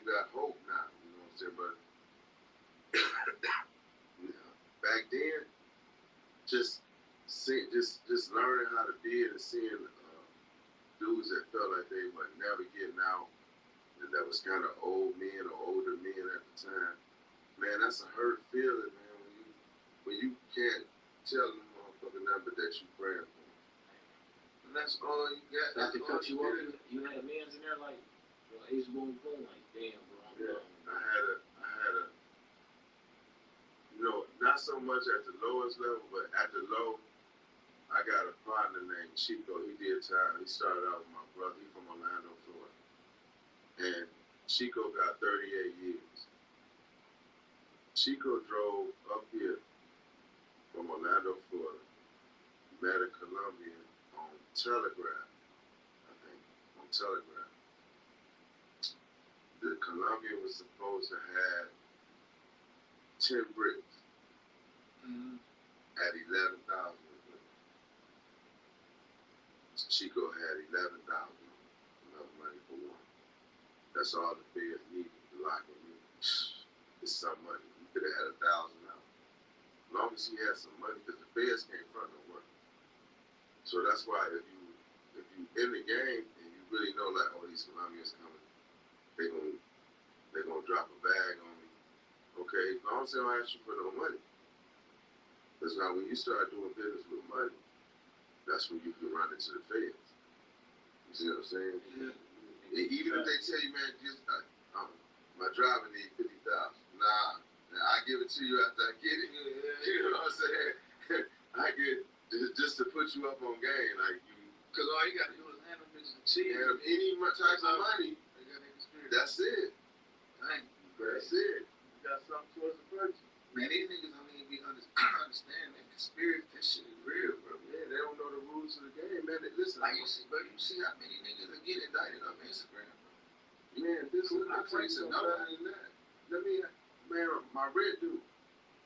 I come to you. I had big ice, man. I'm $1,500 to pay my rent. Yeah, I turn around and go buy some drugs. You know, you know what I'm saying? You know what I'm saying? They don't just always do it like that, but it's possible. It can happen. You know what I'm saying? You gave me, nigga got tears big as biscuits in his eyes, telling you he needs 10,000. He got to take care of his family and this, that, and the other. You like, yeah, go ahead. Now he turn around and go buy half a block or something. It's a true story, bro. This nigga had a KFC indictment, right? Nigga, he love when I tell the general like this story. You heard? Nigga got a KFC indictment, bro. The nigga cousin, right, was really under indictment. He was really getting investigated. He was allegedly whatever, brick man. You know what I'm saying? They was watching the phone, been tapped for a while. They been on it, right? And when he had bust a play, you know what I'm saying? Nigga ordered a whole wing or, you know, a biscuit, you know what I'm saying? A half a boo-bop, right? So dude was a regular 9 to 5 nigga, had a real job, all this shit. So the nigga that was under indictment that was being watched for a while now, right? He used his cousin. His cousin called, "What's up? What's up? Your cousin still pulling up to my mama crib?" He like, "Yeah, I'm on my way now." He say, "Hey, the auntie cook." He said, "No." He's like, "All right, I'm gonna go grab some food. I'm about to grab some liquor. I'm gonna grab some food, and I'm gonna pull up over there. You show auntie ain't cook." He said, "No." He's like, "All right, cool." Hung up, called his cousin back. Cousin, I'm at KFC. I'll be over there in a minute. What you want? And she's like, "Give me 2 wings and a biscuit." That nigga got indicted. That nigga doing 10 years on conspiracy. And guess what? The nigga literally was at KFC. The cousin was literally at KFC. But mind you, though, his phone tap, he being followed. They done got him on shit. They already seen him. And when he really was doing whatever he was doing, he was saying this same kind of terminology. Nigga, the cousin that don't do shit, that literally ordered food, got 10 years, and he ain't got back. He ain't got back at all whatsoever. You know, I made peace with myself and said that I'm doing time for what I got away with. You know, you're not doing time for what they say, because they had no evidence. So I realized I'm doing time for what I got away with. All the shit I got away with, you know what you got away with. That's like, you know what you've done. Like, you don't got to never speak it. You know the things that you've done. I know the things that I've done. You know what I'm saying? So I'm saying I did time for what I got away with. You know, now the Lord still brought us home. Really, brought my brother home in 15 years. You really ain't come home early though. Nah. I came home 7 years ago. How though? Because you got 28 years. Okay, no, I had 30 years. Now what happened is you had the first, no, not before the first amendment. You had the First Amendment. I think that was the 782. What they did is my brother was a category 1. A category 1. So he got 68 months off on the 782. I took my time because they didn't want to give me 68 months off. So I took my time before I filed the 782. Yeah. Now, which was all drugs minus 2, right? So when I filed the 782, they like, look, you can't get no more than 36 months off because you're a category 2. Now, the reason why I was a category 2, because the judge gave me 2 points for getting off of probation in 91. My conspiracy is from 1990 to 2005. The judge said, since you was getting off probation in 91, that was during the existence of the conspiracy, so you get 2 points. Dang. So that way, that's category 2. Yeah. And I got only 36 months off. Thank God, Trump come out with First step. you can't know before the first step. He come out with you can't something like when that. he changed the crack law? No. What I'm talking about when he changed the it was the 2-point he gave me a 2-point reduction like For non-violent. they had to take the pistol off. You can't charge. You can't do that no more. It was during the existence of the conspiracy, so you give me points for that and push me over in the further category. I was supposed to really get. So I got that before I got the first step back. I was already receiving time credit for the first step back, but it wouldn't kick me out because the BOP was faking like they don't know how to work. Trump put the first step back in December of 18. Yeah, I watched a lot of niggas go home with that. Right. But they act like they ain't know how to do it to 23. Dang. It took them 5 years to learn. No, I watched a couple niggas go home with the first step back. Yeah, but they doing it on their own. You gotta do it. Yeah, they was going on their own. It's fast. No, them niggas Yeah, on their own. and the BOP was acting like they don't know what's going on. I was on the list to go Because home. it was every nigga that I watched, and it wasn't a lot, but I watched a couple niggas get out while I was in jail, go home on the first step back. But them niggas in the law library for months. And them niggas beating the law library down years before I got to that moment. And my counselor told me I was locked up long enough. This nigga trying to get that nigga had a 3-year bid trying to get the first step back. That nigga crazy motherfucker. You know, they turn 6 months into a year. That first step back. Yeah, you get a year off if you're a low recidivism. You get like 12 days off each month. You get 1 year off, you get 15 days off. If you're a medium. And you was able to get RDAT once they took that. They wasn't going to hard that. You could do RDAT. I ain't want it. Why the fuck you do that? That's a year off. Man, they are Because doing the years. bid was born. No. I mean, they you gotta understand, when you get released under RDAP, your probation is different. Oh, I ain't know that. Yeah. You walking on eggshells. They got 0 tolerance. I ain't know that. You They come take the year back. You had RDAT. I ain't take it I because couldn't get it because I ain't on the waste. if you get regular supervised release, yeah, like what I did. Not that I plan on fucking up, but you got a chance. Right. Yeah, see what I'm saying? You got a chance with the RDAPs. You got 0 tolerance. Zero tolerance. I swear to God, I never fuck up here. And you got advocate. Yeah, they could find a piece of Tucci in your pocket in the halfway house, and that'll send you back. I did not know that. I ain't fucking know that. Man, before we wrap this motherfucker up, Beast, man, you know what I'm saying? I just want to tell you, you really motivated me for a long time since I was a young nigga just watching, you know what I'm saying? I appreciate the relationship we got now. Like, you really like a homie of mine, you know what I'm saying? We kick it.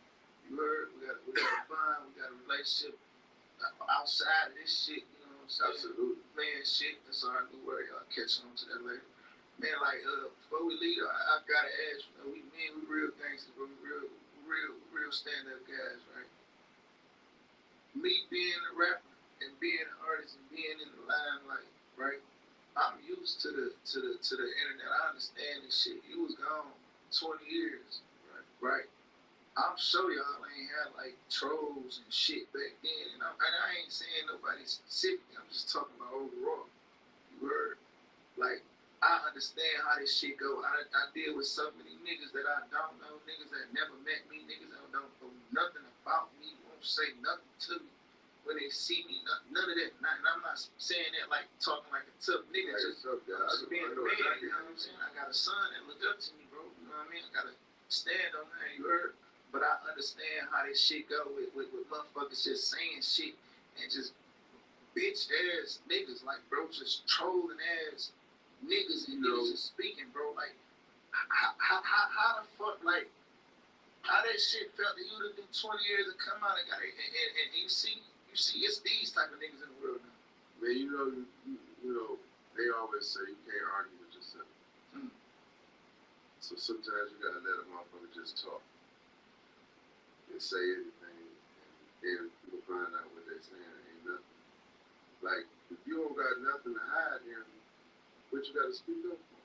I don't got nothing to hide. I don't got no points to prove. You know what I'm saying? If I done anything wrong, if any man done anything wrong when it comes to being a rap, you gotta pay for it. Ain't no such thing as he third party. I can't say, hey, you tell for me, and they gonna give me the time off. No, because you know who got to go in that courtroom to get his time cut? You do. That's right. Yeah. And you gonna be in there. It's on the docket sheet that you going in here. Ain't no hiding that docket sheet. Right. Ain't no hiding that. Or no citizen See transfer. what I'm saying? So like, you can't appoint someone to tell for you, and then they want to call it third party, and like you get the credit for it, or they can't fuck up the case, because he or she is fucking the DEA. You know what I'm saying? What I will say, like, when it comes to me, like, I ain't used to doing a whole lot of talking anyway. You know what I'm saying? Like, not when it comes to some negative shit. I'm on positive shit. You know what I'm saying? I know that I'm gonna exonerate myself because I'm an honorable man. Always been honorable to stand up, and those dudes that I left in them joints that took pictures with me and walked the yard with me, they the ones got the attitude. Yeah. So the trolls got to deal with them. You see what I'm saying? Like, you got to deal with them, and you may not never know who that may be. Yeah. You know what I'm saying? I know who I am. I'm comfortable in who I am. I did time with the worst of the worst, and I did time with some easygoing people. You know, but at the end of the day, law enforcement, everybody respects me because I'm an honorable man, and they never asked me to do no type of snitching or none of that shit. You see what I'm saying? So, but living in this internet era, I just say to the young people, man, they really got to have a strong stomach, because me, I got grandkids, I got kids. You know, some from the young generation, it's like they let so much stuff get to them. Yeah, they do. You know what I mean? That don't even really matter. It don't even matter. Shit like, don't even they don't know how to do the Aaliyah and pick themselves up and try again. You know, they do. Man, everybody, I was young and spent plenty of money before. Been broke, rich, broke, rich, broke. That's the name of the game. Each time you learn how to keep it. So you don't let nobody make you feel bad about you spending all your money, losing all your money, whatever, however you lost it, because we all done did it. You know what I'm saying? You got certain motherfuckers that, man, got 50,000 for their first rap deal, and they was back out there selling crack. And that's the story they told. You know what I'm saying? So, like, you go through things, you can't let someone's opinion be the end-all, be-all to what you're trying to accomplish in life. And, like, the love and respect that I have for, like, you, Easy, and any names that I don't say, Doug, and Sada, and Payroll, and everybody from Doughboy Cash, from the east to the west, and the southwest. You know what I'm saying? Like, for y'all putting the city on the map where it's supposed to be, and y'all having enough sense to be like, look, we ain't got to be talking about that tone out there. We ain't doing music. Cause I don't do that. I don't speak. I don't do that. I don't respond to niggas that don't know me. Niggas that don't know nothing about me. Like I'm living in the real world. My life good. I'm motivating niggas. You know what I'm saying? I'm doing the right thing with my life. I'm taking care of my family. I'm giving the churches hope. I'm giving my people hope. I'm building businesses in my community. I never thought I'd never be able to do that. There's so much positive shit going on, and there's so much love in the real world. You know what I'm saying? The internet is the internet, but in the real world, it's real love. Y'all motivated me. Peasy, Babyface, right? To see y'all music come on that computer, that was something that I never thought I would see. You know what I'm saying? I never thought that I would be in jail long enough and see that. Not even being in jail long enough, just y'all would make it to that type of plateau where they got y'all music. Yeah, you know what I'm saying? And that shit was like, became some of my workout music and stuff. It's like, man, yeah, the city is finally put on. Now, mind you, I haven't been to the city in 21 years. So now to see the city where it's at now, to have these little lounges and little duck-off spots. Yeah. Nice. But, man, this shit is amazing, man. How you feel since you've been in the city where everybody embrace you like that? The love is so, you know, my love for the city always been genuine and real. But the city's love for me has been crazy, man. Like, great old people, young people, everything, white people, you know, all races. Like, it's been crazy. It's been all love. And even though I'm here for my daughter being in the hospital, having open heart surgery, it was like it was meant for me to come back here and receive that love. Because that was the only reason they let me come back within a 45-day period, because they wanted me to wait 60 days before I started asking to go somewhere, as far as state or out of the country. So it was a blessing to be able to come here and receive that love and show my love for the city. You know, like this all black affair we have. Yeah, tomorrow move, real move. You know, that was it. That's gonna be big. Shout to Little Beach too, man. You played a part in this shit too, man. Yeah, like, you know, I know they gotta feel amazing to watch your son create his own image for himself and do this shit. You know what I'm saying? With the guy, with your guys, to be able to pour into your son and he actually listen to you, take your advice, and let you guide him. You know what I'm saying? But you know, he helped with my transition. Like, you know, he's not gonna let me look like anything.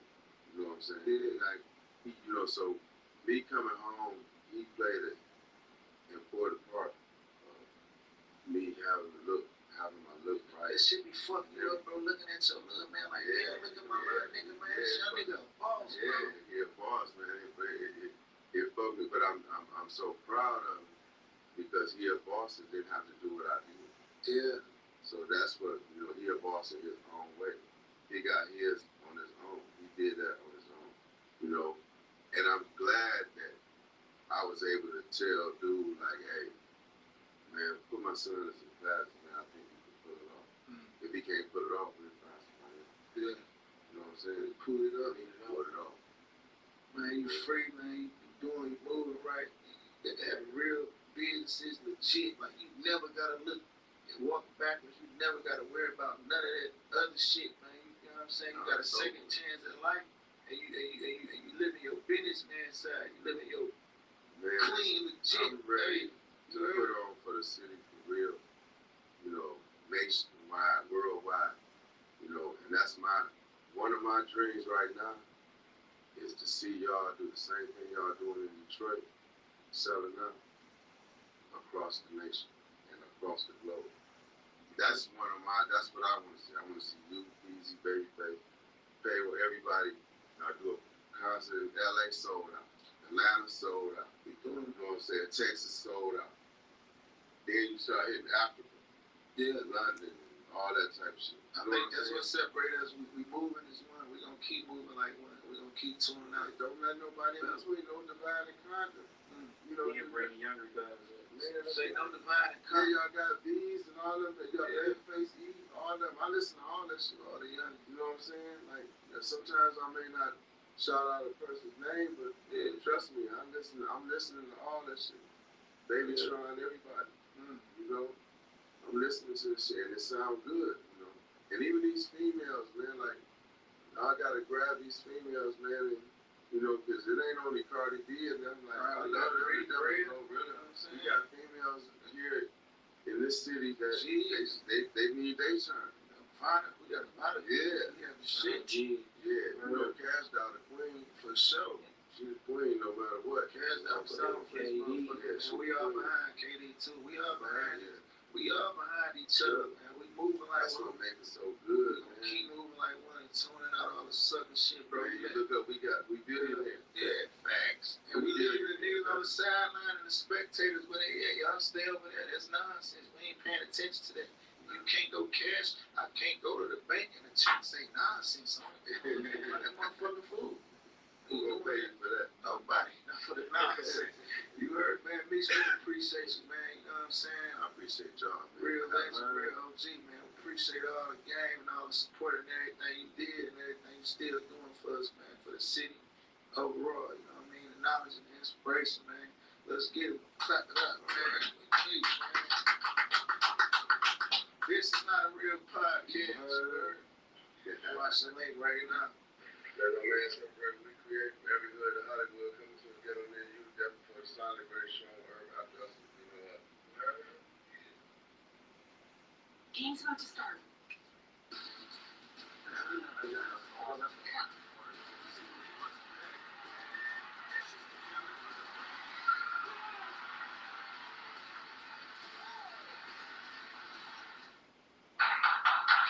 Welcome back to Gil's Arena within the Underdog. That's your whoop back, Gummo. I've heard the whoop whoop has changed in these streets a little bit. The whoop whoop belongs to the streets now, Gil. I'm like trying to reclaim my whoop whoop. Trying to reclaim it. But this is Gil's Arena within the Underdog. As always, we got the legend Gilbert Arenas here with us. And back on the couch, we got the distinguished gentleman from Oak Cliff, former #1 pick, Kenyon Martin, back here.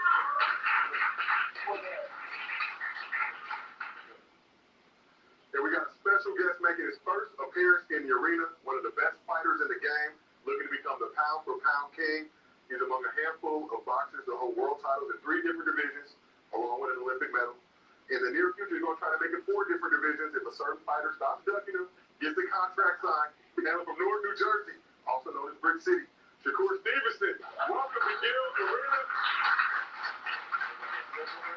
Give him some smoke, Gil. Get your ass wood. Give him some smoke. All right. Yeah, we got everything up here. All right, if you want to get your bread up, go ahead.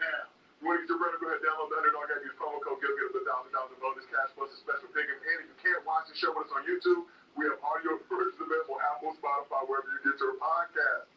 So we got a lot to get into, but see you sitting next to Gil, a little bit of a size difference here, but how many rounds do you think Gil could last against you in the ring? I mean, he's an athlete, so you got to respect him as an athlete. I would say about round 3 is when he'll start breaking down. Okay. Yeah. You get 3 rounds? Oh, wow. Nah, I mean, he's an athlete. You know, you got to be in some type of physical shape or some type of physical condition. So, yeah. Gil, is that true? Are you still an athlete? Or are you 1 minute? 3 minutes around? I'm trying to figure out how to run around. You got to pick one. You can't comply. Oh, the end run, so you got to play. You got to play defense or offense. For the first round. Your best chance would be to just go out there and just swing your best shot. Hell. And pray you win. No. Yeah. I watched World Star. I seen was just a wild swing and get you. Yeah. This shit uppercut it. It's really good. So like, it's just until I get tired. Like the first round, you gotta play offense or defense. Because you gotta get the first 3 minutes out the way. Once you get the first 3, your adrenaline gonna be stupid. Because you gonna go night early. So I suggest defense first. Not that. Have you ever got hit with a body shot? Because you tall, so I'm going straight to you. Okay. I respect you being real. You being real. Never got hit with a body shot. Yeah. I got you. So now let's flip it. So Shakur, you also like to hoop. You've compared yourself to Steph Curry in previous interviews that you've done. But this question is for Gil. So prime Shakur Stevenson versus watch Gilbert Arenas, game of 1 to 11. Watch the number 9 Gil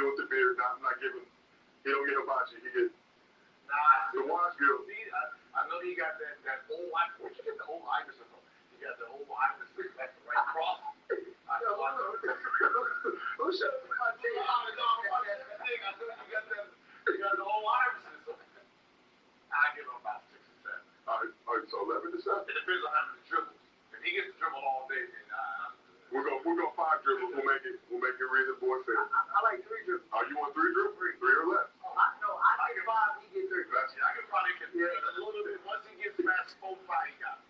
Especially if you want for layups. So one, go right by. Yeah, true. So Kenya, same question for you, but it has to be a wash version of Kenya Martin.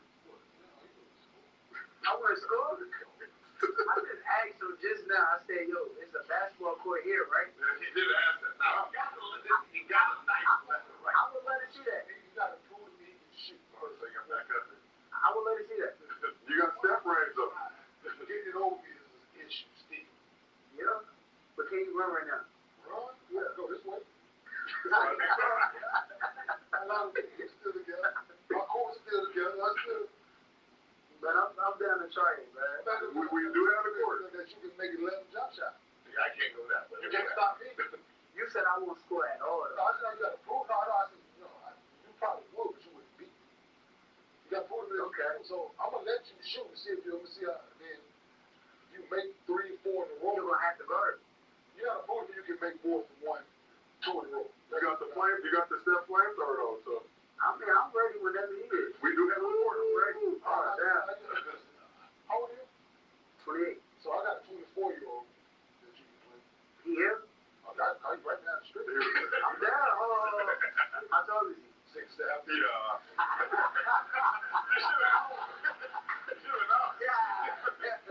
I want to play you.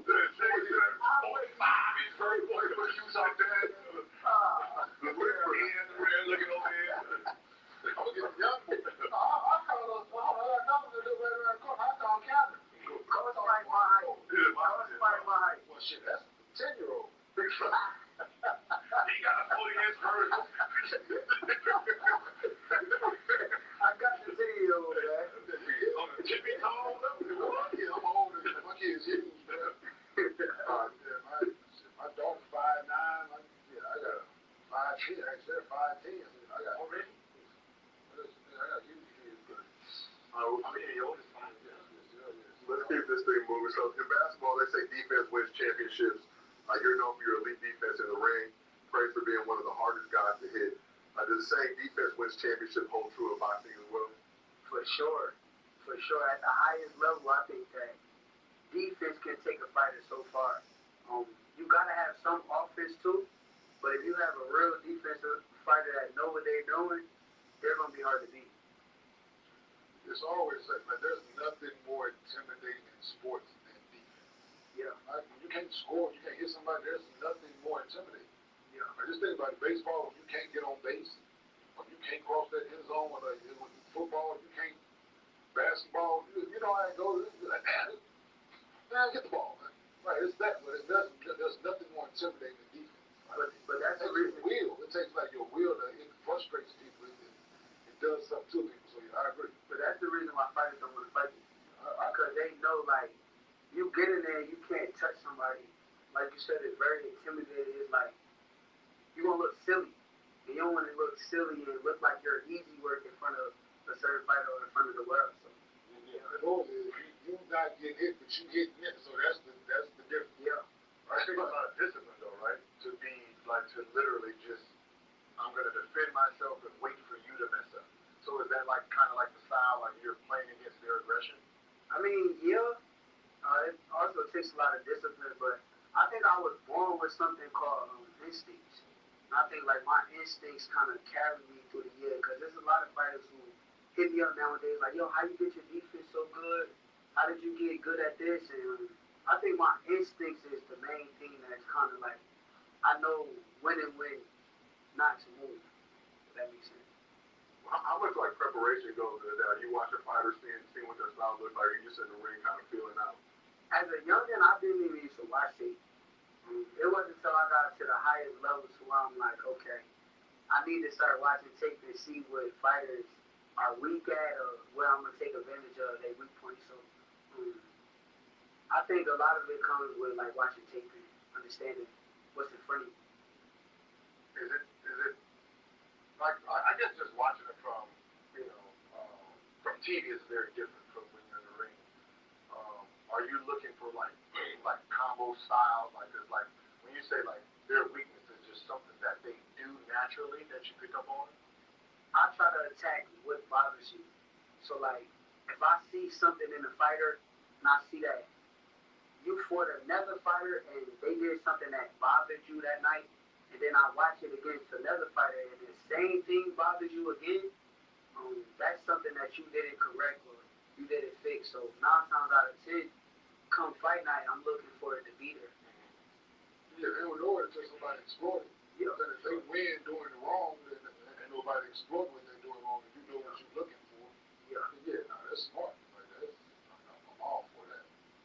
So I see you rocking a Canelo versus Crawford hat. Obviously, you were in Vegas for the fight, but the day before the main event, you and Tio Lopez did an interview together for Ring Magazine, exchanged some words, along with him and Max Kellerman providing some pausable moments. Watch the whole interview. Yeah, It was a few AOs in there, but after his win in the post-fight press conference, Bud called out Tio too, said him to go ahead and get the contract signed, get the fight done. You were on stage when it happened. How close is that Tio Lopez fight getting done?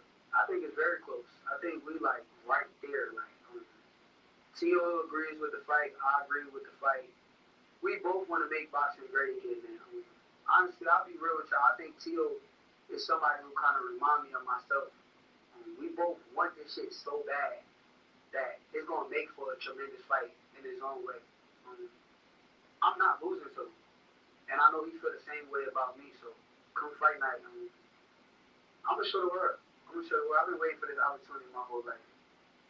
So there's been a lot of talk about, Tio saying he want to do some shit, he want to fight people, and then kind of running from it. Do you feel like it's real, or do you feel like he's gonna duck you in the end?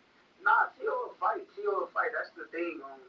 I think it'd be something deeper than what we see with our eyes, rather than him just being scared. I don't think he's scared. He went for Lomachenko when nobody else wanted to fight Lomachenko. He was the main name calling, I want to fight Lomachenko.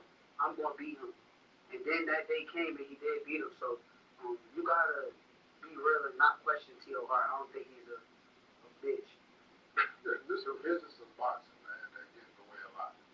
Like, they could agree to want to fight each other, but if one side won't, just like negotiation, when we go to the table, they're like, nah, I want 49 now. I want 40. I want 51. No, I want 51. I want it. It's just like, well, fuck it. They go, but we ain't doing shit. Like, they're like, nah, damn, I thought he said, nah, we agreed on it, but it's bad business. I think me and Tio kind of like, we both got big personalities, and I think with the right back and the right promotion, I think the fight is going to sell tremendously. I think the world going to see two personalities clash. And I think the promotion, I hope they're listening right now, they got to make that shit fun.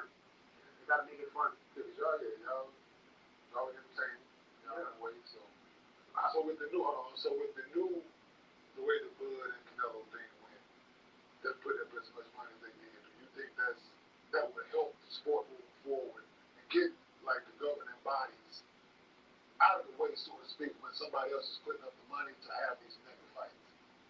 I think that's why people got to respect Turkey. Because I feel as though Turkey is changing the sport of boxing. He's bringing the big fights that people want. Boxing ain't used to be like this. People used to use the other side of the streets, or they used to use business as a reason for not to fight the big fights. But now that Turkey's in boxing, he's making the fights happen with the money that he's presenting. So people could talk shit about him, but you gotta respect him. We getting a fight that we have never thought we would get. Who would have thought we'd have had Terrence Crawford versus Canelo Alvarez? Nobody pictured that. But Turkey was the one that brought it together, so you gotta respect him, and I appreciate him too. So I can see that being very beneficial for you still young. There's some big names out there for you to fight, and just taking the other people out of it, so y'all can make history. Because they, in my opinion, they're the other, like in the past, you had the guys they fought each other, right? The guys that fought, yeah, 80s and 70s, they fought each other. Because the money wasn't as ginormous as it is now. So they are allowing you guys legacy to live on because you had it in big fights, right? Yeah. So I think that's helpful in the sport. I think with him involved, nowadays if a fight doesn't get done or a fighter don't want to fight, I think it's truthfully that they're scared. If he's going to present the money that he's presenting to the sport of boxing, to the A side, B side fighter, and guys say no, they're scared. I think with the Crawford fight, like you guys would need more promotion for your personalities, right? I think, truthfully, yes. With our personalities, I feel as though our promotion and with the right people and the press conference, it's gonna be a lot of fun today. I'm not gonna say it's gonna be more fun because but my big brother, I think Bud personality is crazy. Like people don't get to see the great personality he has. So I would never shit on him, but I think that with me and Tio clashing together, it's gonna make for amazing. Like if it was up to you, how long would that promotion like be to get this fight to top tier? 1 2 months of just y'all just. Once it's signed, I think we get active. I think we gotta have some type of press conference and put us in front of each other. I think that I'm telling them to trust us. Trust us. We different. So I'll just ask you, how important is Shakur Stevens, Teo Lopez fight to help usher in a new era of elite boxers going head to head in the elite fights? I think it becomes who's the leader of the new school. So the winner of that fight becomes the leader of the next generation. Everybody know me and Tio hell of a fighters. Everybody know we bad motherfuckers when it comes to that boxing. But the winner, whoever comes out on top, becomes the leader, becomes the face of, I ain't gonna say the sport of boxing yet because that's Terrence Crawford, but behind him, who's next? And I think that fight will tell us the difference. Who was you talking to when you said you was challenging about like when you start boxing? It was like 17. It was like Kind of thing. You know, it's crazy. A lot of people kind of gave me hell for saying that, but because they also say that Hussle started boxing at 15 years old. But I want to explain the difference between a Conor Ben and a Hussle. Hussle had a lot of amateur experience that allowed him to rise his game to the highest level. Conor Ben said he had 17 amateur fights. And the man got how many pro fights? He can't compete with me in a boxing league. So there was no shot at his inexperience as a whole, but it's the fact that, bro, I just been here since I was 5 years old. Yeah, I understand, especially from just a basketball side, right? When you're talking about inexperience, you just can't. Even if you're the most athletic and get facts, you're going to be missing so much data inside of your body itself. It will be hard for you to compete. So I assume you're like, if you just started boxing at 17, you can win because there's techniques that he does that he has to learn. This muscle Memory from when he fought. That 7-year gap from niggas started when he was 14 from boy, you were so far behind that muscle memory. Man, nigga, that's why dudes want to pick up box, go get in the ring now. Yeah. You're gonna get beat the fuck up. Yeah. Like off the top. You're gonna get beat the fuck up. Yeah. Cause he gonna flinch the wrong and you gonna react to it. This cause you don't have that not to react to that. He don't mean that punch. You don't know not to react to that. Yeah. It's basically it's so much shit that you don't know. Yeah, it's mad shit that I know that I've been doing for a long time, that I've been watching, picking up on, that you have never even saw in front of you, bro. Like, it's just a difference in levels. You had your bad habits corrected. Like, when you were young, like, you started out bad, but you had them corrected over years, man. Like, that's just like, same shit. Like, you young, like, you need to learn how to dribble with your left hand, like, shit like that. You know, like, you have to do it. It's like, you learn how to do that shit. Like, I need to do this right now in order to. That shit is way more intricate. I be watching that shit like, nah, that shit. That's so. Is there any way? Is there any way like a heavyweight can pick it up at 19, 20, and then get to that top tier level? You can with hard work and dedication. You can get to the top tier level. I'm not saying that you can't. I'm just saying that you get in front of guys who've been doing this forever, and they are at the same level as you. They're gonna be better. So just take like. So you say heavyweights, right? Yeah. Take Hussle, right? Hand speed like just it's amazing. Then you got like Deontay Wilder, it's a difference. You play with him, like it's just he gonna come down the middle with him. And it's like you throwing these motherfuckers, you done got hit 4 or 5 times. Yeah. It's a difference. Like he got Wilder got that equalizer. once you get to know somebody that's been doing it for a very, very long time, kid, gonna make you look crazy. Yeah. But in some situations though, like it's not just always that way. Because there's some situations that guys will come in on the back end and if they outwork that guy that had the talent, had the experience, but he didn't work hard enough, they probably gonna catch up to them and surpass them. So it's still like a thing which is very rare in the sport of boxing that it can't happen. You say you've been boxing since age 5. When did you know you were like that? When I was like, I want to say 14 years old, I had went to a tournament overseas. This was my very first tournament overseas. And I'm fighting in the 15 and 16 division. And I was a number 2 guy. Everybody that was on my team was all number 1 guys. I lost in the nationals. They won the nationals. But the guy that beat me didn't have his passport, so he couldn't go overseas. So when I got overseas, I smoked everybody down there. And everybody that was on my team, they lost. And when they lost, I said, oh nah, I'm the truth. Like, if I'm the truth and these number 1 niggas lost, and I just was the number 2 guy. When I go back to nationals, I should never lose again. And from that day on, I never lost. Like, I won mostly every tournament there was. So you didn't change nothing. It was just the idea that those guys in front of me lost. I won. I'm better. And then the confidence came. It gave me confidence. It turned my confidence to a whole nother level. And once I realized that, it's like, okay, these guys is in and around my weight class. I'm fighting some of these guys. Why should they beat me? How they gonna beat me if I'm better than them? Like, I know I'm better. So also, you know, another thing that helped me with that tournament, I got to see other people work ethic.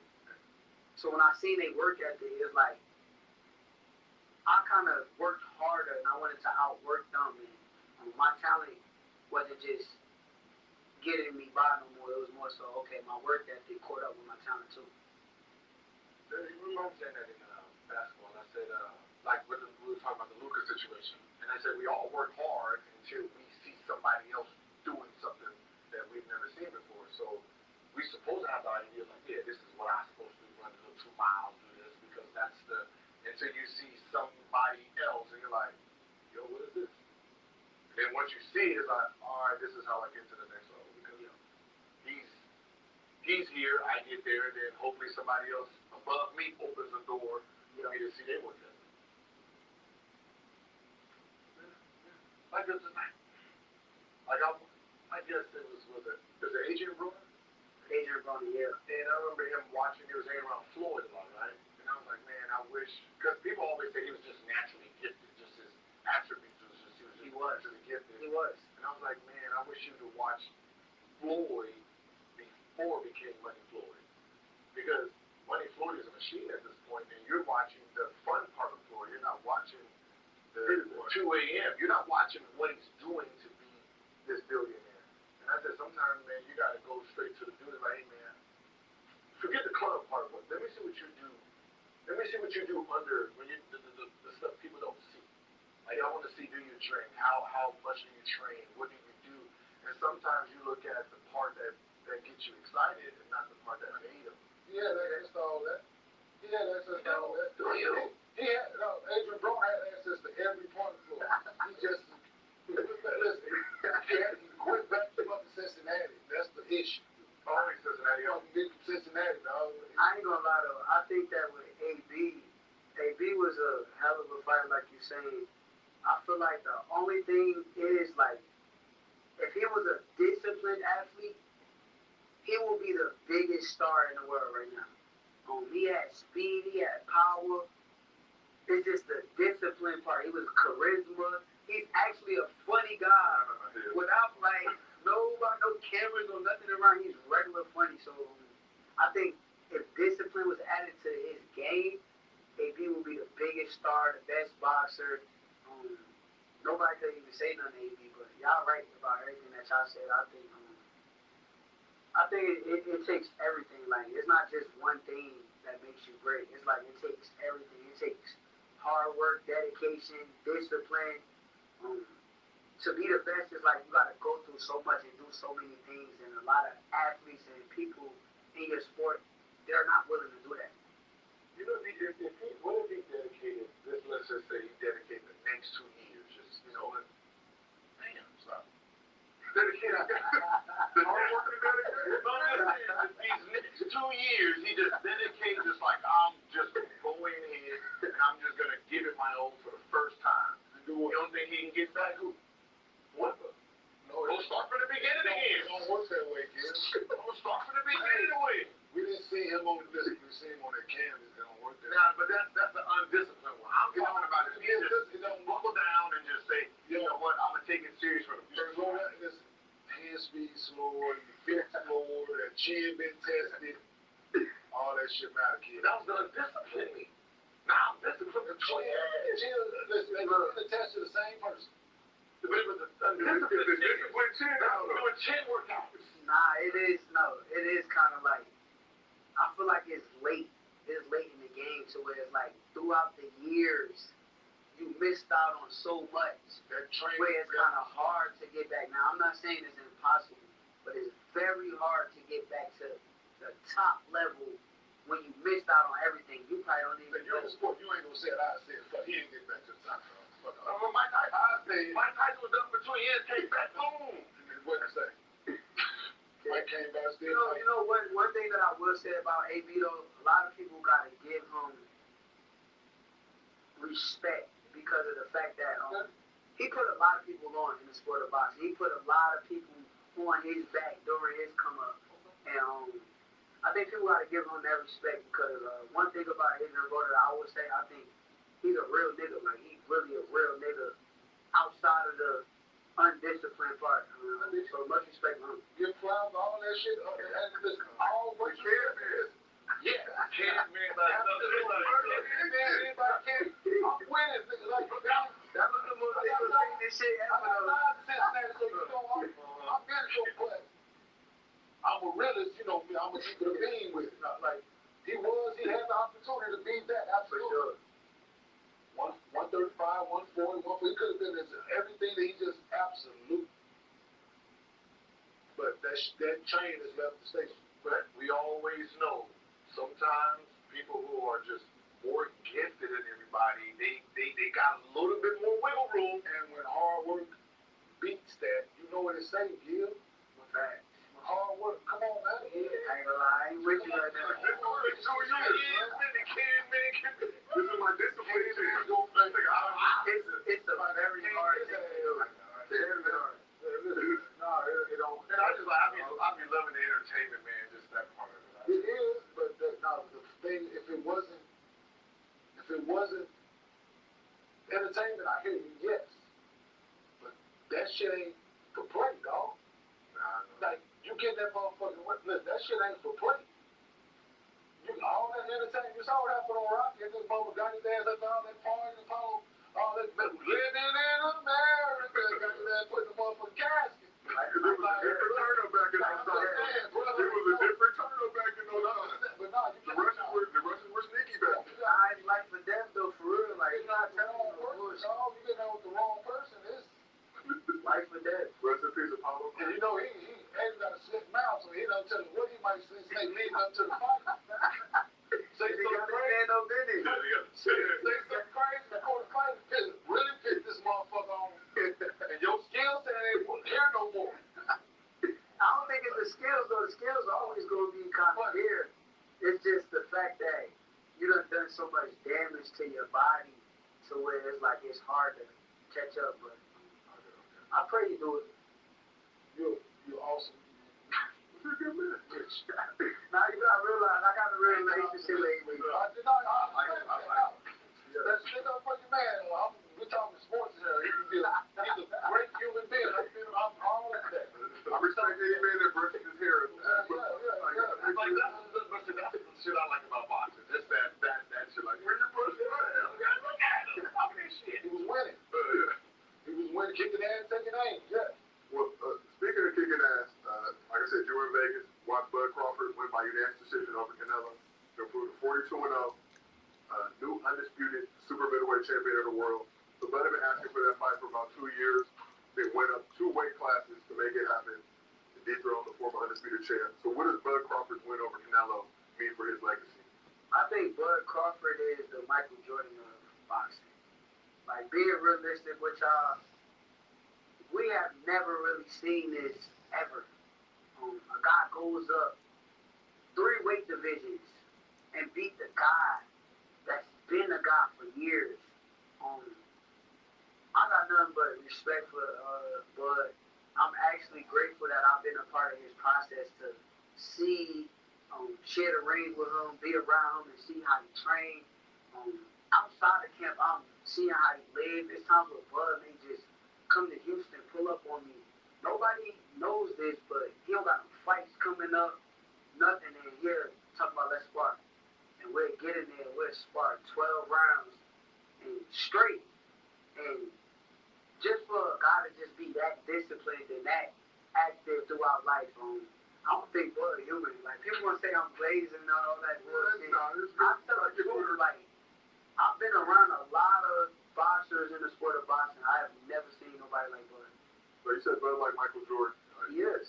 12-round sparring session. How are you performing in those 12-round sparring sessions? I mean, I perform good. I've been sparring this dude since I was like 17 years old. So we get to knowing each other. And truthfully, Bud just kind of used me to help his brain think at the highest level. You know, I'm a good thinker.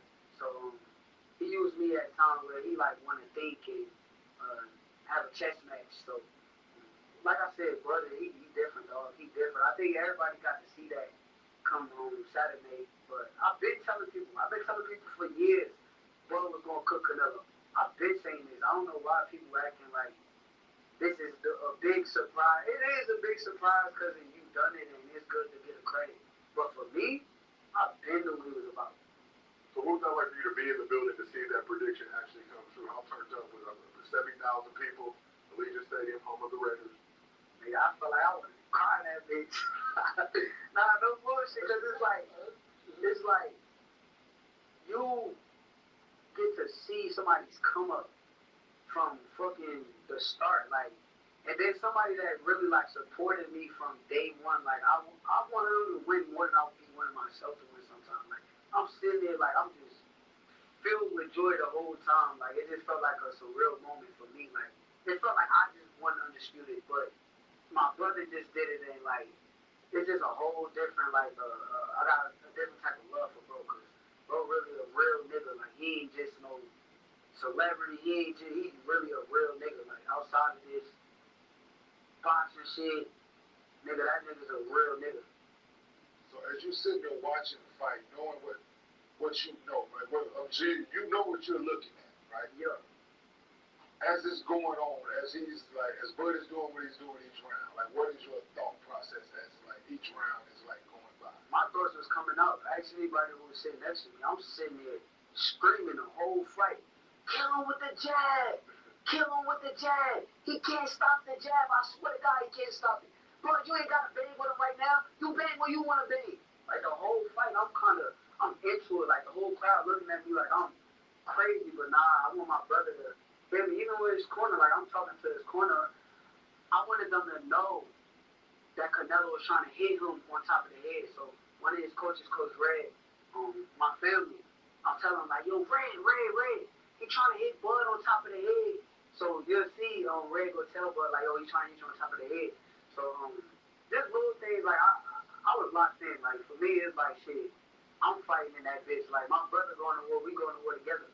So another thing, when you think, well, I kind of not predict the way Bud's gonna fight, because he's one of the few people that can go both southpaw and orthodox, right?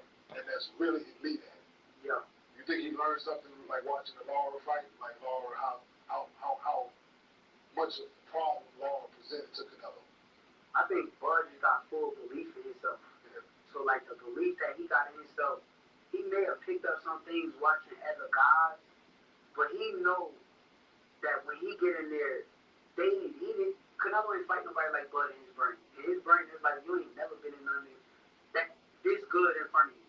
I'm going to show you why I'm the best person you ever been in the ring with. And I think that mentality showed up come Saturday night.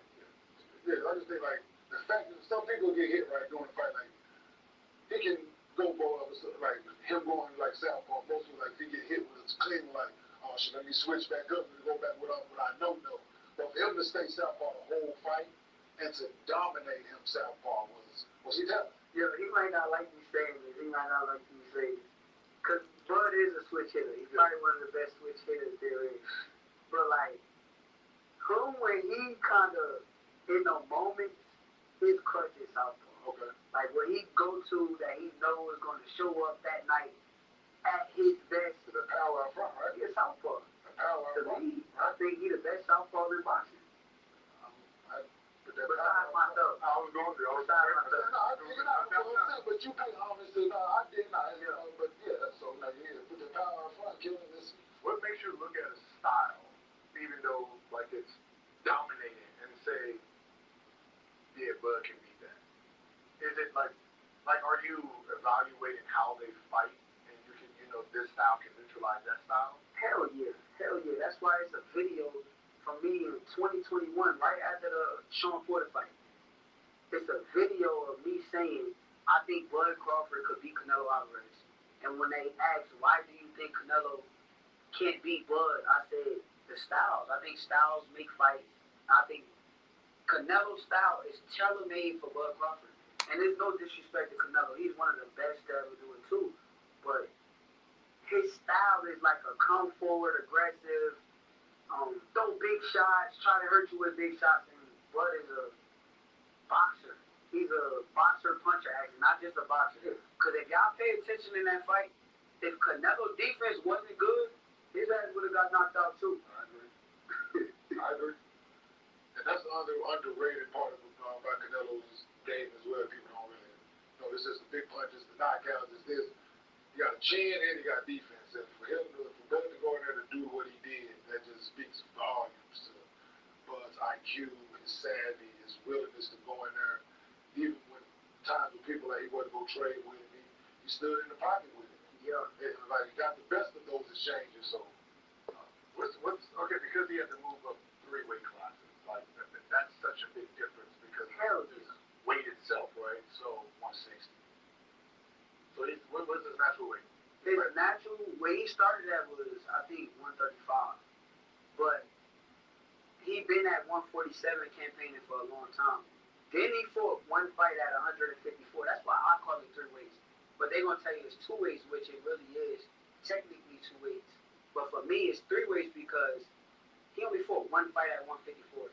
So to me, it's like you came from 147 to 154 to 160 to 168. I think only the elites could really do shit like that. And then they asked him, so people like, is he going to ask for a rehydration clause? So he didn't have to cut like that, though. At the 47, he's going to have to kill himself. Like, deplete himself in order to get down to 47. That's why I think him fighting at 60 is ideal. Yeah, 60. I think he's done with at 60.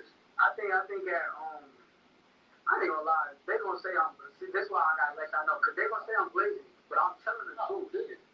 This dude power for me, and I've been saying this for years, it carries through the weight class. So I can see him in the ring with a 175 or a cruiserweight, and if he touched them, I don't care who you are, you're gonna feel that shit, bro. I don't care who the fuck it is. I done seen him in the ring with a heavyweight. Did he fight Benavidez? I like Benavidez, so I ain't gonna disrespect him. I just want to say fight. I'm gonna say my opinion. I just want to say fight. My opinion. Absolutely. At 168, if Benavidez come down there, I don't think he beats Bud. Okay. That's my opinion. People want to sound crazy, but No, the skill is usually because someone's a little bit bigger, right? yes, and they think like, okay, you got to be able to take certain punishment that the other guy's putting on you. But I watched Bud when he fought Canelo, and then I watched Benavidez when he fought Caleb Plant. And when I seen it was like Caleb Plant was outboxing him. So if Caleb Plant didn't gas out, Caleb Plant might have beat him that night. But Bud, he don't tire. He comes in tremendous condition. And for me, I just think Bud is a legend. So they might say I'm crazy, but people might say they're not going to make that fight happen. But I don't think it's far-fetched. Like that's the big that lose. He's fighting at 68, I think. He gets 68 would be a big dude. ideal because he came from 68. He's a big dude. Oh, he came out, so he went out. Now he has to come back down. Yeah, he would have to come back down. That'd be a difference too. That's a fight. Like, that's a because that's the truth too. Hey, he the truth. Punches and bunches, bad intention. Yes, he the truth. Hey, remember, hey, go look, hey, dog. He the truth. He a killer. He is our resident fighter. A whole killer. Yeah, he watches. He knows the man we go to. But let's shift this a little bit. So recent years, we've seen a rise of celebrity exhibition fights. Jake Paul and Tank Davis scheduled to have one in November. On the heels of Paul fighting Mike Tyson last year, Floyd Mayweather and Tyson have one scheduled for next spring. So are these gimmick exhibition matches like Jake Paul versus Tank Davis or Floyd versus Tyson good or bad for the sport of boxing? Game's about to start.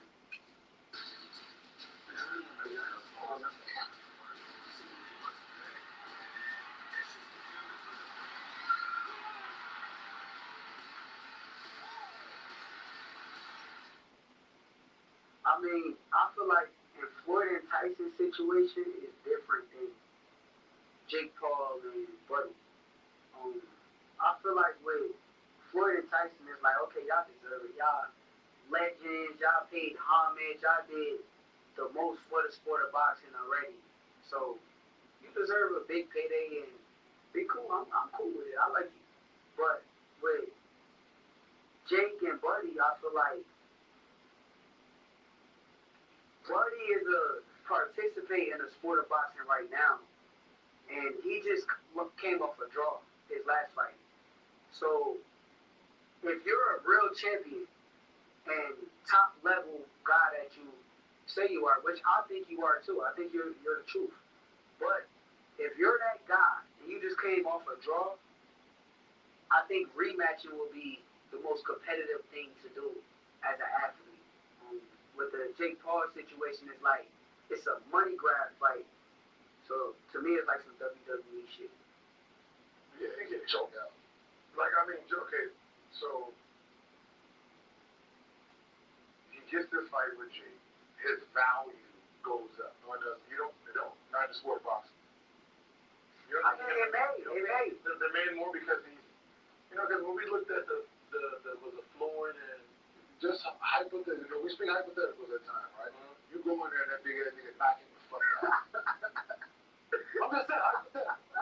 Go in there and knock Tank the fuck out. The big ass nigga being Jake Paul. Yeah. Okay. Just like, knock him the fuck out. Because he's bigger than him. Yeah, for one. But it is a fight. I think the thing is with Buddy and Jake fight, I feel like there's two sides of me with it. Because from a competitive aspect and me being the mentality that I got, I feel as though I probably would have done the rematch. Sure. But then from a business aspect, if I would have done the rematch and I did not win the fight, the Jake Paul fight will be a lot less money and a lot less lucrative. So from a business aspect, I understand that anybody that with a business mind probably would have took that fight for as much money as it was. So I'm a realist. Like, I ain't gonna just bash bro for what it is. I'm gonna tell the truth. Yeah, no, I think so. Yeah, most people who were watching it like, okay, he definitely need to fight dude again. Right, he need to fight Roach again. Right. That's a competitor. That's a competitor. Like, everybody like, yeah, we need to fight him. We understand the money thing. We get it, but the people that fan of your sport or your craft that y'all, we want to see you fight him. We want to see y'all all fight one another. Like, that's what we want to see. Right. And we feel that him doing this, he's going to cheat us as fans out of that. Because I don't think you can, personally, I don't think you can come back and unless you get top payday, you're not going to take a back seat now.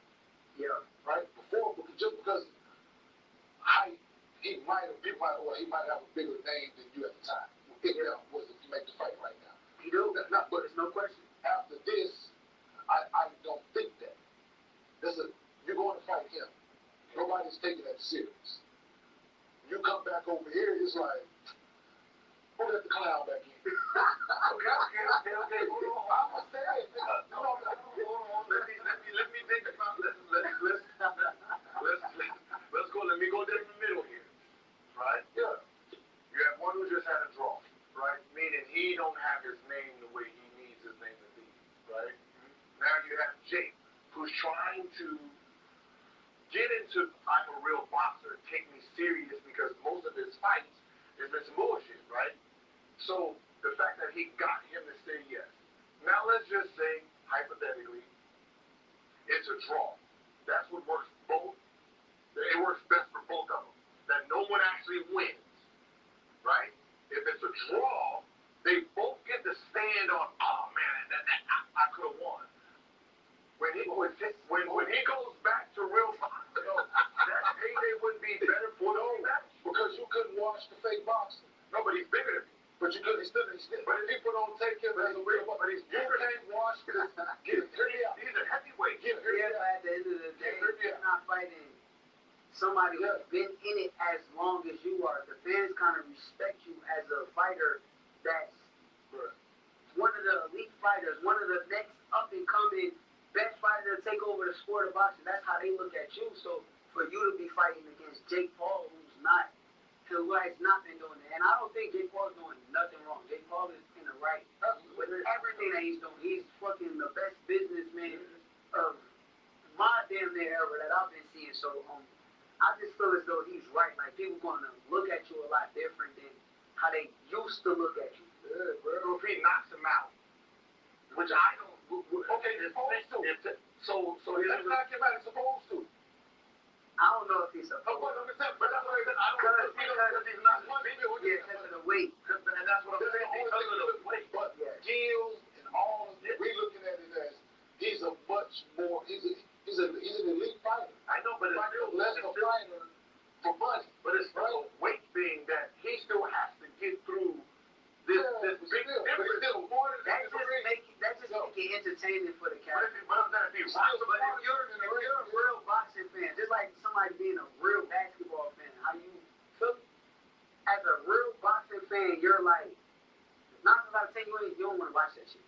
You're like, nah, I'm not watching this shit. I want to see Tank in fights where I think that he can lose or somebody around his weight that I've been waiting for years to watch. So I think from that aspect, it just makes certain fans probably look at him a lot different. I just thought a business line where he gets, I want this, the piggy back up.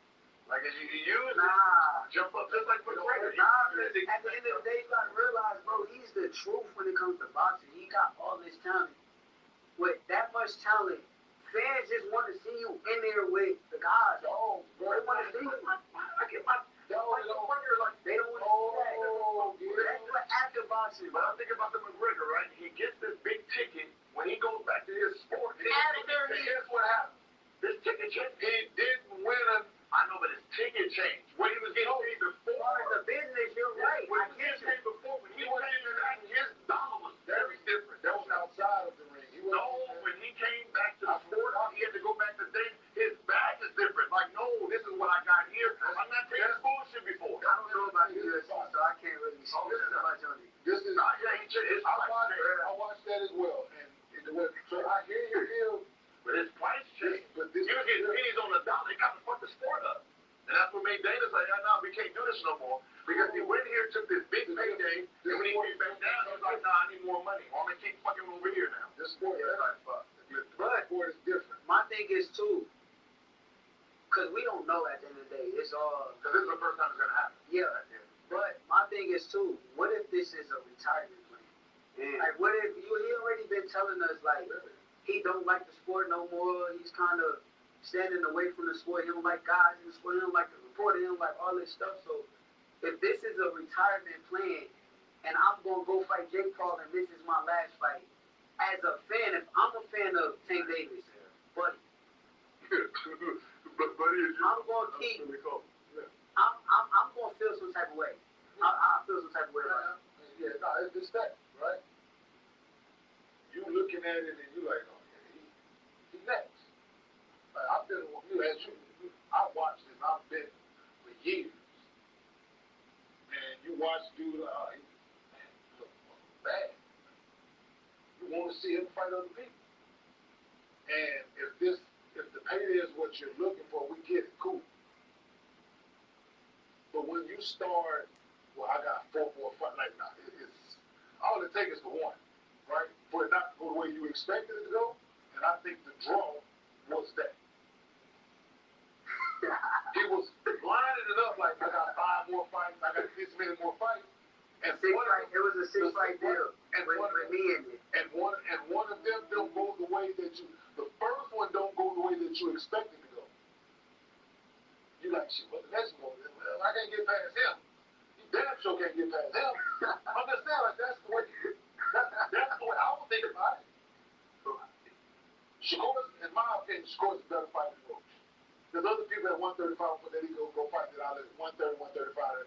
It'll be a decent fight, but those guys, in my opinion, not on Texas level. Certain guys, yeah, he was lining it up like you don't want to fight the best guy first, so he's trying to stack it, right? You can't get past the first guy on that building block. Yeah, you know your mentality, like you know what I thought that was though, like with that situation, I felt as though Lamont Roach, he did not know how good Lamont Roach is. No matter how much history they got, Lamont Roach in the amateurs, you can't use that to gauge how good he is in the professionals because you have not been around him to know how well better he got. So I think in that situation, he felt like it was a lick, like it was an easy fight. Of course. In his brain, until he actually got in there and was like, oh, this guy is a lot better than what I expected. So I do think he gotta like try to at least get something back. Like, get that one, gotta get that get back. Like basically, you got like that nigga. I be thinking the business side of it, like that hat, like watching Bud, right? At this Jordan, and he would have paid $10 million. Yeah. Like, nah, Bud different though. You can't compare these guys. But I'm like, nah, that like your payday shouldn't be right.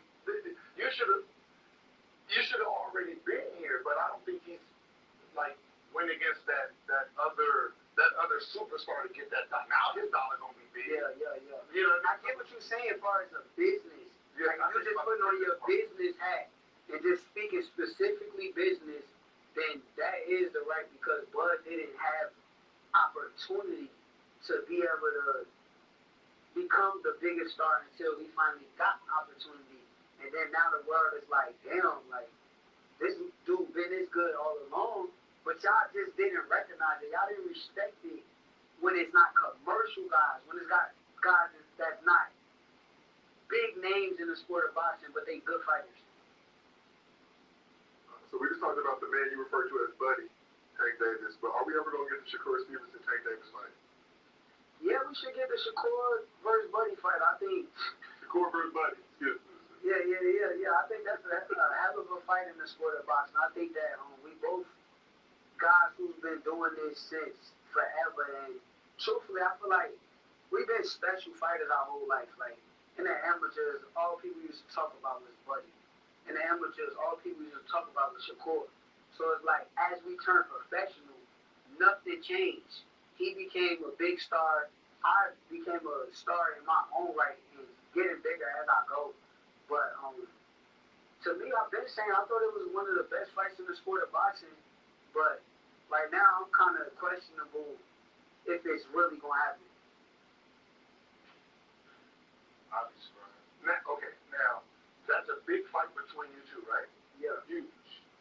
Do you want that fight now? Do you want that fight like 3 years from now when y'all like? I'll be looking at you business minded. I'm thinking about this. I'm thinking about this. I just want to fight this nigga. I'm thinking about when I fight you, I want to hit the lick too. Like I want to fight a nigga for $1 million. I'm gonna be honest with you though. I'm itching though. Like, I'm itching just because of the fact that it's been so much built up through the years to where you done told me what you was gonna do to me. You done threatened me in certain type of ways. So it's like, nigga, come see about me, nigga. I'm not running from you. I'm not going nowhere. They say, oh, all you do is talk about him. All you do is talk about. That's why I'm referring to him as Buddy. Yeah. But truthfully, it's like if somebody asks me about him, I'm going to say what I got to say. I'm not going to stand down from shit. I'm ready. As soon as they make the call and say, yo, let's Get active, nigga. I'm with all that shit. Facts. And for the record, you did not bring him up. I brought him up. Exactly. And you answered the question, so I appreciate you. Like even with like if they would have fought this 2 years ago, where he would have got 10 million and the other one got 95, or would have been a little bit lower. It probably would have been some type of lower. Maybe, I don't know. You just never know. It probably would have been lower because I don't know if Turkey was involved. But now that Turkey is involved, hey man, let's all fight, bro. Let's fight. It's time to see who's the best, bro. I'm tired of talking about shit on social media. They like, oh, Twitter sin and blah blah, man. Shut the fuck up. I'm gonna fight all these niggas. That's one thing I respect about them though. Them niggas, somebody mentioned one of them niggas on Twitter or something, they right back at them, right?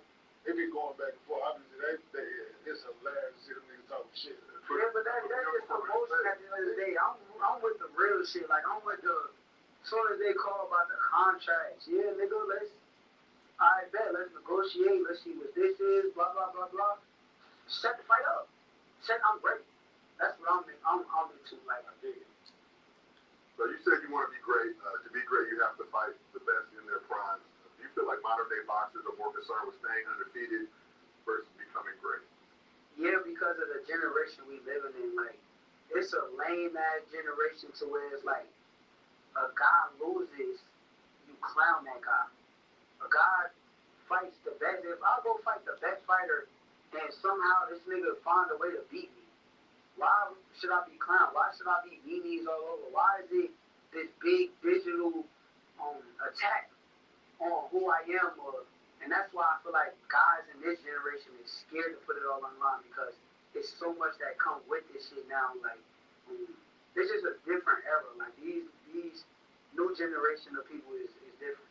Do you think the fact that Floyd made his oath such a big thing over time that became the thing in the sport?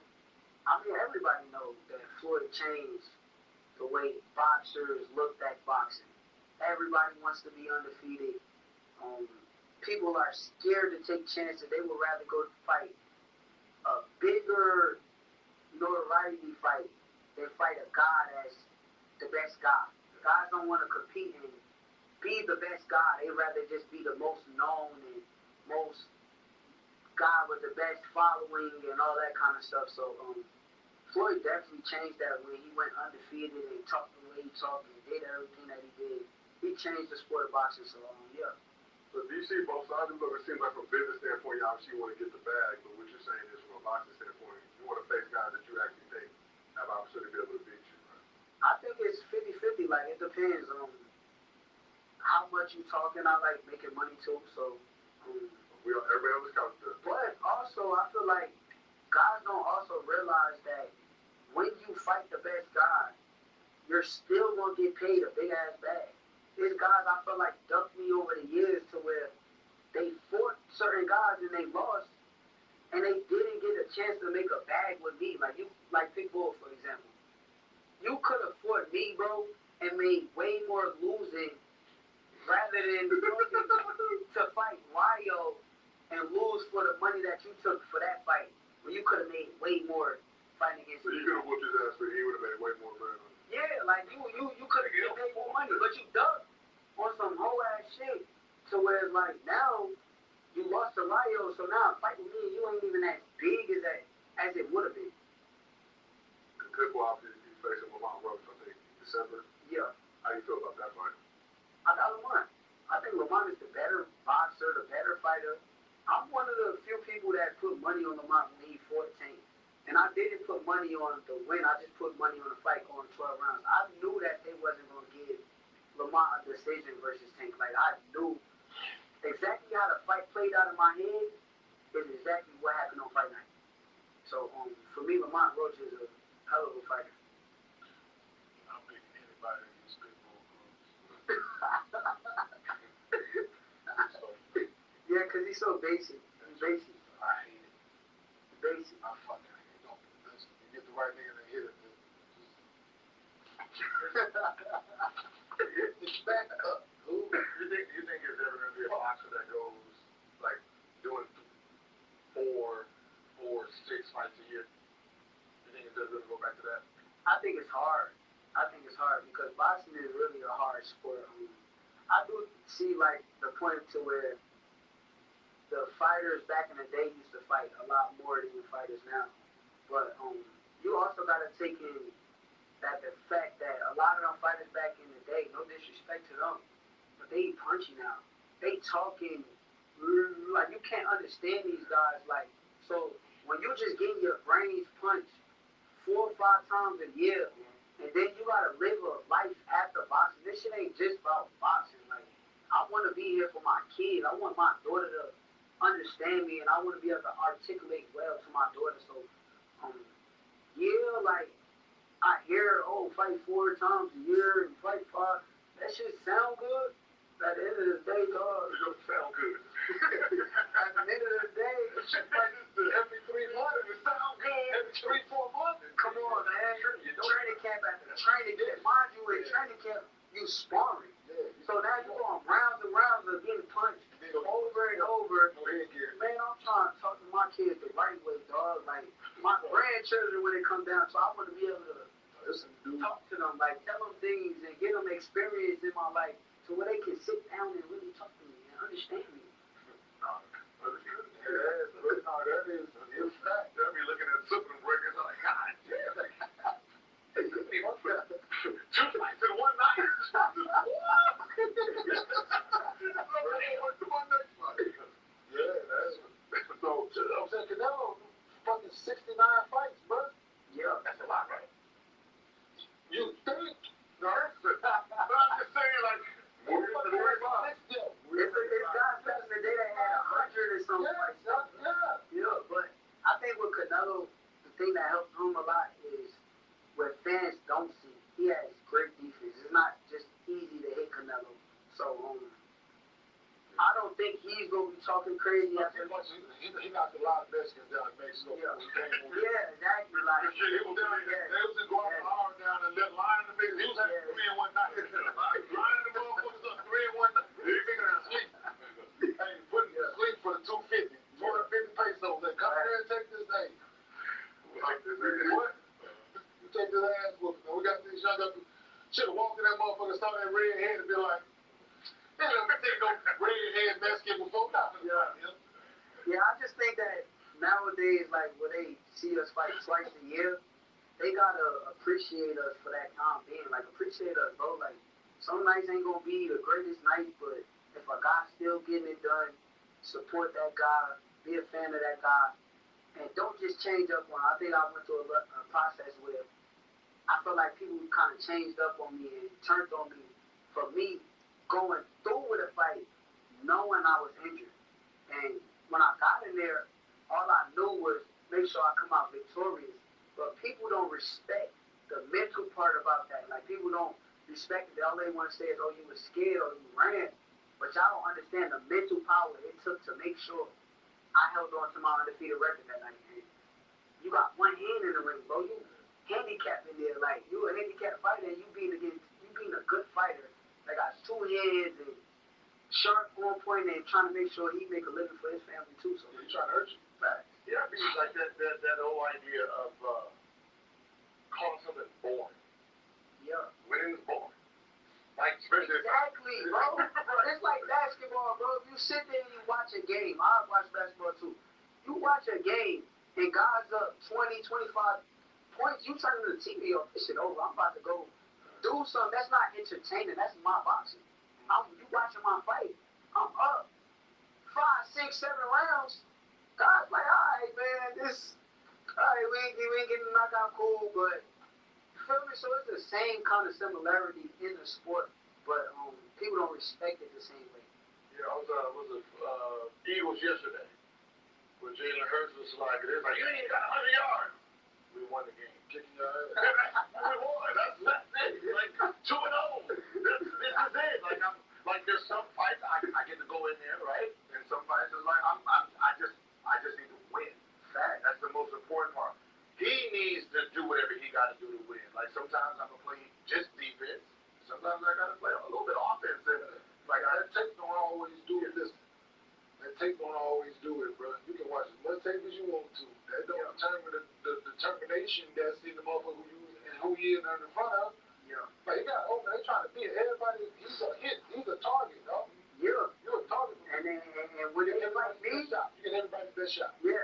they fight me, they coming in there way better than you ever seen them before. I always know that, like, yo, when I fight against a fighter, they gonna come 10 times better than whatever I've seen them before. So I gotta prepare for a guy that's coming 10 times and be on point. You done it. So you're coming off of one of your most dominant wins of your career against Peter, but you talked about kind of the criticism you get for the fights not being sexy enough. But are you constantly looking to evolve your style to dispel some of those criticisms? I mean, that's what I did for the fans that night. That night, I wanted to show them that I'm a dog too. I'm not just what y'all say, because a lot of people try to act like I don't got dog in me. Oh, I run every fight. So if y'all pay attention to the Zepeda fight, I came out there, I stood right there in front of them. I let them know, let's get it banging. And that night was basically, I wanted to show the fans, like, shut y'all up. Like, I'm competitive too, so like at the end of the day, I'm not just doing dumb things, but I'm also competitive to where I want to show people wrong, and I want to do what you least expect.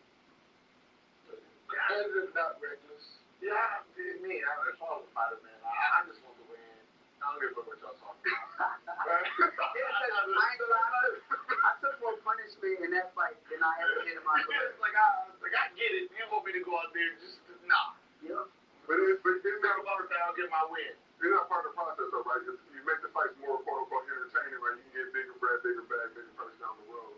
Does that go into it? So you sacrifice your Big body risk, for big reward. Sometimes I will. Some nights we gonna get out there, we gonna get in that paint and see what it's about.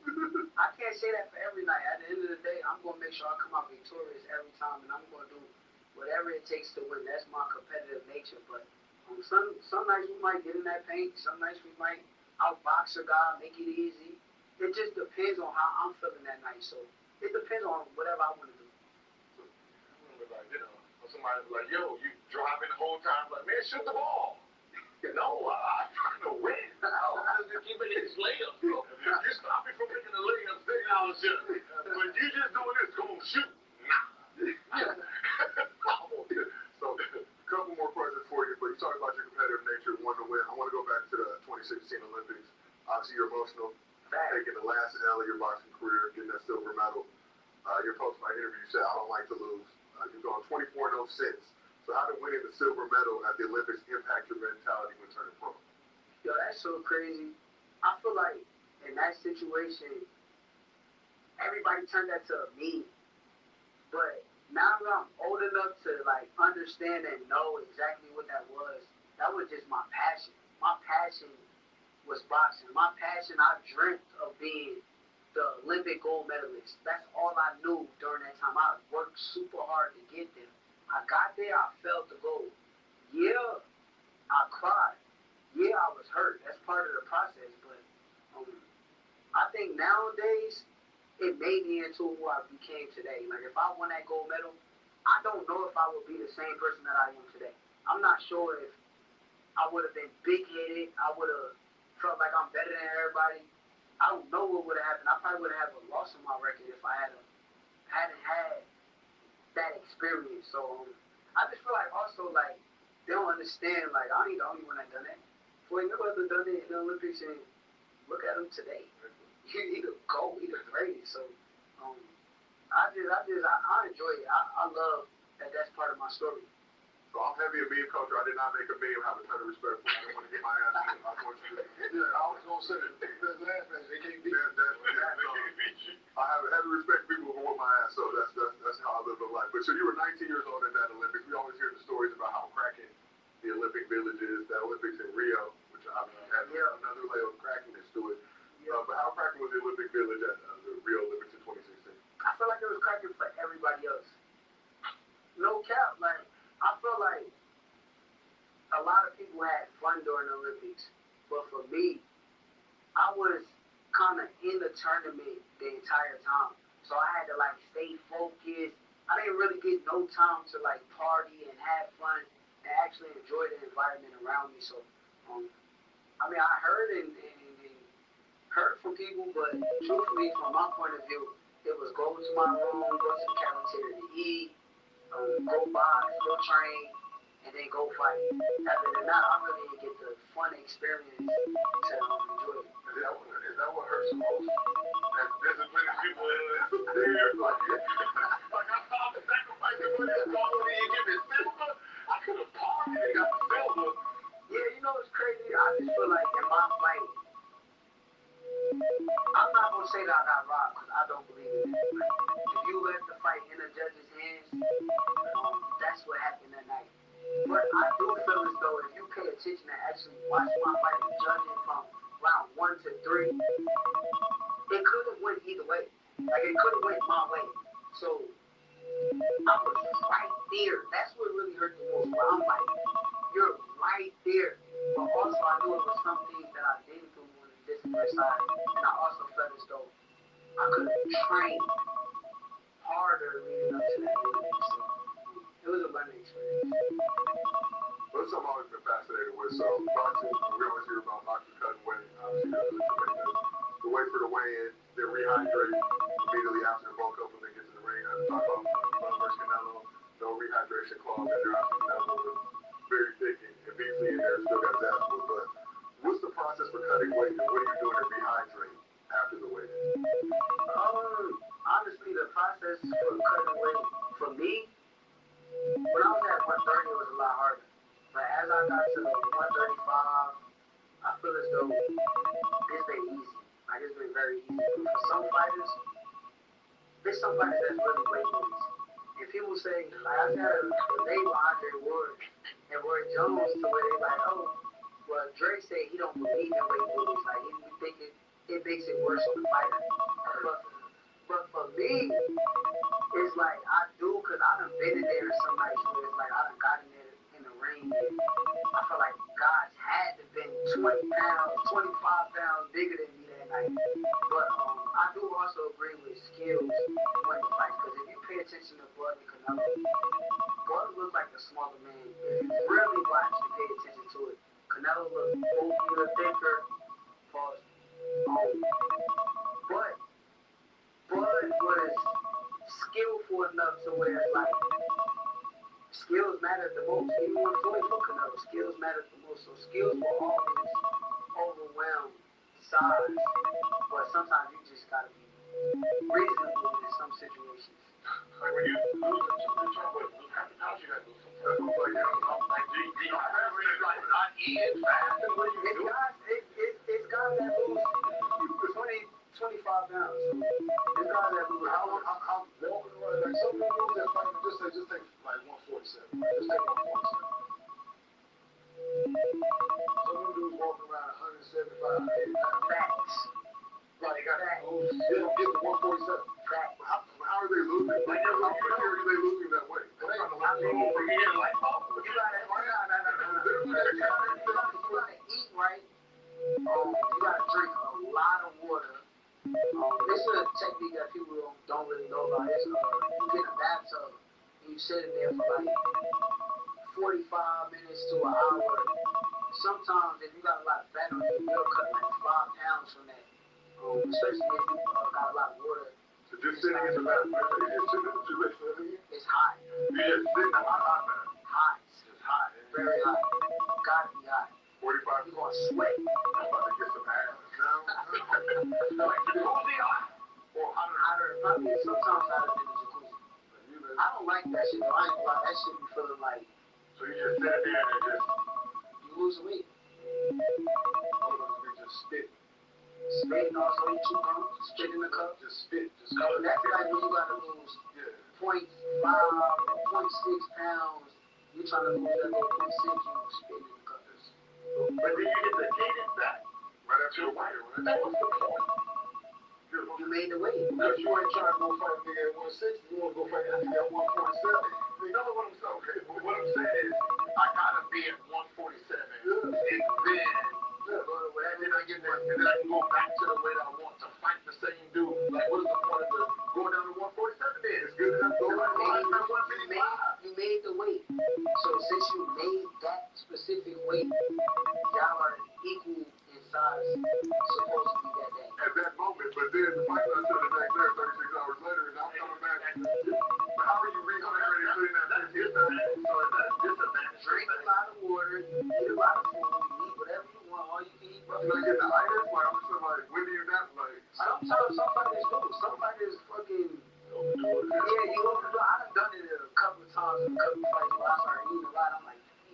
And it's allowed to go up, but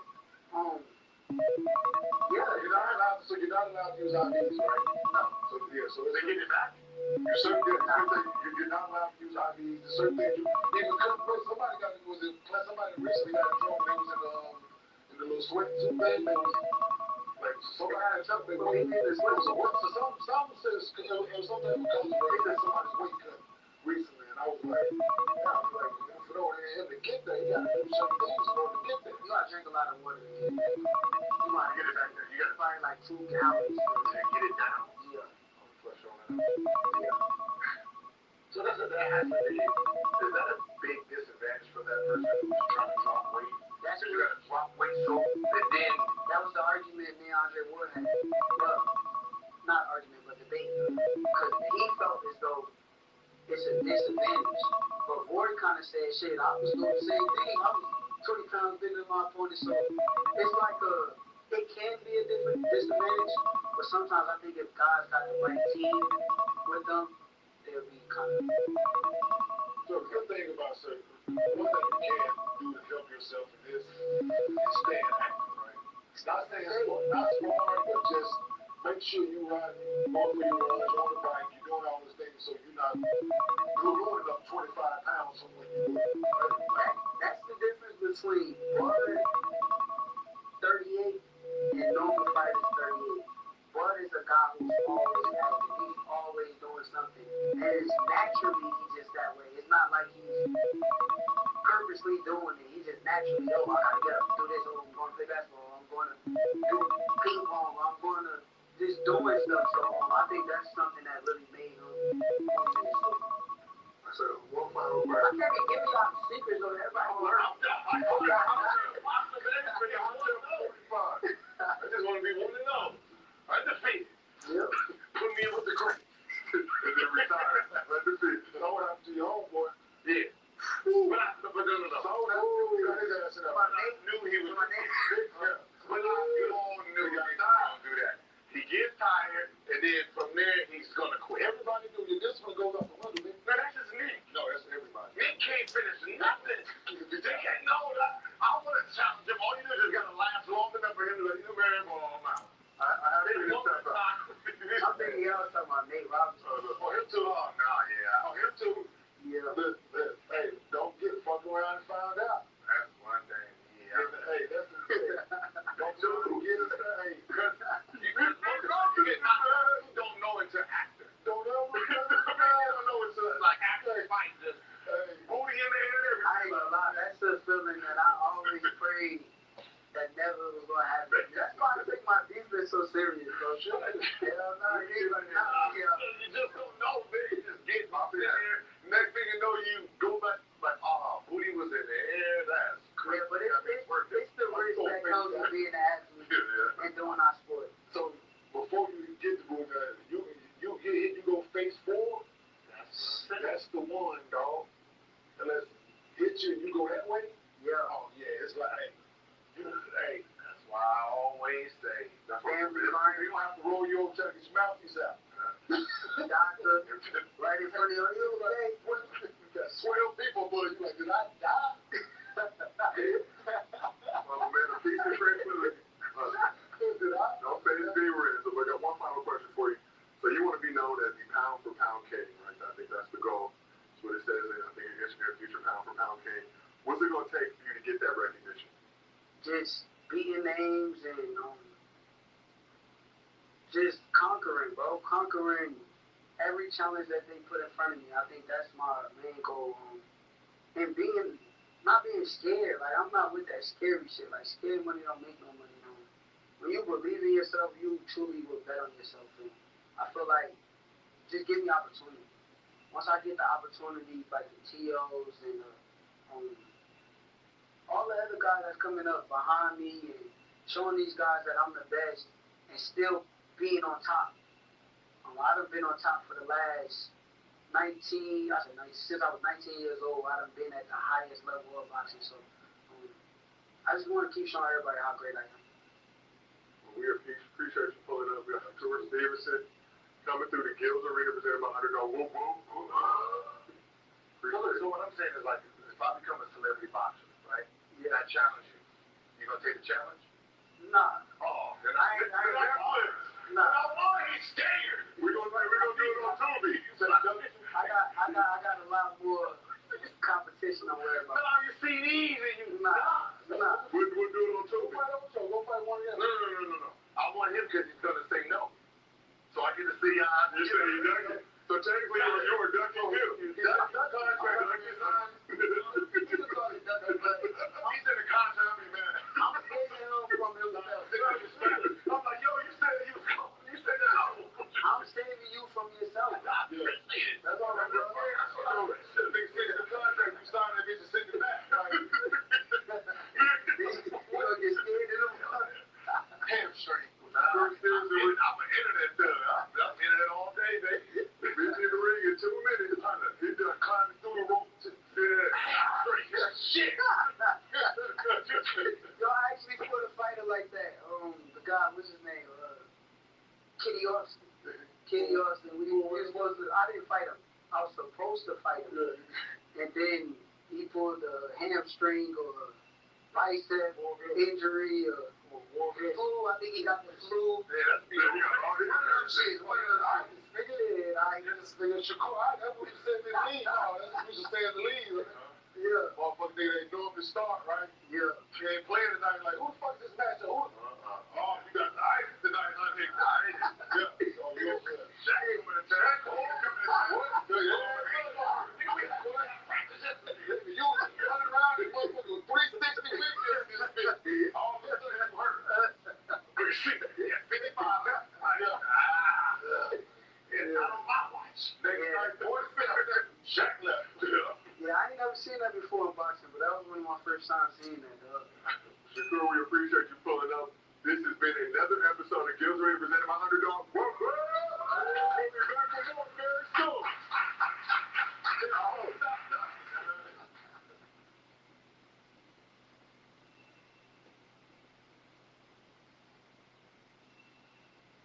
Welcome back to Gills Arena presented by Underdog.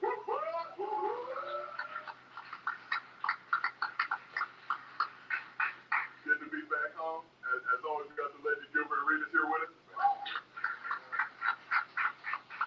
Represent Tough Crowd University. We got Mr. B, Brandon Jennings.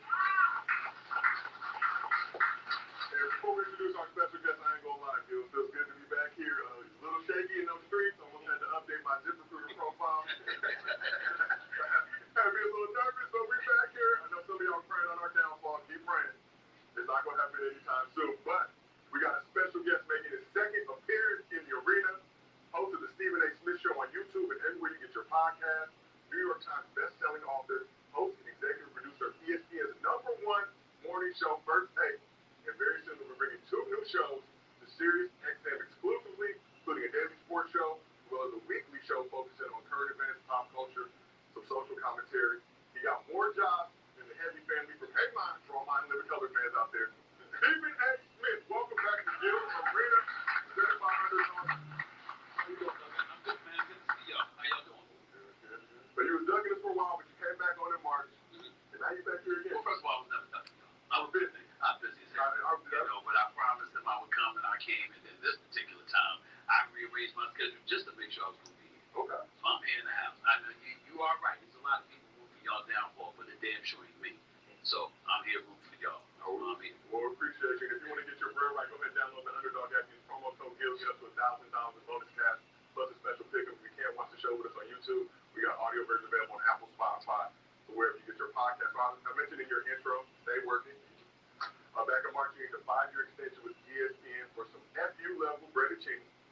You also agreed to a multi-year deal with Sirius XM to do 2 shows exclusively on their platform. Stephen A. Smith Show will launch September 2nd, and Straight Shooter, which is launching on September 17th. Yep. So why did you decide to go back into the radio game and launch a show covering topics beyond the world of sports? Well, number one, my deal with Sirius XM isn't just for me to be a host, it's for me to be a partner. So it's one thing to just get the dollars, and it's another thing to share the profits. So that's one reason. Let's talk real about it. The other part about it is that, I'm the kind of person that I don't hide. And so when you're doing radio, it's like it's live. I'm Mad Dog Sports Radio, leading in the Mad Dog Russo show. I'm taking calls. You got something to say right there, his show goes off. So it's 1 to 3 Eastern. Then he comes on 3 to 6. Then my show re-airs from 6 to 8. And anytime I want to, if there's something that went on between 3 and 6 that I didn't get an opportunity to address, I can simply go back on the air and address it again. Okay. So I like being a bit conspicuous. I like having that kind of presence where you can try to get around me, but you really, really can't. And so I don't mind work. I don't mind working hard. Hell, I couldn't play. I better not do something else. So it better be one of the situations where, I'm out there on my grind and I'm doing what I do. And I've been in this business for a long time. And, radio is a really, really big deal from the standpoint of being able to communicate with listeners and callers and volleying back and forth and having that presence. But not at the expense of me giving up my YouTube channel. I wasn't going to do that. Not at the expense of working with ESPN. I didn't do that. So right now, I feel like I've got it all. So we'll see what happens. With that, is radio a little bit harder? I don't think it makes it harder. I think it makes it easier. For me, the hard part is taking stuff and doing stuff that has to live for a few days in terms of relevance. Like if I'm doing a show on Monday and then you don't see me till Thursday, that content has to live and be relevant through Tuesday, through Wednesday, into Thursday. I don't have to worry about none of that when I got a daily show. Because a daily show is like, there's something happening every day. All right, this is my turn to come on the air now, based off of what happened last night or something like that. Here I am. So I like that level of relevancy because it keeps me topical and relevant in that regard. So how is it being one of the highest paid, black media person right now that's done it his way? I'm very proud of it because I don't look at this industry the way a lot of cats who have been in the industry look at it. See, when they see y'all, I don't want to speak for everybody, but they know who they are. They view y'all as a threat. You former players, you got this platform. You're not quote unquote polished in terms of what journalism etiquette is and all of this other stuff. And as a result, you're invading other people's territory. I've never looked at it that way. When I was a reporter, I was fighting for cats to get paid. A matter of fact, if you go back and you look at my history, there's a lot of times that no matter how harsh I could be and critical I could be, I actually held off on it until you got paid. Because I want you to get paid first. I was never one of those dudes that would stand in front and say, don't pay them. I was never one of those guys. I wanted people to get paid. So you transition that to this industry itself. I'm very proud of y'all and a whole bunch of other cats that are out here with their platforms. That's why you see me doing these interviews and stuff like that, because I want cats to know I'm not rooting against you. I want you to get yours. But I do look at myself as an elder in this business because I came into the business before there were podcasts. I came into the business before there was Instagram and TikTok and all of that stuff. When I came up in the business in March of 2003, when I got named the general sports columnist for the Philadelphia Inquirer, at that time I was the 21st African American in this country's history to get that title. The Will Bonds of the world, like Will Bonds, Bill Rodens, Kevin Blackstones, and others, they had that title. When it happened, people didn't realize this is 2003. I think 1973. This is 2003.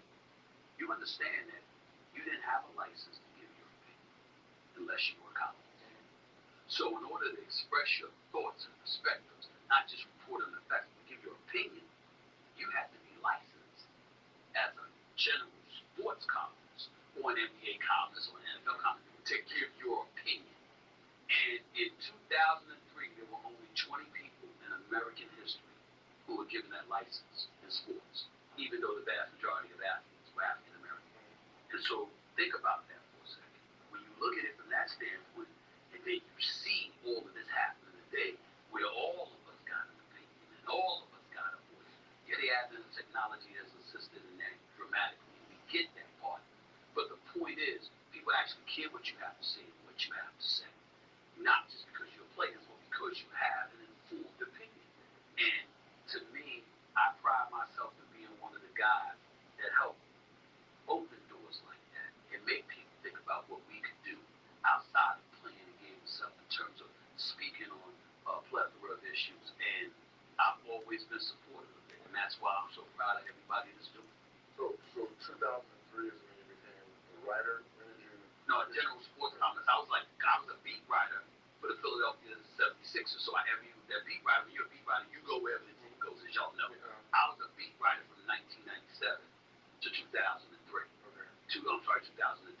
2002, I became an NBA columnist. In 2003, I became a general sports columnist. And the difference is the NBA columnist gets to give his opinion about the NBA. The general columnist gets to give his opinion about all sports. So when did you get on TV? ESPN, CNN, SI, they had a thing called CNN, SI, CNN Sports Illustrated. I started out on TV in 1999. 2001, I went to Fox Sports. And then about a year and they changed it to the best damn sports show, period. They wanted me to be on there full time. I turned it down because Tom Arnold was on there, the comedian. Mad respect to him. It's just that I knew sitting next to a comedian every day, I wasn't going to be taken seriously, and that would be a death knell. So I was making, what was it, like $75,000 a year working, and Fox Sports came to me and offered me 3 years, 1.5 billion or so. And I turned it down because I was like, that's not the long game. If I take this now, I'll never get to a place like ESPN or something like that because I would have been sitting next to a comedian and they would have thought we were all about jokes. And so instead of doing that, John Sally, they ultimately went to him, but they kept me on as the NBA analyst. And I would do that, and then ultimately ESPN came calling in October of 2003. And that's when I started at ESPN, and everything just took off from there. So how long did it take you, obviously, you're king of sports media right now, but how long did it take you to find your voice, become comfortable being on camera, being able to give takes and deal with the controversy, backlash, deal with the athletes obviously coming for you for the things that you have to say? I've never really viewed myself as somebody who had to find my voice. I've always been me. I mean, if you anybody that talks to me, that sits down and raps with me, that get on the phone with me, whatever, I pretty much sound the same all the time. I might sound less loud, but I'm pretty much the same guy. And the reason why is because even though I graduated with a degree in mass communications, I never studied television. So I was writing for the school newspaper and ultimately writing for Atlanta Journal-Constitution, Winston-Salem Journal, New York Daily News as a high school reporter before I went to the Philadelphia Inquirer. So it was always writing. Television came into play when CNNSI auditioned me in their Atlanta studios. I knocked it out of the park. They brought me on the air, that transition to Fox Sports, and then ultimately ESPN. But it was never about finding a voice because I was like, I'm not trained in terms of being on camera. So know what you're talking about. Be as real and authentic as you can possibly be in expressing yourself and let the chips fall where they may. And lo and behold, the Lord blessed me enough the people loved it and they gravitated towards me, and that was when they gave me the show, quite frankly, a couple of years later. But it was also my work ethic because you signed a deal with ESPN at the time, you signed for appearances. So I was getting paid like $1,000 an appearance, 225 appearances a year. And then the boss, who was at the time Mark Shapiro, who's now the president of William Morris Endeavor, he was the boss of ESPN at the time. And he lost his damn mind because he got a bill for $550,000. And he said, this is $325,000 more than I signed this man for. That makes no sense. How the hell did that happen? And the producers were like, we love him. And he never says no. When we want him on the air, he goes. So they had penciled me in for 225 appearances, but I did 550. And so when I did 550, he was like, when does this dude sleep? And so he saw the numbers, he saw the way people gravitated towards me, he saw me put me on NBA shoot-around is what it was called at the time, instead of countdown. And when he put me on NBA shoot-around and stuff like that, and the ratings took off and all that, he said, yo, I'm going to give this man his own show. And that's how it happened. Like, you talk about the grind, but, I think a lot of people look at you, we see you all the time. I'm going to see you on First Take, I'm going to see you on YouTube, and I'm going to hear you on the radio. But what's the average day like for Stephen A. Smith, and how do you balance all your professional obligations with your personal life? Well, I think balance is overrated. Me too. I think balance is overrated. I think where your heart and your passion lies, that leads you.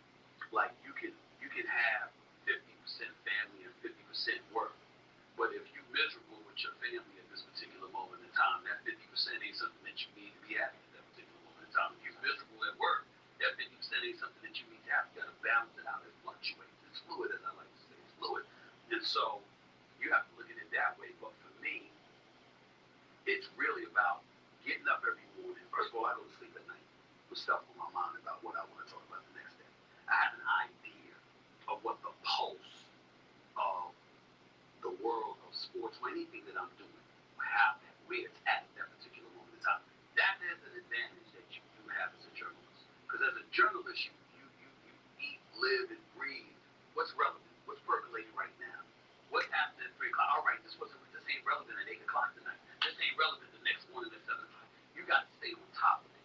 And so for me, that's something I do naturally all the time. I'm constantly aware of whatever's percolating in the news. And I go to sleep with it on my mind with an idea I want to tell, what I want to touch on. But then I wake up the next day and say, am I correct? Let me double check. There's something changed. Is the momentum shifted? Is there something else going on that people want to hear about? And that's when I brought up the fact that when you're doing a podcast or a YouTube show, unless you're doing something daily, it becomes a challenge because I might want to do this today. But now, if I don't come back on the air until 2-3 days from now, I got to think about how relevant that is going to be 24, 48, 72 hours from now. When you're doing it daily, nah, not so much. But the daily part is the daily grind because you have to make a commitment. And when you make that commitment to your audience, you got to live up to it. If your audience expects to see you daily, your ass got to be there daily. You can't be somebody that, could watch me daily and then they see you every now and then. That doesn't work. You got to condition the audience to expect whatever it is that they're going to expect from you. And I roll with it with that approach. I wake up every morning, 6:30, get a little exercise, got my morning meeting at 7:30, formulating the rundown for first take, studying before I go on the air for first take, studying, making sure that the rundown for the shows, the other shows that I'm going to do is in place. I'm on first take, get that out the way. Make sure I do those other shows, get that out the way. But if I'm in the car, I'm listening to sports and news. If I'm sitting down, I'm reading sports and news. If I'm watching television, I'm watching sports and news. I'm one of those guys that I'm constantly on. There are exceptions. When you with your honey, there's an exception. When you with your children, that's an exception. But for the most part, that's your life. People don't understand like that grind it takes. And when I was, starting the podcast again, and when I talked to Dwayne Wade, and he says, treat it like you're starting a basketball career, they're not going to respect the athlete of you to become a journalist. Right? Because they are journalists. They got degrees. They went to school for the job you're going to get because of your name. So once I figured that out, and I got that information, I started looking at all the tops to see what makes them great. And then to realize is the grind behind the scenes of watching, studying. That's why you guys lasted so long. So that's what made this show so good, right? You put so much effort and time into it, understanding like personalities, what's moving, what's not, what's hot, what's entertaining, what's not. Reading the comments, see, you know what I mean? So that's what I prided myself on, is becoming a journalist and the entertainer at the same time, and I respect, what made everyone so great. That's why I wanted to know how you started, and the fact that you said you got paid $1,000 and did it 550 views. In 1 year. I'm slipping. And I think that year, he couldn't believe it. I think that year, I was on the air every day but 2 days. For the entire year. Yes, I was like 363 days, and I'm sitting there looking at people like, what's the problem? It doesn't faze me. And that was when I had to go to the studio. That wasn't once I built the studio on my own. You know what I'm saying? So it was like, once it's in the home, I'm looking at it, I'm like, we got people out here, look at the median salary that exists in the United States of America. You got cats struggling to make $60,000 a year. So you gotta look at things from a practical perspective sometimes, because that's what the audience does. They look at their lives and they look at us as being at an elevated level. And rightfully so, because we're making the kind of money that the average person in America won't make. And so when you look at the fact that the average person is struggling to make ends meet, struggling to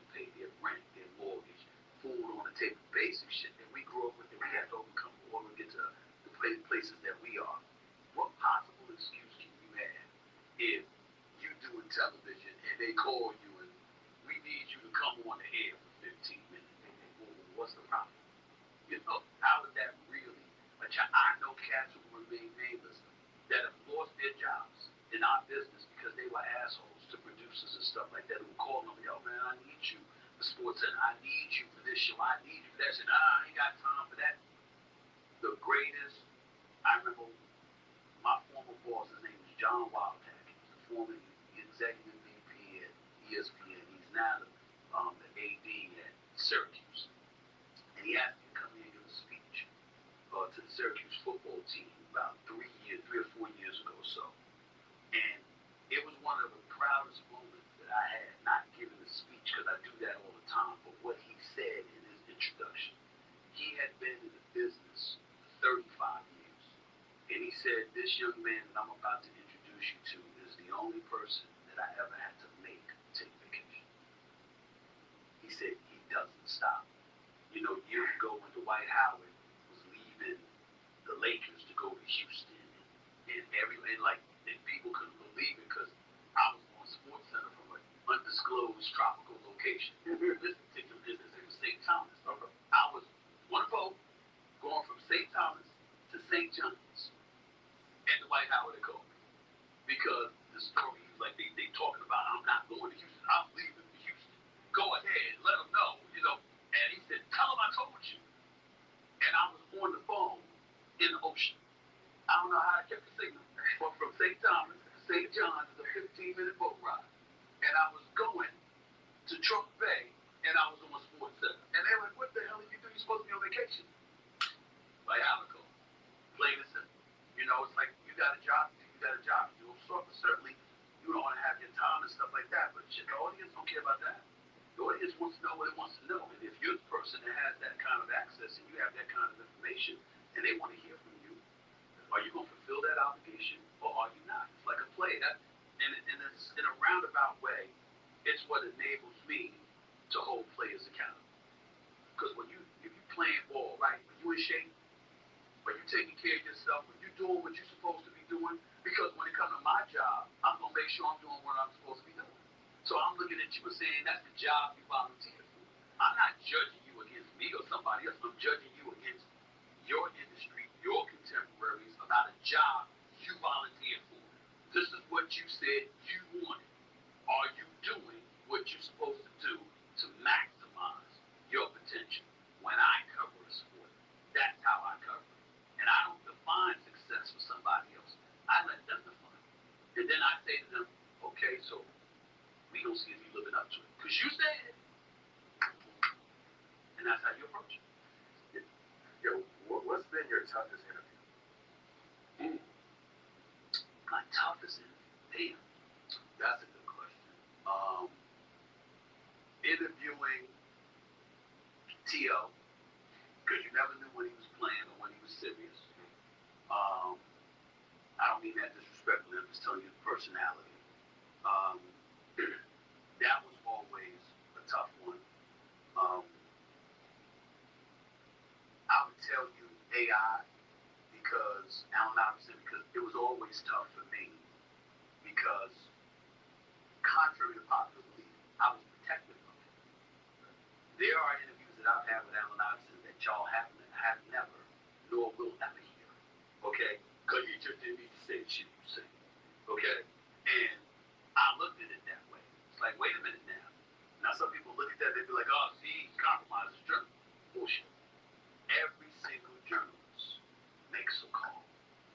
No journalist reveals everything they know. You always hold stuff back. And there's the truth that you have to tell. But every truth ain't meant to be told. It doesn't mean you lie, doesn't mean you deceive, doesn't mean you misrepresent or lack contextualizing properly what somebody is saying. But every single thing doesn't need to be revealed. And it got to a point where covering Allen Iverson, it was like some of the things he was saying, oh my God. I said, no, I'm not going to say that. You know? So that makes it tough because you know you got a job to do. You make sure that you do your job and give people the meat of what they're looking for, but in the same breath, you know, when you cultivated a relationship with somebody, you do feel somewhat protective of them from time to time. You wanna pull their coattails and be like, yo, man, nah, you don't want to do that. But somebody to say something. And I said, let me listen back to it to see if I don't want that out. And I'd be like, yeah, because somebody be talking, I'd just be like, we just look at each other. And that's like, I agree. I've done some interviews that like 3 hours long. By the time I got cut with it, 45 minutes. And any journalist who tells you, who criticizes you for that is full of it. Again, you have an obligation to give an audience truth, and or as close to the truth as you can get. You do have an obligation to contextualize things properly and make sure that you're giving them that. But everything ain't meant to be revealed. And all of us make those decisions. So any journalist that tries to be critical of y'all in that regard, they full of it. So, you talked about holding players accountable, but you also hold former players accountable. As we know, with Gil, had a situation a short while ago. The arena was in limbo. We working the phones. We didn't know. I was keeping it real. You know I love you. I was ready to sing with the Titanic. I was gonna get on the lifeboat. I was ready to go down with you, but you got Gil here. So what advice would you give Gil now? I know you have some thoughts and opinions on Well, I've already spoken to Gil. I've already given Gil some advice. I got a lot of love for Gil. And I mean that sincerely. It's all right for me to say that in front of y'all. It's very, very few people that reach out to get counsel and receive it in the spirit that it was given. If y'all saw me on my show, I said to him, yo, it ain't a joke.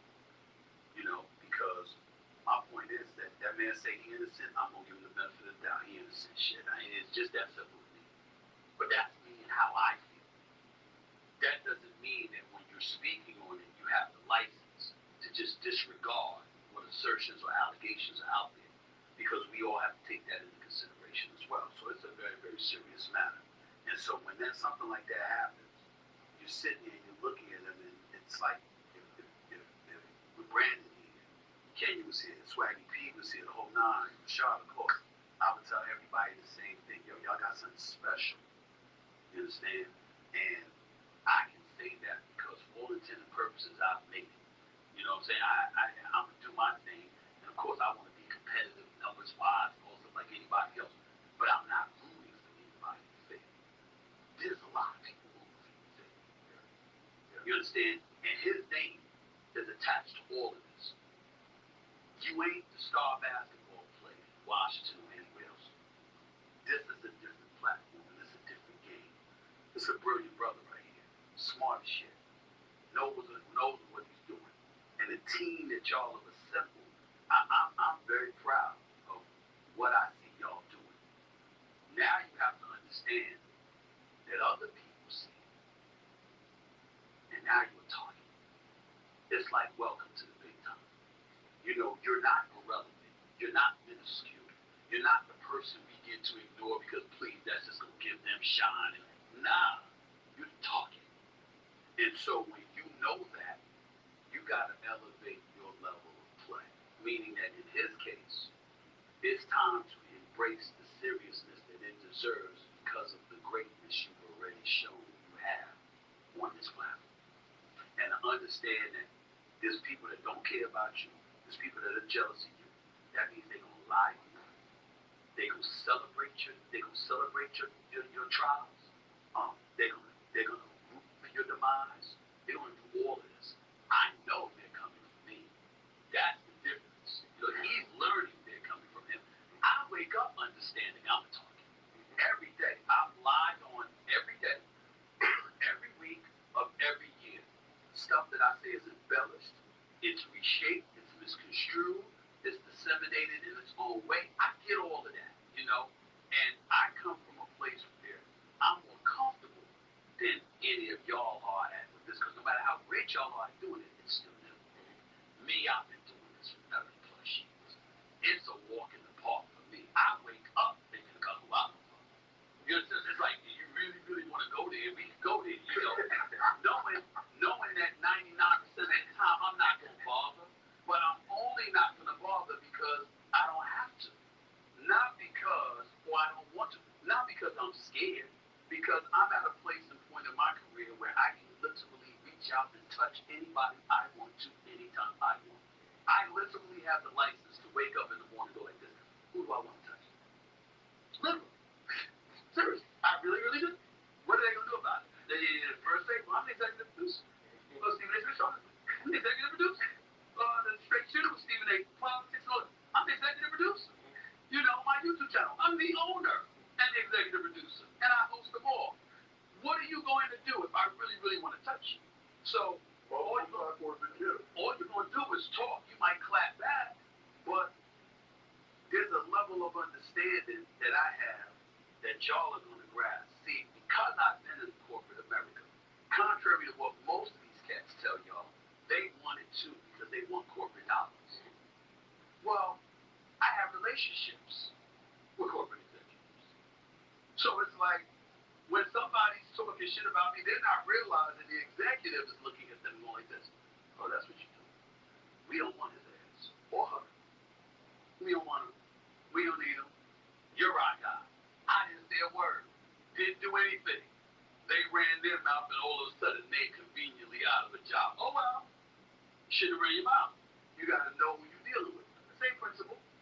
Same principle. Gotta let people kill themselves. So, on that subject, quickly, so when you were in the arena earlier this year, we talked about the situation with you and Bron in regards to the comments you made about him and Bronny. Yep. You spoke at length about it. Yep. Bron went on Pat McAfee's show, also addressed the situation.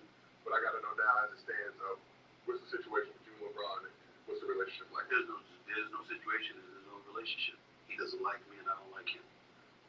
Still, can we mediate? Can we increase the? There's nobody that can mediate. Okay. It's okay. I would tell you that what I won't do is spend time with, one thing that I would like to say is that I don't talk about it unless I'm asked. Now some people say, well, why are you talking about it? Because I was asked. And this is what I do for a living. So how the hell am I going to get away with saying no comment? That doesn't work coming from Stephen A. It might work coming from somebody else, doesn't work coming from me. But I have no desire to talk about him at all. He is, in my mind, the second greatest player in the history of basketball, who is a four-time champion, a four-time league MVP. He's been an incredible ambassador for the game of basketball. His respect has been earned, not given. And nobody can deny that. But that's the basketball player, not the man. And all I would say is, people don't know the things that have happened behind the scenes, things that have been said, who they've been said to, the kind of things that have been engaged in an effort to hurt me, along with contemporaries and others. There's a lot of shit that I know that I don't say. And there's a reason that I feel the way that I do.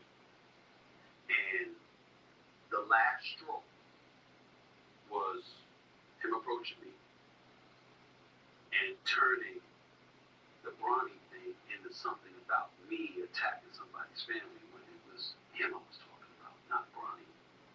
And then to go on the Pat McAfee show, which comes directly on after my show, on the channel that I work on, to insult me.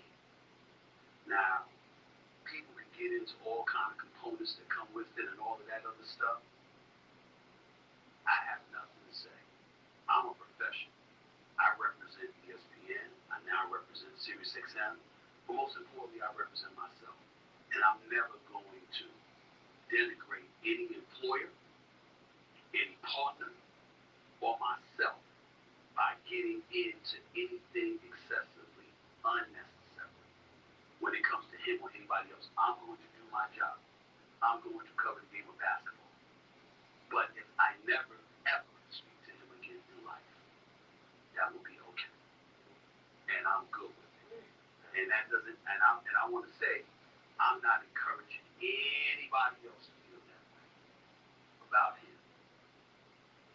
His peeps, other people that have a relationship with him, players, executives, coaches, all that stuff. This is me and him. I don't want to influence anybody else's opinion about it. But if we never speak again in life, me and him, I am perfectly fine with that. But I'm man enough where if he ever wanted to speak to me, I would. But it wouldn't be the most pleasant conversation, at least initially. And that's just where I stand with it, meaning no disrespect. But there's a lot of things that have happened that he don't know I know. And that was the final straw. So that's where I'm at with it. People can take whatever they want to, or whatever, but I'm not playing. I'm dead serious. You know, it was a lot has happened. And those 2 moments was the last straw. And that's where I'm at. When it comes to, you know, that conversation of the goals, right, where you say you have a second. Yeah. As players, we try to understand what is the criteria that is being used, because usually the players, top 5, very different from medias. Okay. And that's fair.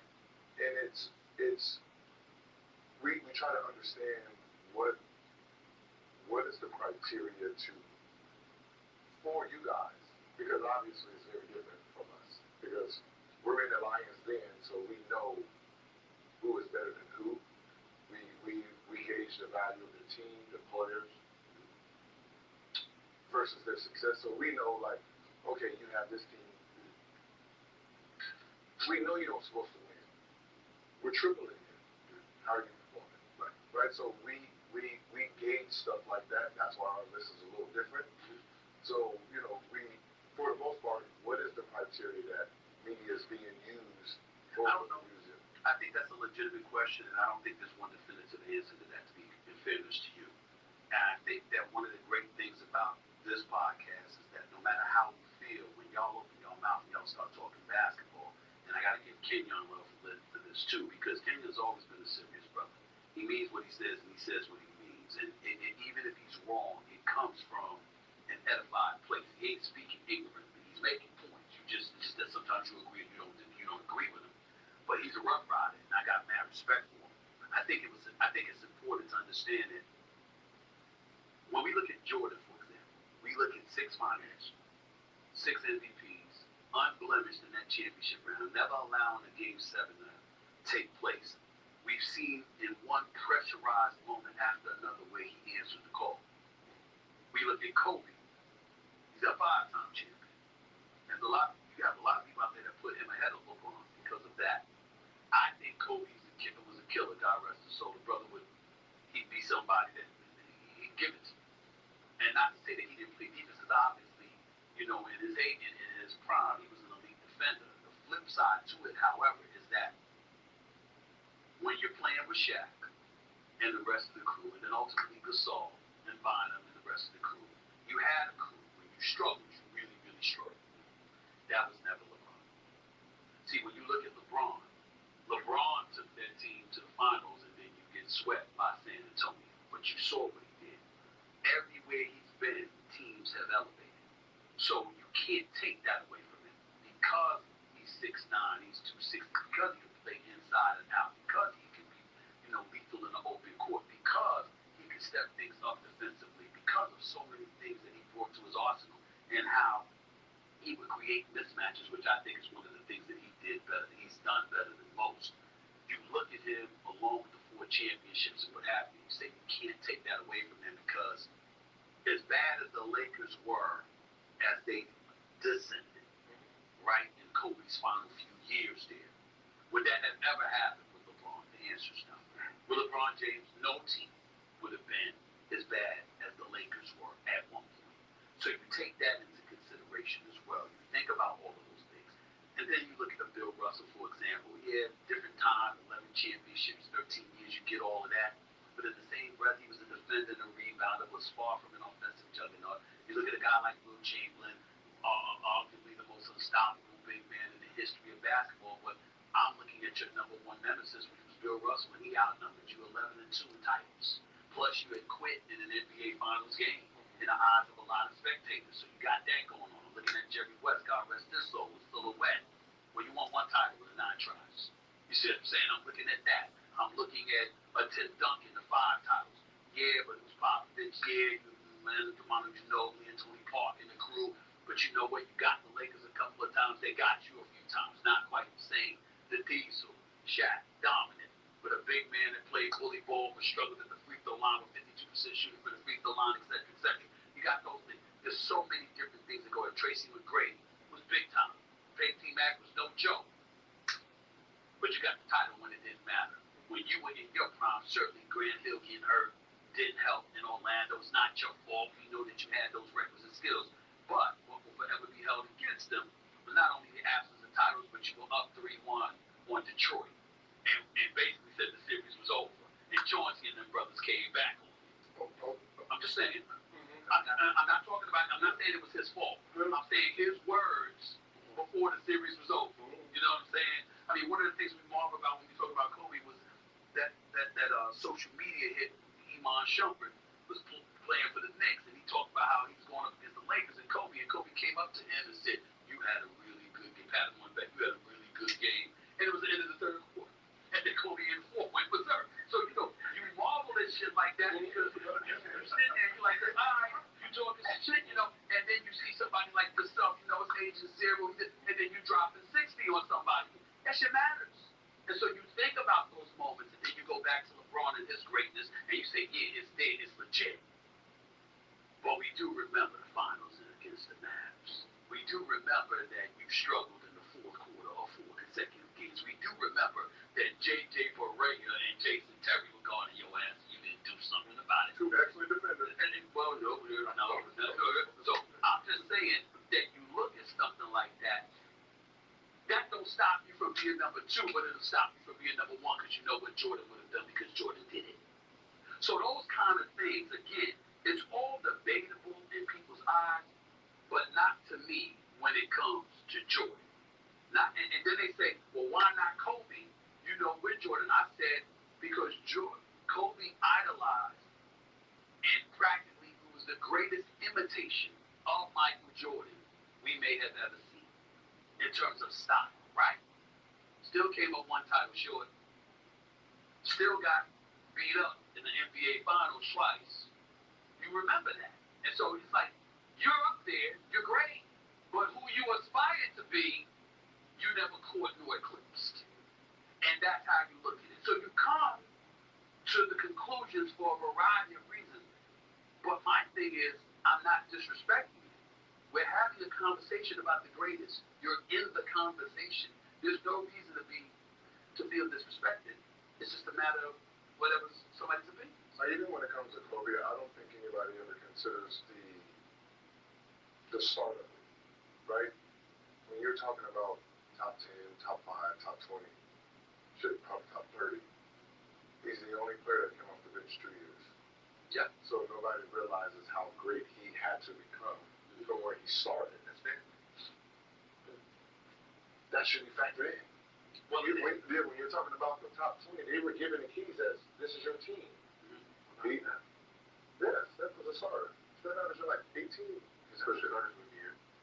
How many games? Yeah, he started majority of his first games. I think towards the end, but I'm saying. But this is literally off the bench 2 years straight. Off the bench? Yeah. First 2 years. Off the bench. Yeah. Right here. Off the bench. Right. Jerry Jones was there. Yeah. Started 77 out of 80. 77. Yeah. Kobe, he had 1 start, right? In 2 years. Right. So to start off like that to then become who you became, but that should be, kind of factored in just a little bit. Yeah. When it comes to the T-Mac on that part, and I go back, And I love T-Mac, one of my all-time favorites. 7 starts in his first album. I look at it like this: you guys were up 3-1, but you lost, right? And we're laughing because you lost. Technically, y'all supposed to get swept.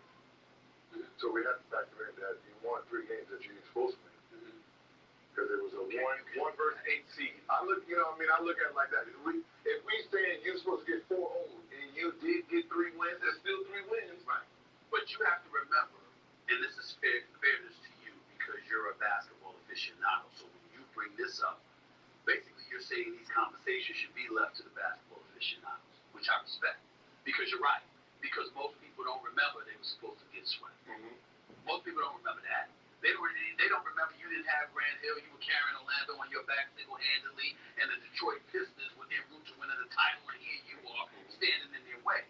But what they do remember is that you said the series was over. I'm paraphrasing because I don't remember the exact wording of this book right now.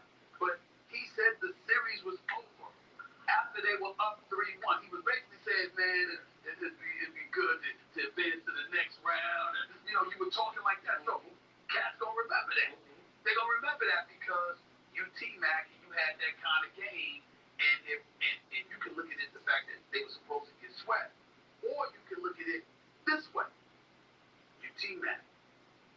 were good enough to win 3.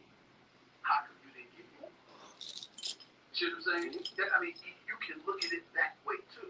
Recognizing that, like that's the cat that I always, him, Melo. You know how badly I want to see Carmelo in the NBA Finals, man. Cause I know who he is. You know, I know that brother is not gonna shrink in the spotlight.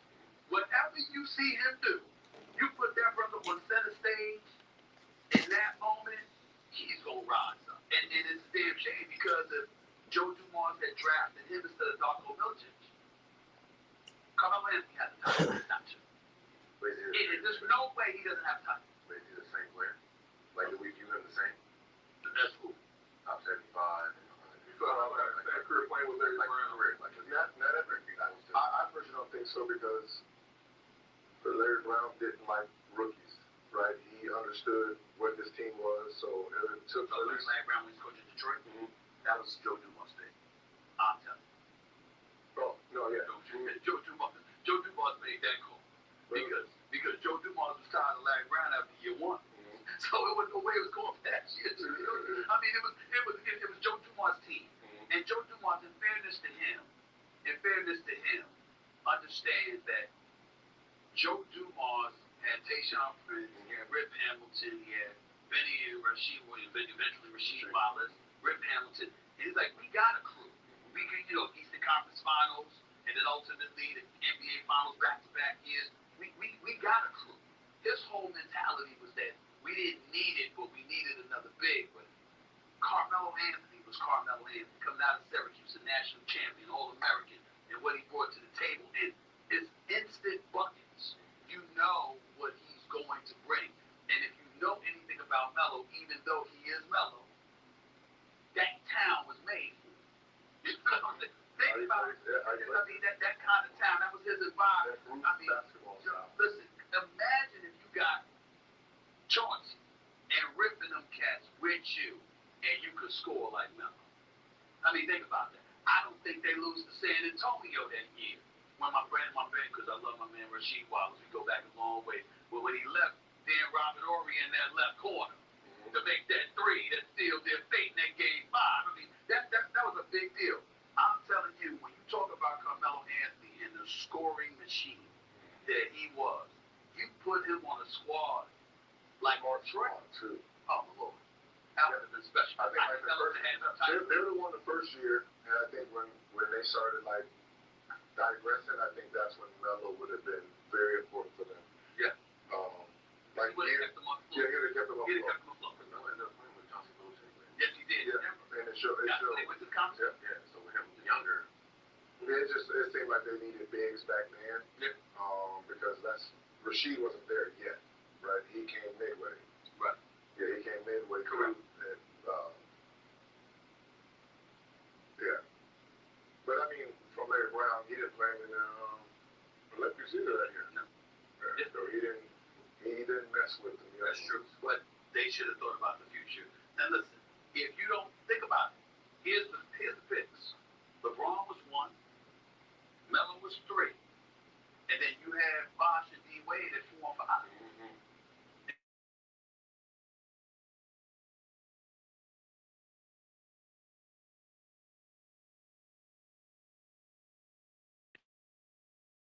Listen, Joe Dumars, I'm real happy for him because he's back in New Orleans now running the show.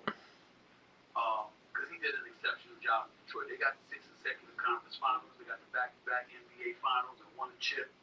And he deserves profound respect. But that hurt him. That's forever a blemish on that resume that they passed, that they drafted. And that's the messed up part because when I talked to Rasheed, he said Darko was that dude. He said Larry Brown didn't like that style. Now, Totally true. Now think about the style that we're seeing today. That was Darko then, and he was like, I need somebody who's gonna bang. I don't need finesse. That's totally Larry Brown, who I covered for his first, all his years in Philadelphia. I covered him. I was the beat writer. Let me tell you something. I'm not buying that for Russia. I'm gonna tell you why. If you are that dude, once Larry Brown was gone, why weren't you that dude? See, I'm not gonna buy. Oh, I was demoralized. I became a head case. I couldn't do. Man, fuck that. I want to hear that. No, that's a real thing. That's the real thing. That's the real thing. Y'all can say it's real, but who accepts that? Like, for example, if somebody f's up your mental, right? I understand that's a real thing, but they messed it up. Once they go on, you can't use them as an excuse. Now you still got a career. Now Larry Brown has stayed there for 10 years, and that's where he had to cut you. But damn, you got a whole NBA career to look forward to. Your man was there for a couple of years. What the hell you whining about that? He's gone now. What happened to the rest of your career? Nah, I'm not buying that. I'm not letting it. Rashid, I got It's like a wounded dog. Well, all right. Right? All right. Well, that's why hospitals and surgeons are for. It's like a wounded dog. Somebody figure it out. You get. Somebody figure it out. You never know. Like when you, like, trust me, we got the same nemesis a little bit. I was there and watched it in real time, right? Before I got there, and I seen the effect, and I'm like, yeah. So about Kwame? Yeah. Really? That's where we going? No, I'm just saying where we're going. I'm just saying, like, when I hear the conversations, it had nothing to do with basketball. It was just the lights messing with my eye, too much smoke is messing up my lungs. Coach, when he gets in, 5 down, get on the ball, and he comes, no, just let me get up and down a couple times because I don't want to miss and get booed. Like, those are real things. Like, I'm not saying you're gonna get booed. I'm not saying they're not real. But when you don't got it, when you don't have it, you don't have it. And we don't get to sit back and go like this. Well, here's the reason why. This didn't happen. You understand what I'm saying? You get on the court, you'll give a brother 30 or 40 in a heartbeat. You didn't get to sit up there and say, Coach don't like me. I just bad. Nobody's gonna bring it up. Nobody's saying it's a lie. Nobody's challenging its truth. We're simply saying you don't get to do that. You have a career, you don't. You got a career to fulfill, but you don't.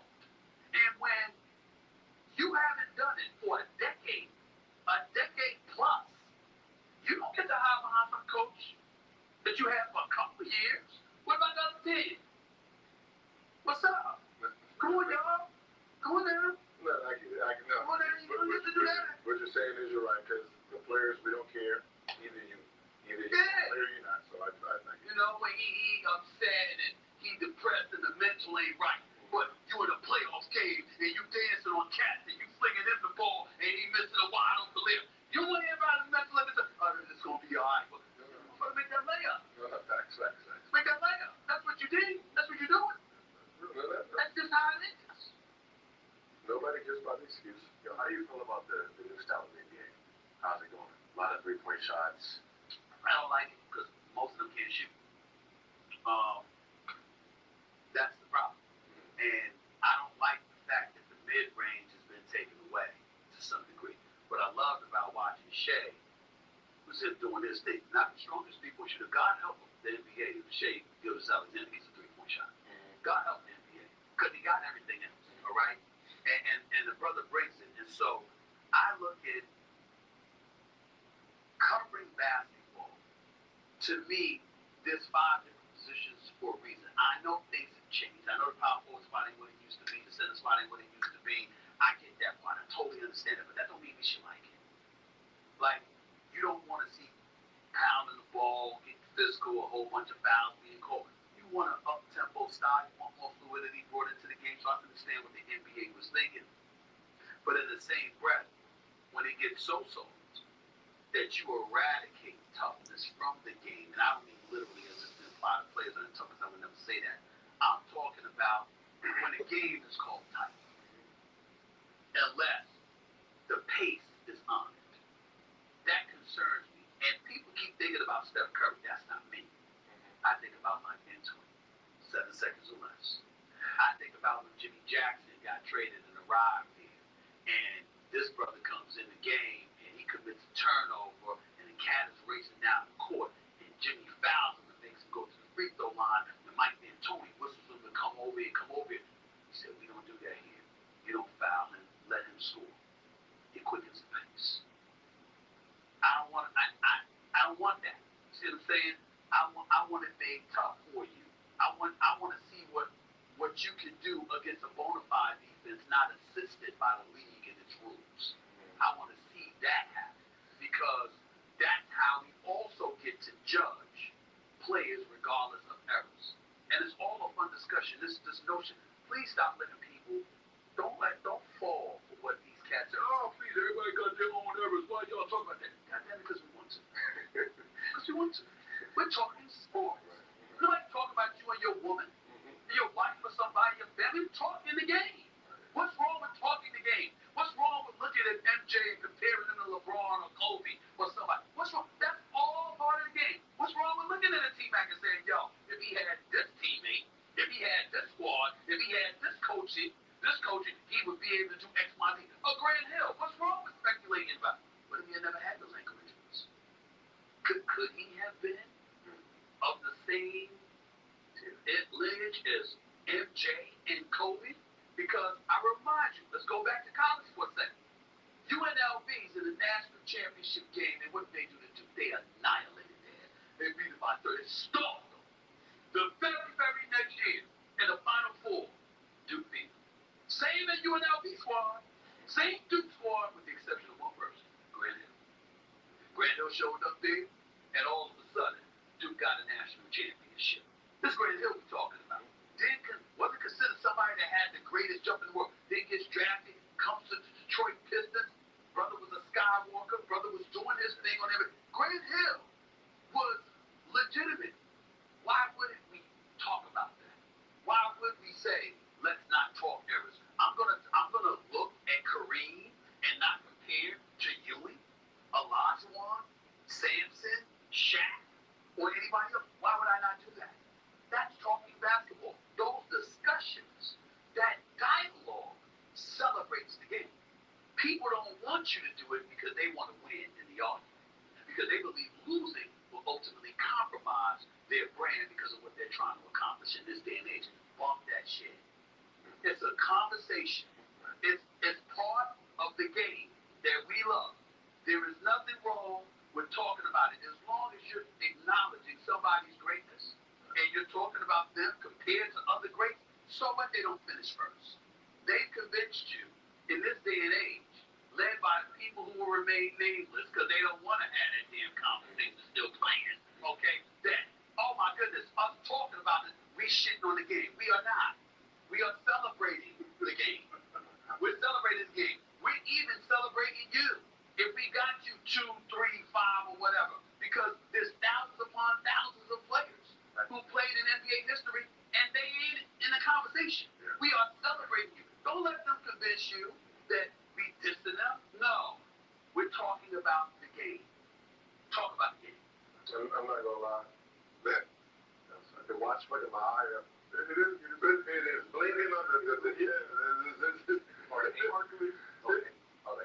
I don't know what it was. It was just, the light was just, I'm sitting here trying to move. Let's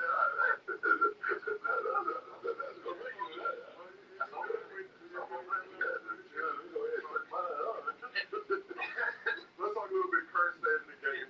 This is a pro Lakers show. We don't hide it. We do not hide bias. So back on August 2nd, Luka Doncic agreed to a 3-year max extension with the Lakers, keeping him in LA until at least 2028, which also makes him eligible to sign a projected 5-year deal for more than $400 million down the road.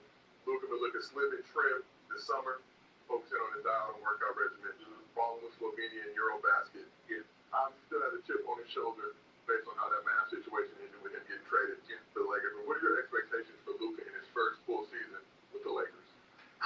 I think that the Lakers are title contenders. I do not think by any stretch they're favorites. But they're being, I think J.J. Redick did a hell of a job last year. And I think he's a damn good coach. His attention to detail, his willingness to get in the ass, hold cats accountable. I'm a Darvin Ham fan. I didn't think that Darvin Ham deserved to lose his job with the Los Angeles Lakers. He did get them to the conference finals. And then when they got bounced in the first round, both losses were against Denver. You know, and there's no shame in that with Nikola Jokic, so we understand that. But that doesn't negate the fact that J.J. Redick has proven to be a great hire.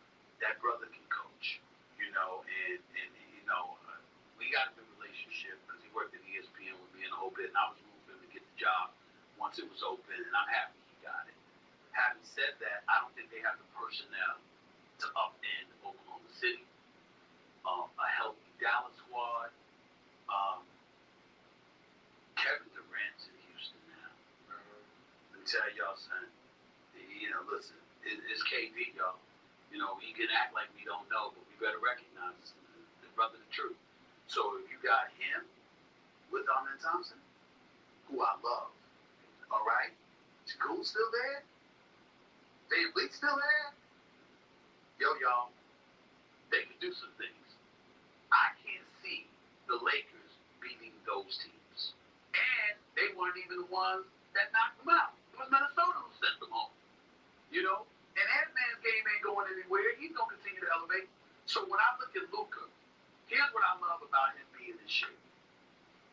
What I love about him being in shape is that, okay, so can we ask you to play some defense now? I mean, if people were blowing by you, hell, it looked like I could blow by you. Damn. Would you go play some defense? Because you got to do that. Because everybody, listen, he had an injury-marred season last year, but he was out of shape once he got traded, so psychologically he was messed up. The brother still averaged 28, 8, 7. There's Luka we talking about here. He is special, okay? So we can't ignore that. And I expect him to be even more lethal offensively this upcoming season. And I don't expect any slippage from LeBron because I think that he defied Father Time for so long. I expect him to continue that because the one thing we can never question about him, he's always in phenomenal shape. He takes care of himself. But who else you got? Who else? Is Austin Reed from Step Up? Live it down. I'm just saying they got to do something. I just think that it's not that they're a bad team; they're a good team. I think their depth is a question mark. I think they need another legitimate scorer. And I think that there's about at least 4 teams in the West better than them. Yeah, I can agree with you right now because the season is not here. But as soon as day one starts, we're number 1. Give me Luka. You know what I mean?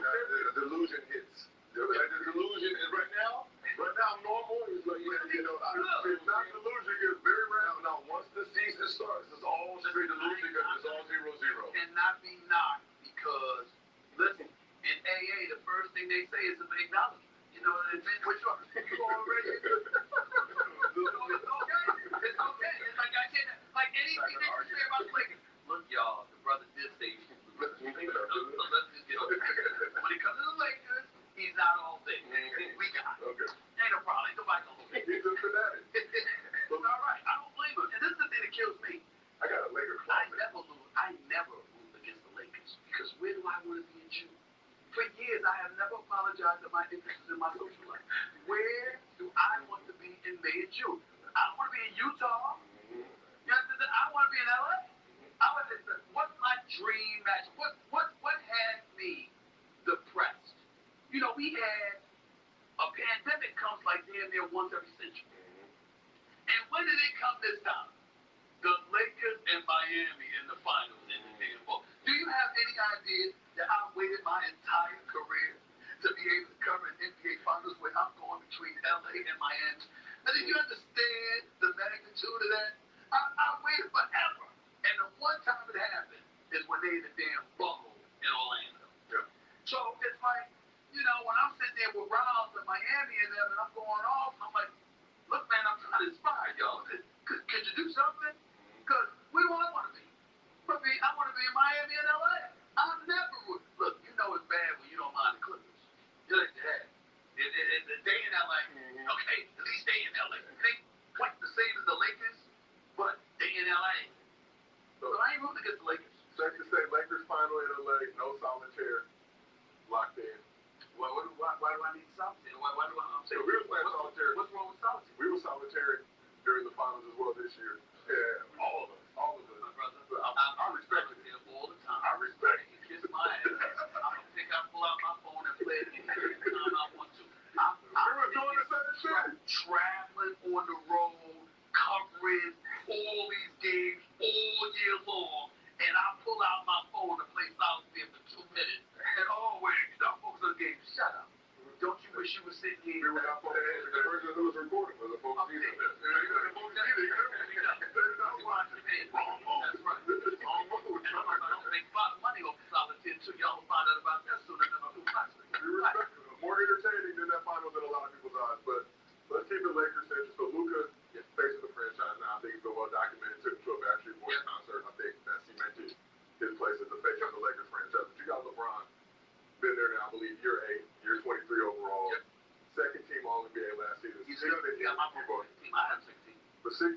voting, had to opt into the final year of his contract for the first time in his career.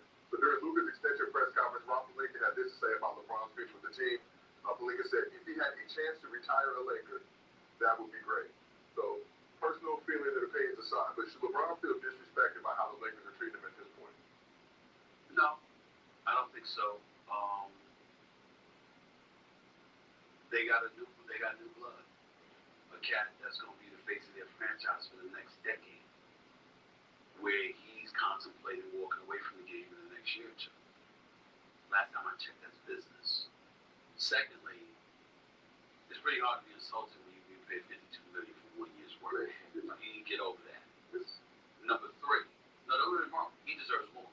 He deserves more. If it was allowed, he'd get more. You know, with CBA and all of that stuff, he should get more because what he means to the NBA from a box office perspective is undeniable. So I'm not throwing any shade in that regard. I'm just simply saying you still get $52 million. Number three, let's call it what it is. You know, you won a championship. Kyle Kuzma didn't have to be going after that. Alex Caruso didn't have to be going after that. Contavious Caldwell-Pope and others didn't have to be going after that. We might look at them now and say, okay, that's passe. Certainly not in the case of Caruso, who just won the title of Oklahoma City. But we might look at other cats and be like, oh, you know what? So what? They're going. But in the immediate aftermath of that championship, you still needed those cats. You wanted your boy Russell Westbrook. What did the Lakers do? They gave you your boy. You understand? You wanted coaches going. What did they do? They got rid of them. You wanted coaches to rock. What did they do? They acquiesced. They abided by your wishes. I'm not saying he was wrong to have those wishes. You know, you're the face of a franchise. You're the star. You're damn right you should have some say. No question about it. So there's nothing wrong with that. But the point is they obliged. And so at some point in time, it's somebody else's turn. And that was Luka's turn. And so because it's Luka's turn, you know, you could be playing with others, but you're playing with that brother, who is a global iconic brand, who is good in terms of his numbers, even in the postseason. It's like him and Jordan only, what he does. And so when you look at it from that standpoint, it's hard to begrudge that. It's hard to have a problem with that. It's like there's a new star in town. That doesn't mean that your star has to say you go out on the court and you can show you still that dude. But that brother is that special, and that can't be ignored. Yeah, you said if Giannis doesn't win another championship, his legacy would be take a hit. If he stays in Milwaukee, what do you think? Well, I'm glad you asked that question because Giannis, he's one of my favorite dudes because he's a real one. But the way people took it, I don't think people grasp what I'm saying. I know he's an all-time great. There's no denying it. Of course he is. He's phenomenal. And we get that part. I'm saying because he's so phenomenal, if the last title he won was in 2021 and he's never to win a title again, you're going to be like, damn, what happened? Because his talent warrants that. You're not going to blame him. You know it's the organization. You know it's Chris Middleton and his knees. You know it's Drew Holiday being moved out of town. You know it's Brook Lopez not necessarily being that guy anymore. You know it's those other things.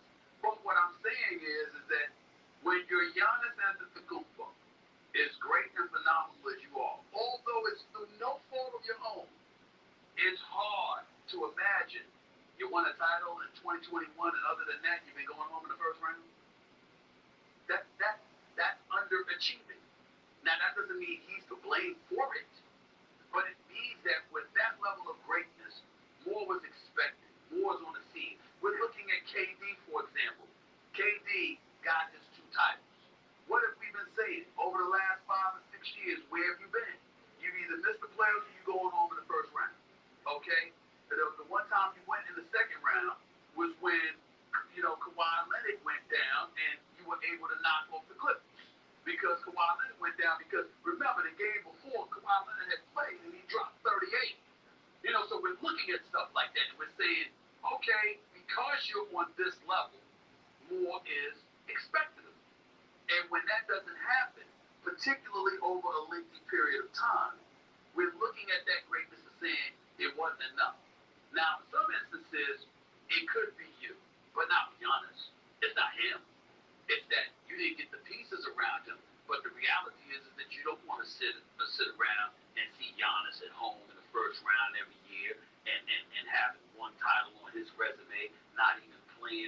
a title. Nobody wants to see that. So what happens if he decides he wants to leave to go compete for that? I don't have a problem with it. Because the organization would not have done what it's supposed to do. But that's when he gets locked for. It depends. You got to remember. See, everybody says that. Like, for example, LeBron left. He went to join D-Wade and Bosh in Miami. So there was a knock for that. Certainly not for me, because those 4 years I've had. I had no problem with it whatsoever. Nothing wrong with that. It was a beautiful thing for me. So it was cool, right? KD, it wasn't even that you went to Golden State.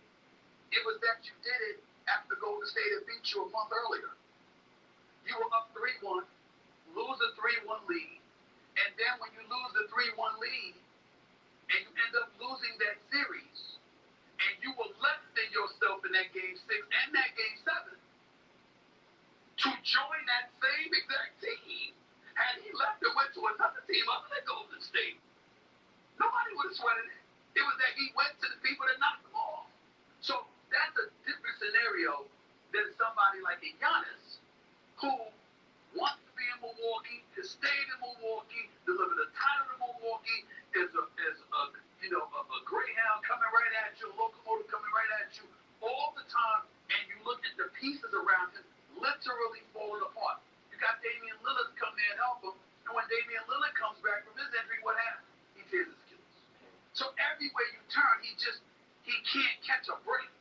Nobody's judging Giannis if he decides to get up and leave Milwaukee. We know it's not him. And so when I'm on First Take, for example, I did a segment with Cam Newton one time. He was laughing because he would come to defense and say the kind of things that y'all were saying, and I'll be like, don't let it be you. How about that one? That's the philosophy. Don't let it be you. You can't be the reason. See what I'm saying? Nobody's looking at Giannis. But they did look at KD. When you lost against Dallas, they did look at LeBron. You know, these kind of things happen. When they're looking at you, that's when it gets dicey.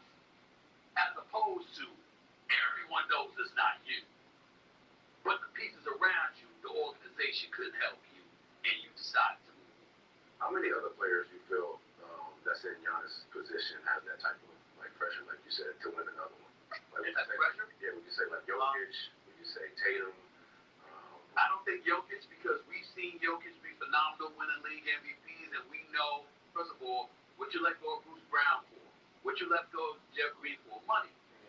So you compromise Jokic's success, because he still went out on the court and delivered, and you see him walking around. I mean, I say it affectionately, looking like a big tub of lard, can't jump onto a curb, and you can't stop him. It's unbelievable. I've never seen anything like it. I mean, he just turned around and he's unstoppable. It's unbelievable to watch him play. So you don't point the finger at him. You are looking at KD. Right. You were Houston, bro. Yeah, they lost in the first round. That's a damn good team. Who was the number 2 seed in the West. All right? They got a young thoroughbred. They got a big man. They got a shooter. All they really needed was you, a number 1 option. I was saying for the longest time, Jordan West said Jeff Green's about here, because he's too streaky, but he's too inconsistent. And the level of dedication they felt they needed, they didn't feel they were getting from him. So I'm like, you Phoenix, okay, that's a young talent you can bring and grow. You still got Devin Booker there, but understand, you got to get something. But I'm looking at KD with Ime Udoka coaching this team, and the personnel that they have, Houston should be knocking on the door. We look at Dallas. When you talk about a player, it's somebody, I would say it's KD. Anthony Davis comes to my mind. Here's why. You are the reason Luka's gone in Dallas. See, people are not saying it. They keep talking about Luka in LA. No, AD, you in Dallas. You in Dallas. That's why Luka ain't here. You got to show up. Now, you lucked up because Kyrie wasn't there. Because we all know what a showstopper Kyrie is. And he's a champion, okay? He ain't some just champion that just got a trophy because of LeBron. The brother averaged 27. Okay, it's Kyrie we talk about. We know what that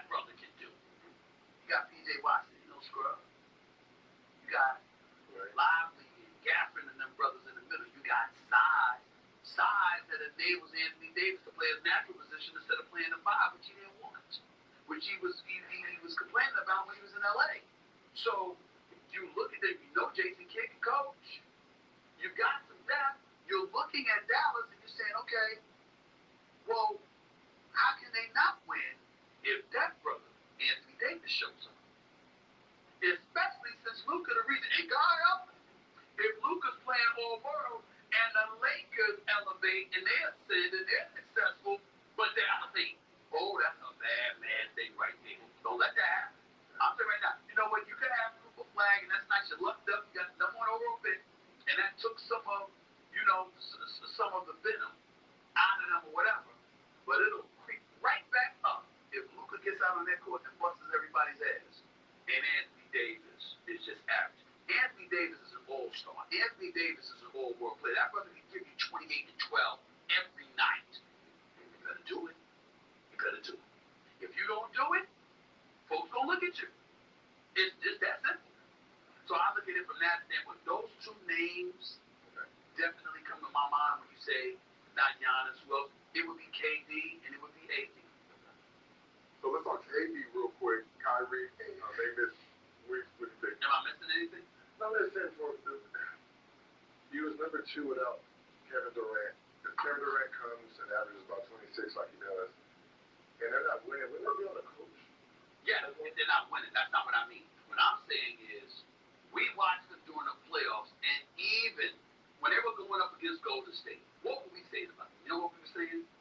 Damn, they need a number one option. They need a go-to guy. They need a go-to. They need a guy, and this is my definition of a number one guy. Everybody know what's going to do, what you going to do, and they know whose hands the ball is going to be in. Can't do anything about it. And the damn thing you can do about it, because he's like, this is me. Let me just give you the damn ball. Like KD did in the finals. When Steph and Clay were struggling, I think it was game 4 or something against me, like, give me this. Let me close this out. That is what you are looking for. This is basketball. This ain't football where you got 11 guys on the field, you need somebody to block. You understand what I'm saying? You need to run the right route, you need to hope that your quarterback ain't gonna get sacked too early or whatever. No. This is basketball. At the end of the day, here's the ball. Take me there. And Houston clearly did not have that. So you go out and you get Kevin Durant, one of the greatest players to have ever played the game, who is a scorer, a professional scorer, a scoring machine, that's unstoppable, that comes 7 feet with a 7'6" wingspan, mid-range, 3-point game, open court, free throw. It don't matter. Whatever way you need him to score, he can do it with relative ease. It's who he is. And then you get to Houston and all of a sudden we don't see that? No. That's exactly what we expect to see. That's exactly why you're there. Does he finish top 10 if he gets it done? I think so. I don't, listen. Or even if he doesn't? To me, I view Kevin Durant as a top 10 player of all time. I always have.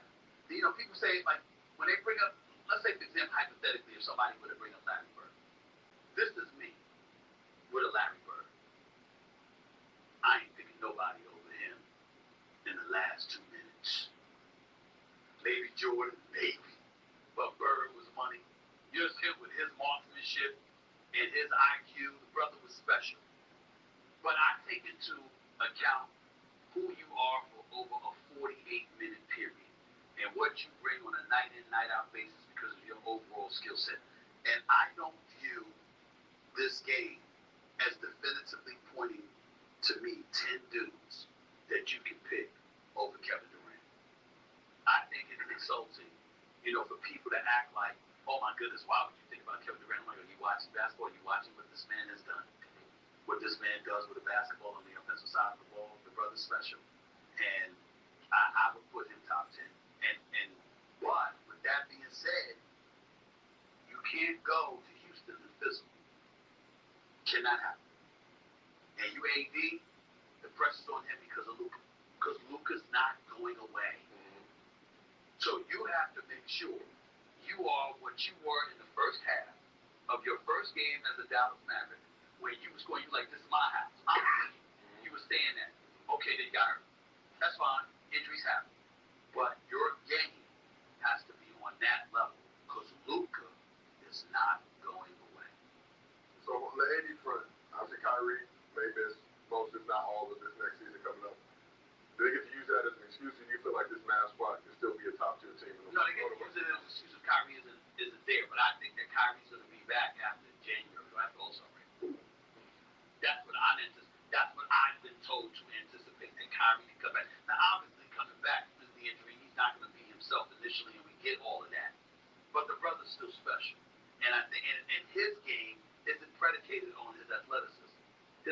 handling and shot making ability is what saves the day for Kyrie Irving. And so he can come back. Now, see, if somebody like Russell Westbrook had that kind of injury, it's over. Because his athleticism is what carries the day for him to this very day. That's not the case for Kyrie Irving. It's two different things. Let's go. So let's talk a little bit about the Thunder. Won the first chip in franchise history. Yep. Locked up SGA, Jalen Williams, and Chet Late Holmgren. five. All the long-term deals. But we've seen the way this new CBA, second apron in particular, has impacted a lot of teams. Talking about teams like the Celtics, fire sale other teams around the league. But do you think the Thunder are the league's next dynasty, or has the current CBA effectively? I think they have a chance to be because of all the draft capital that they have. All the things that they've collected throughout the years with all the trades that they've made. They've got so many assets, they don't have to dip. You know, when you see a guy like Wallace, he like,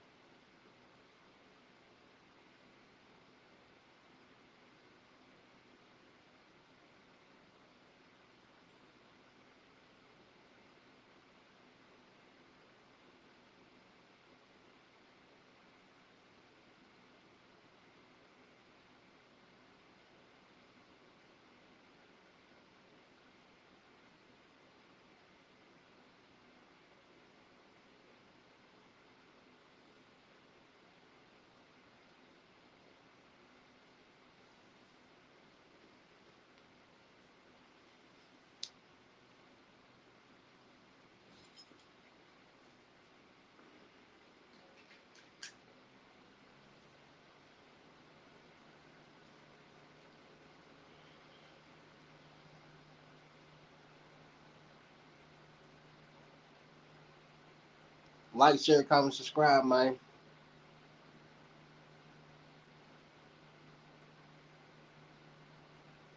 Make sure y'all send them screenshots.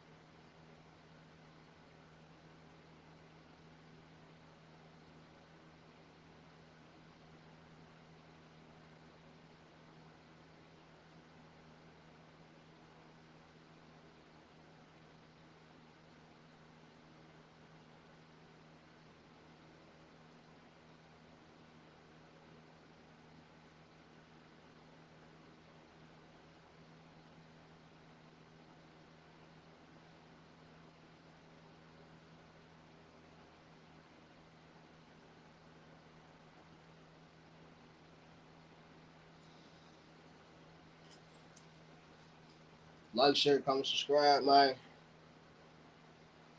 Have screenshots ready.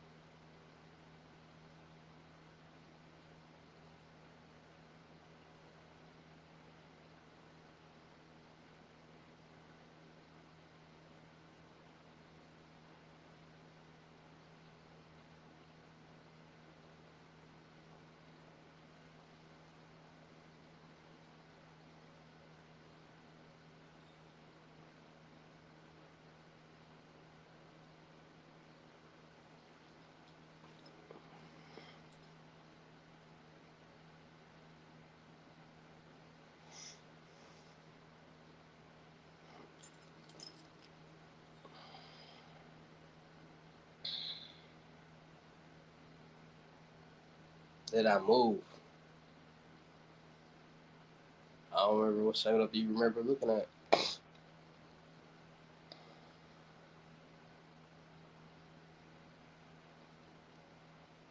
$250, 10 to 15K.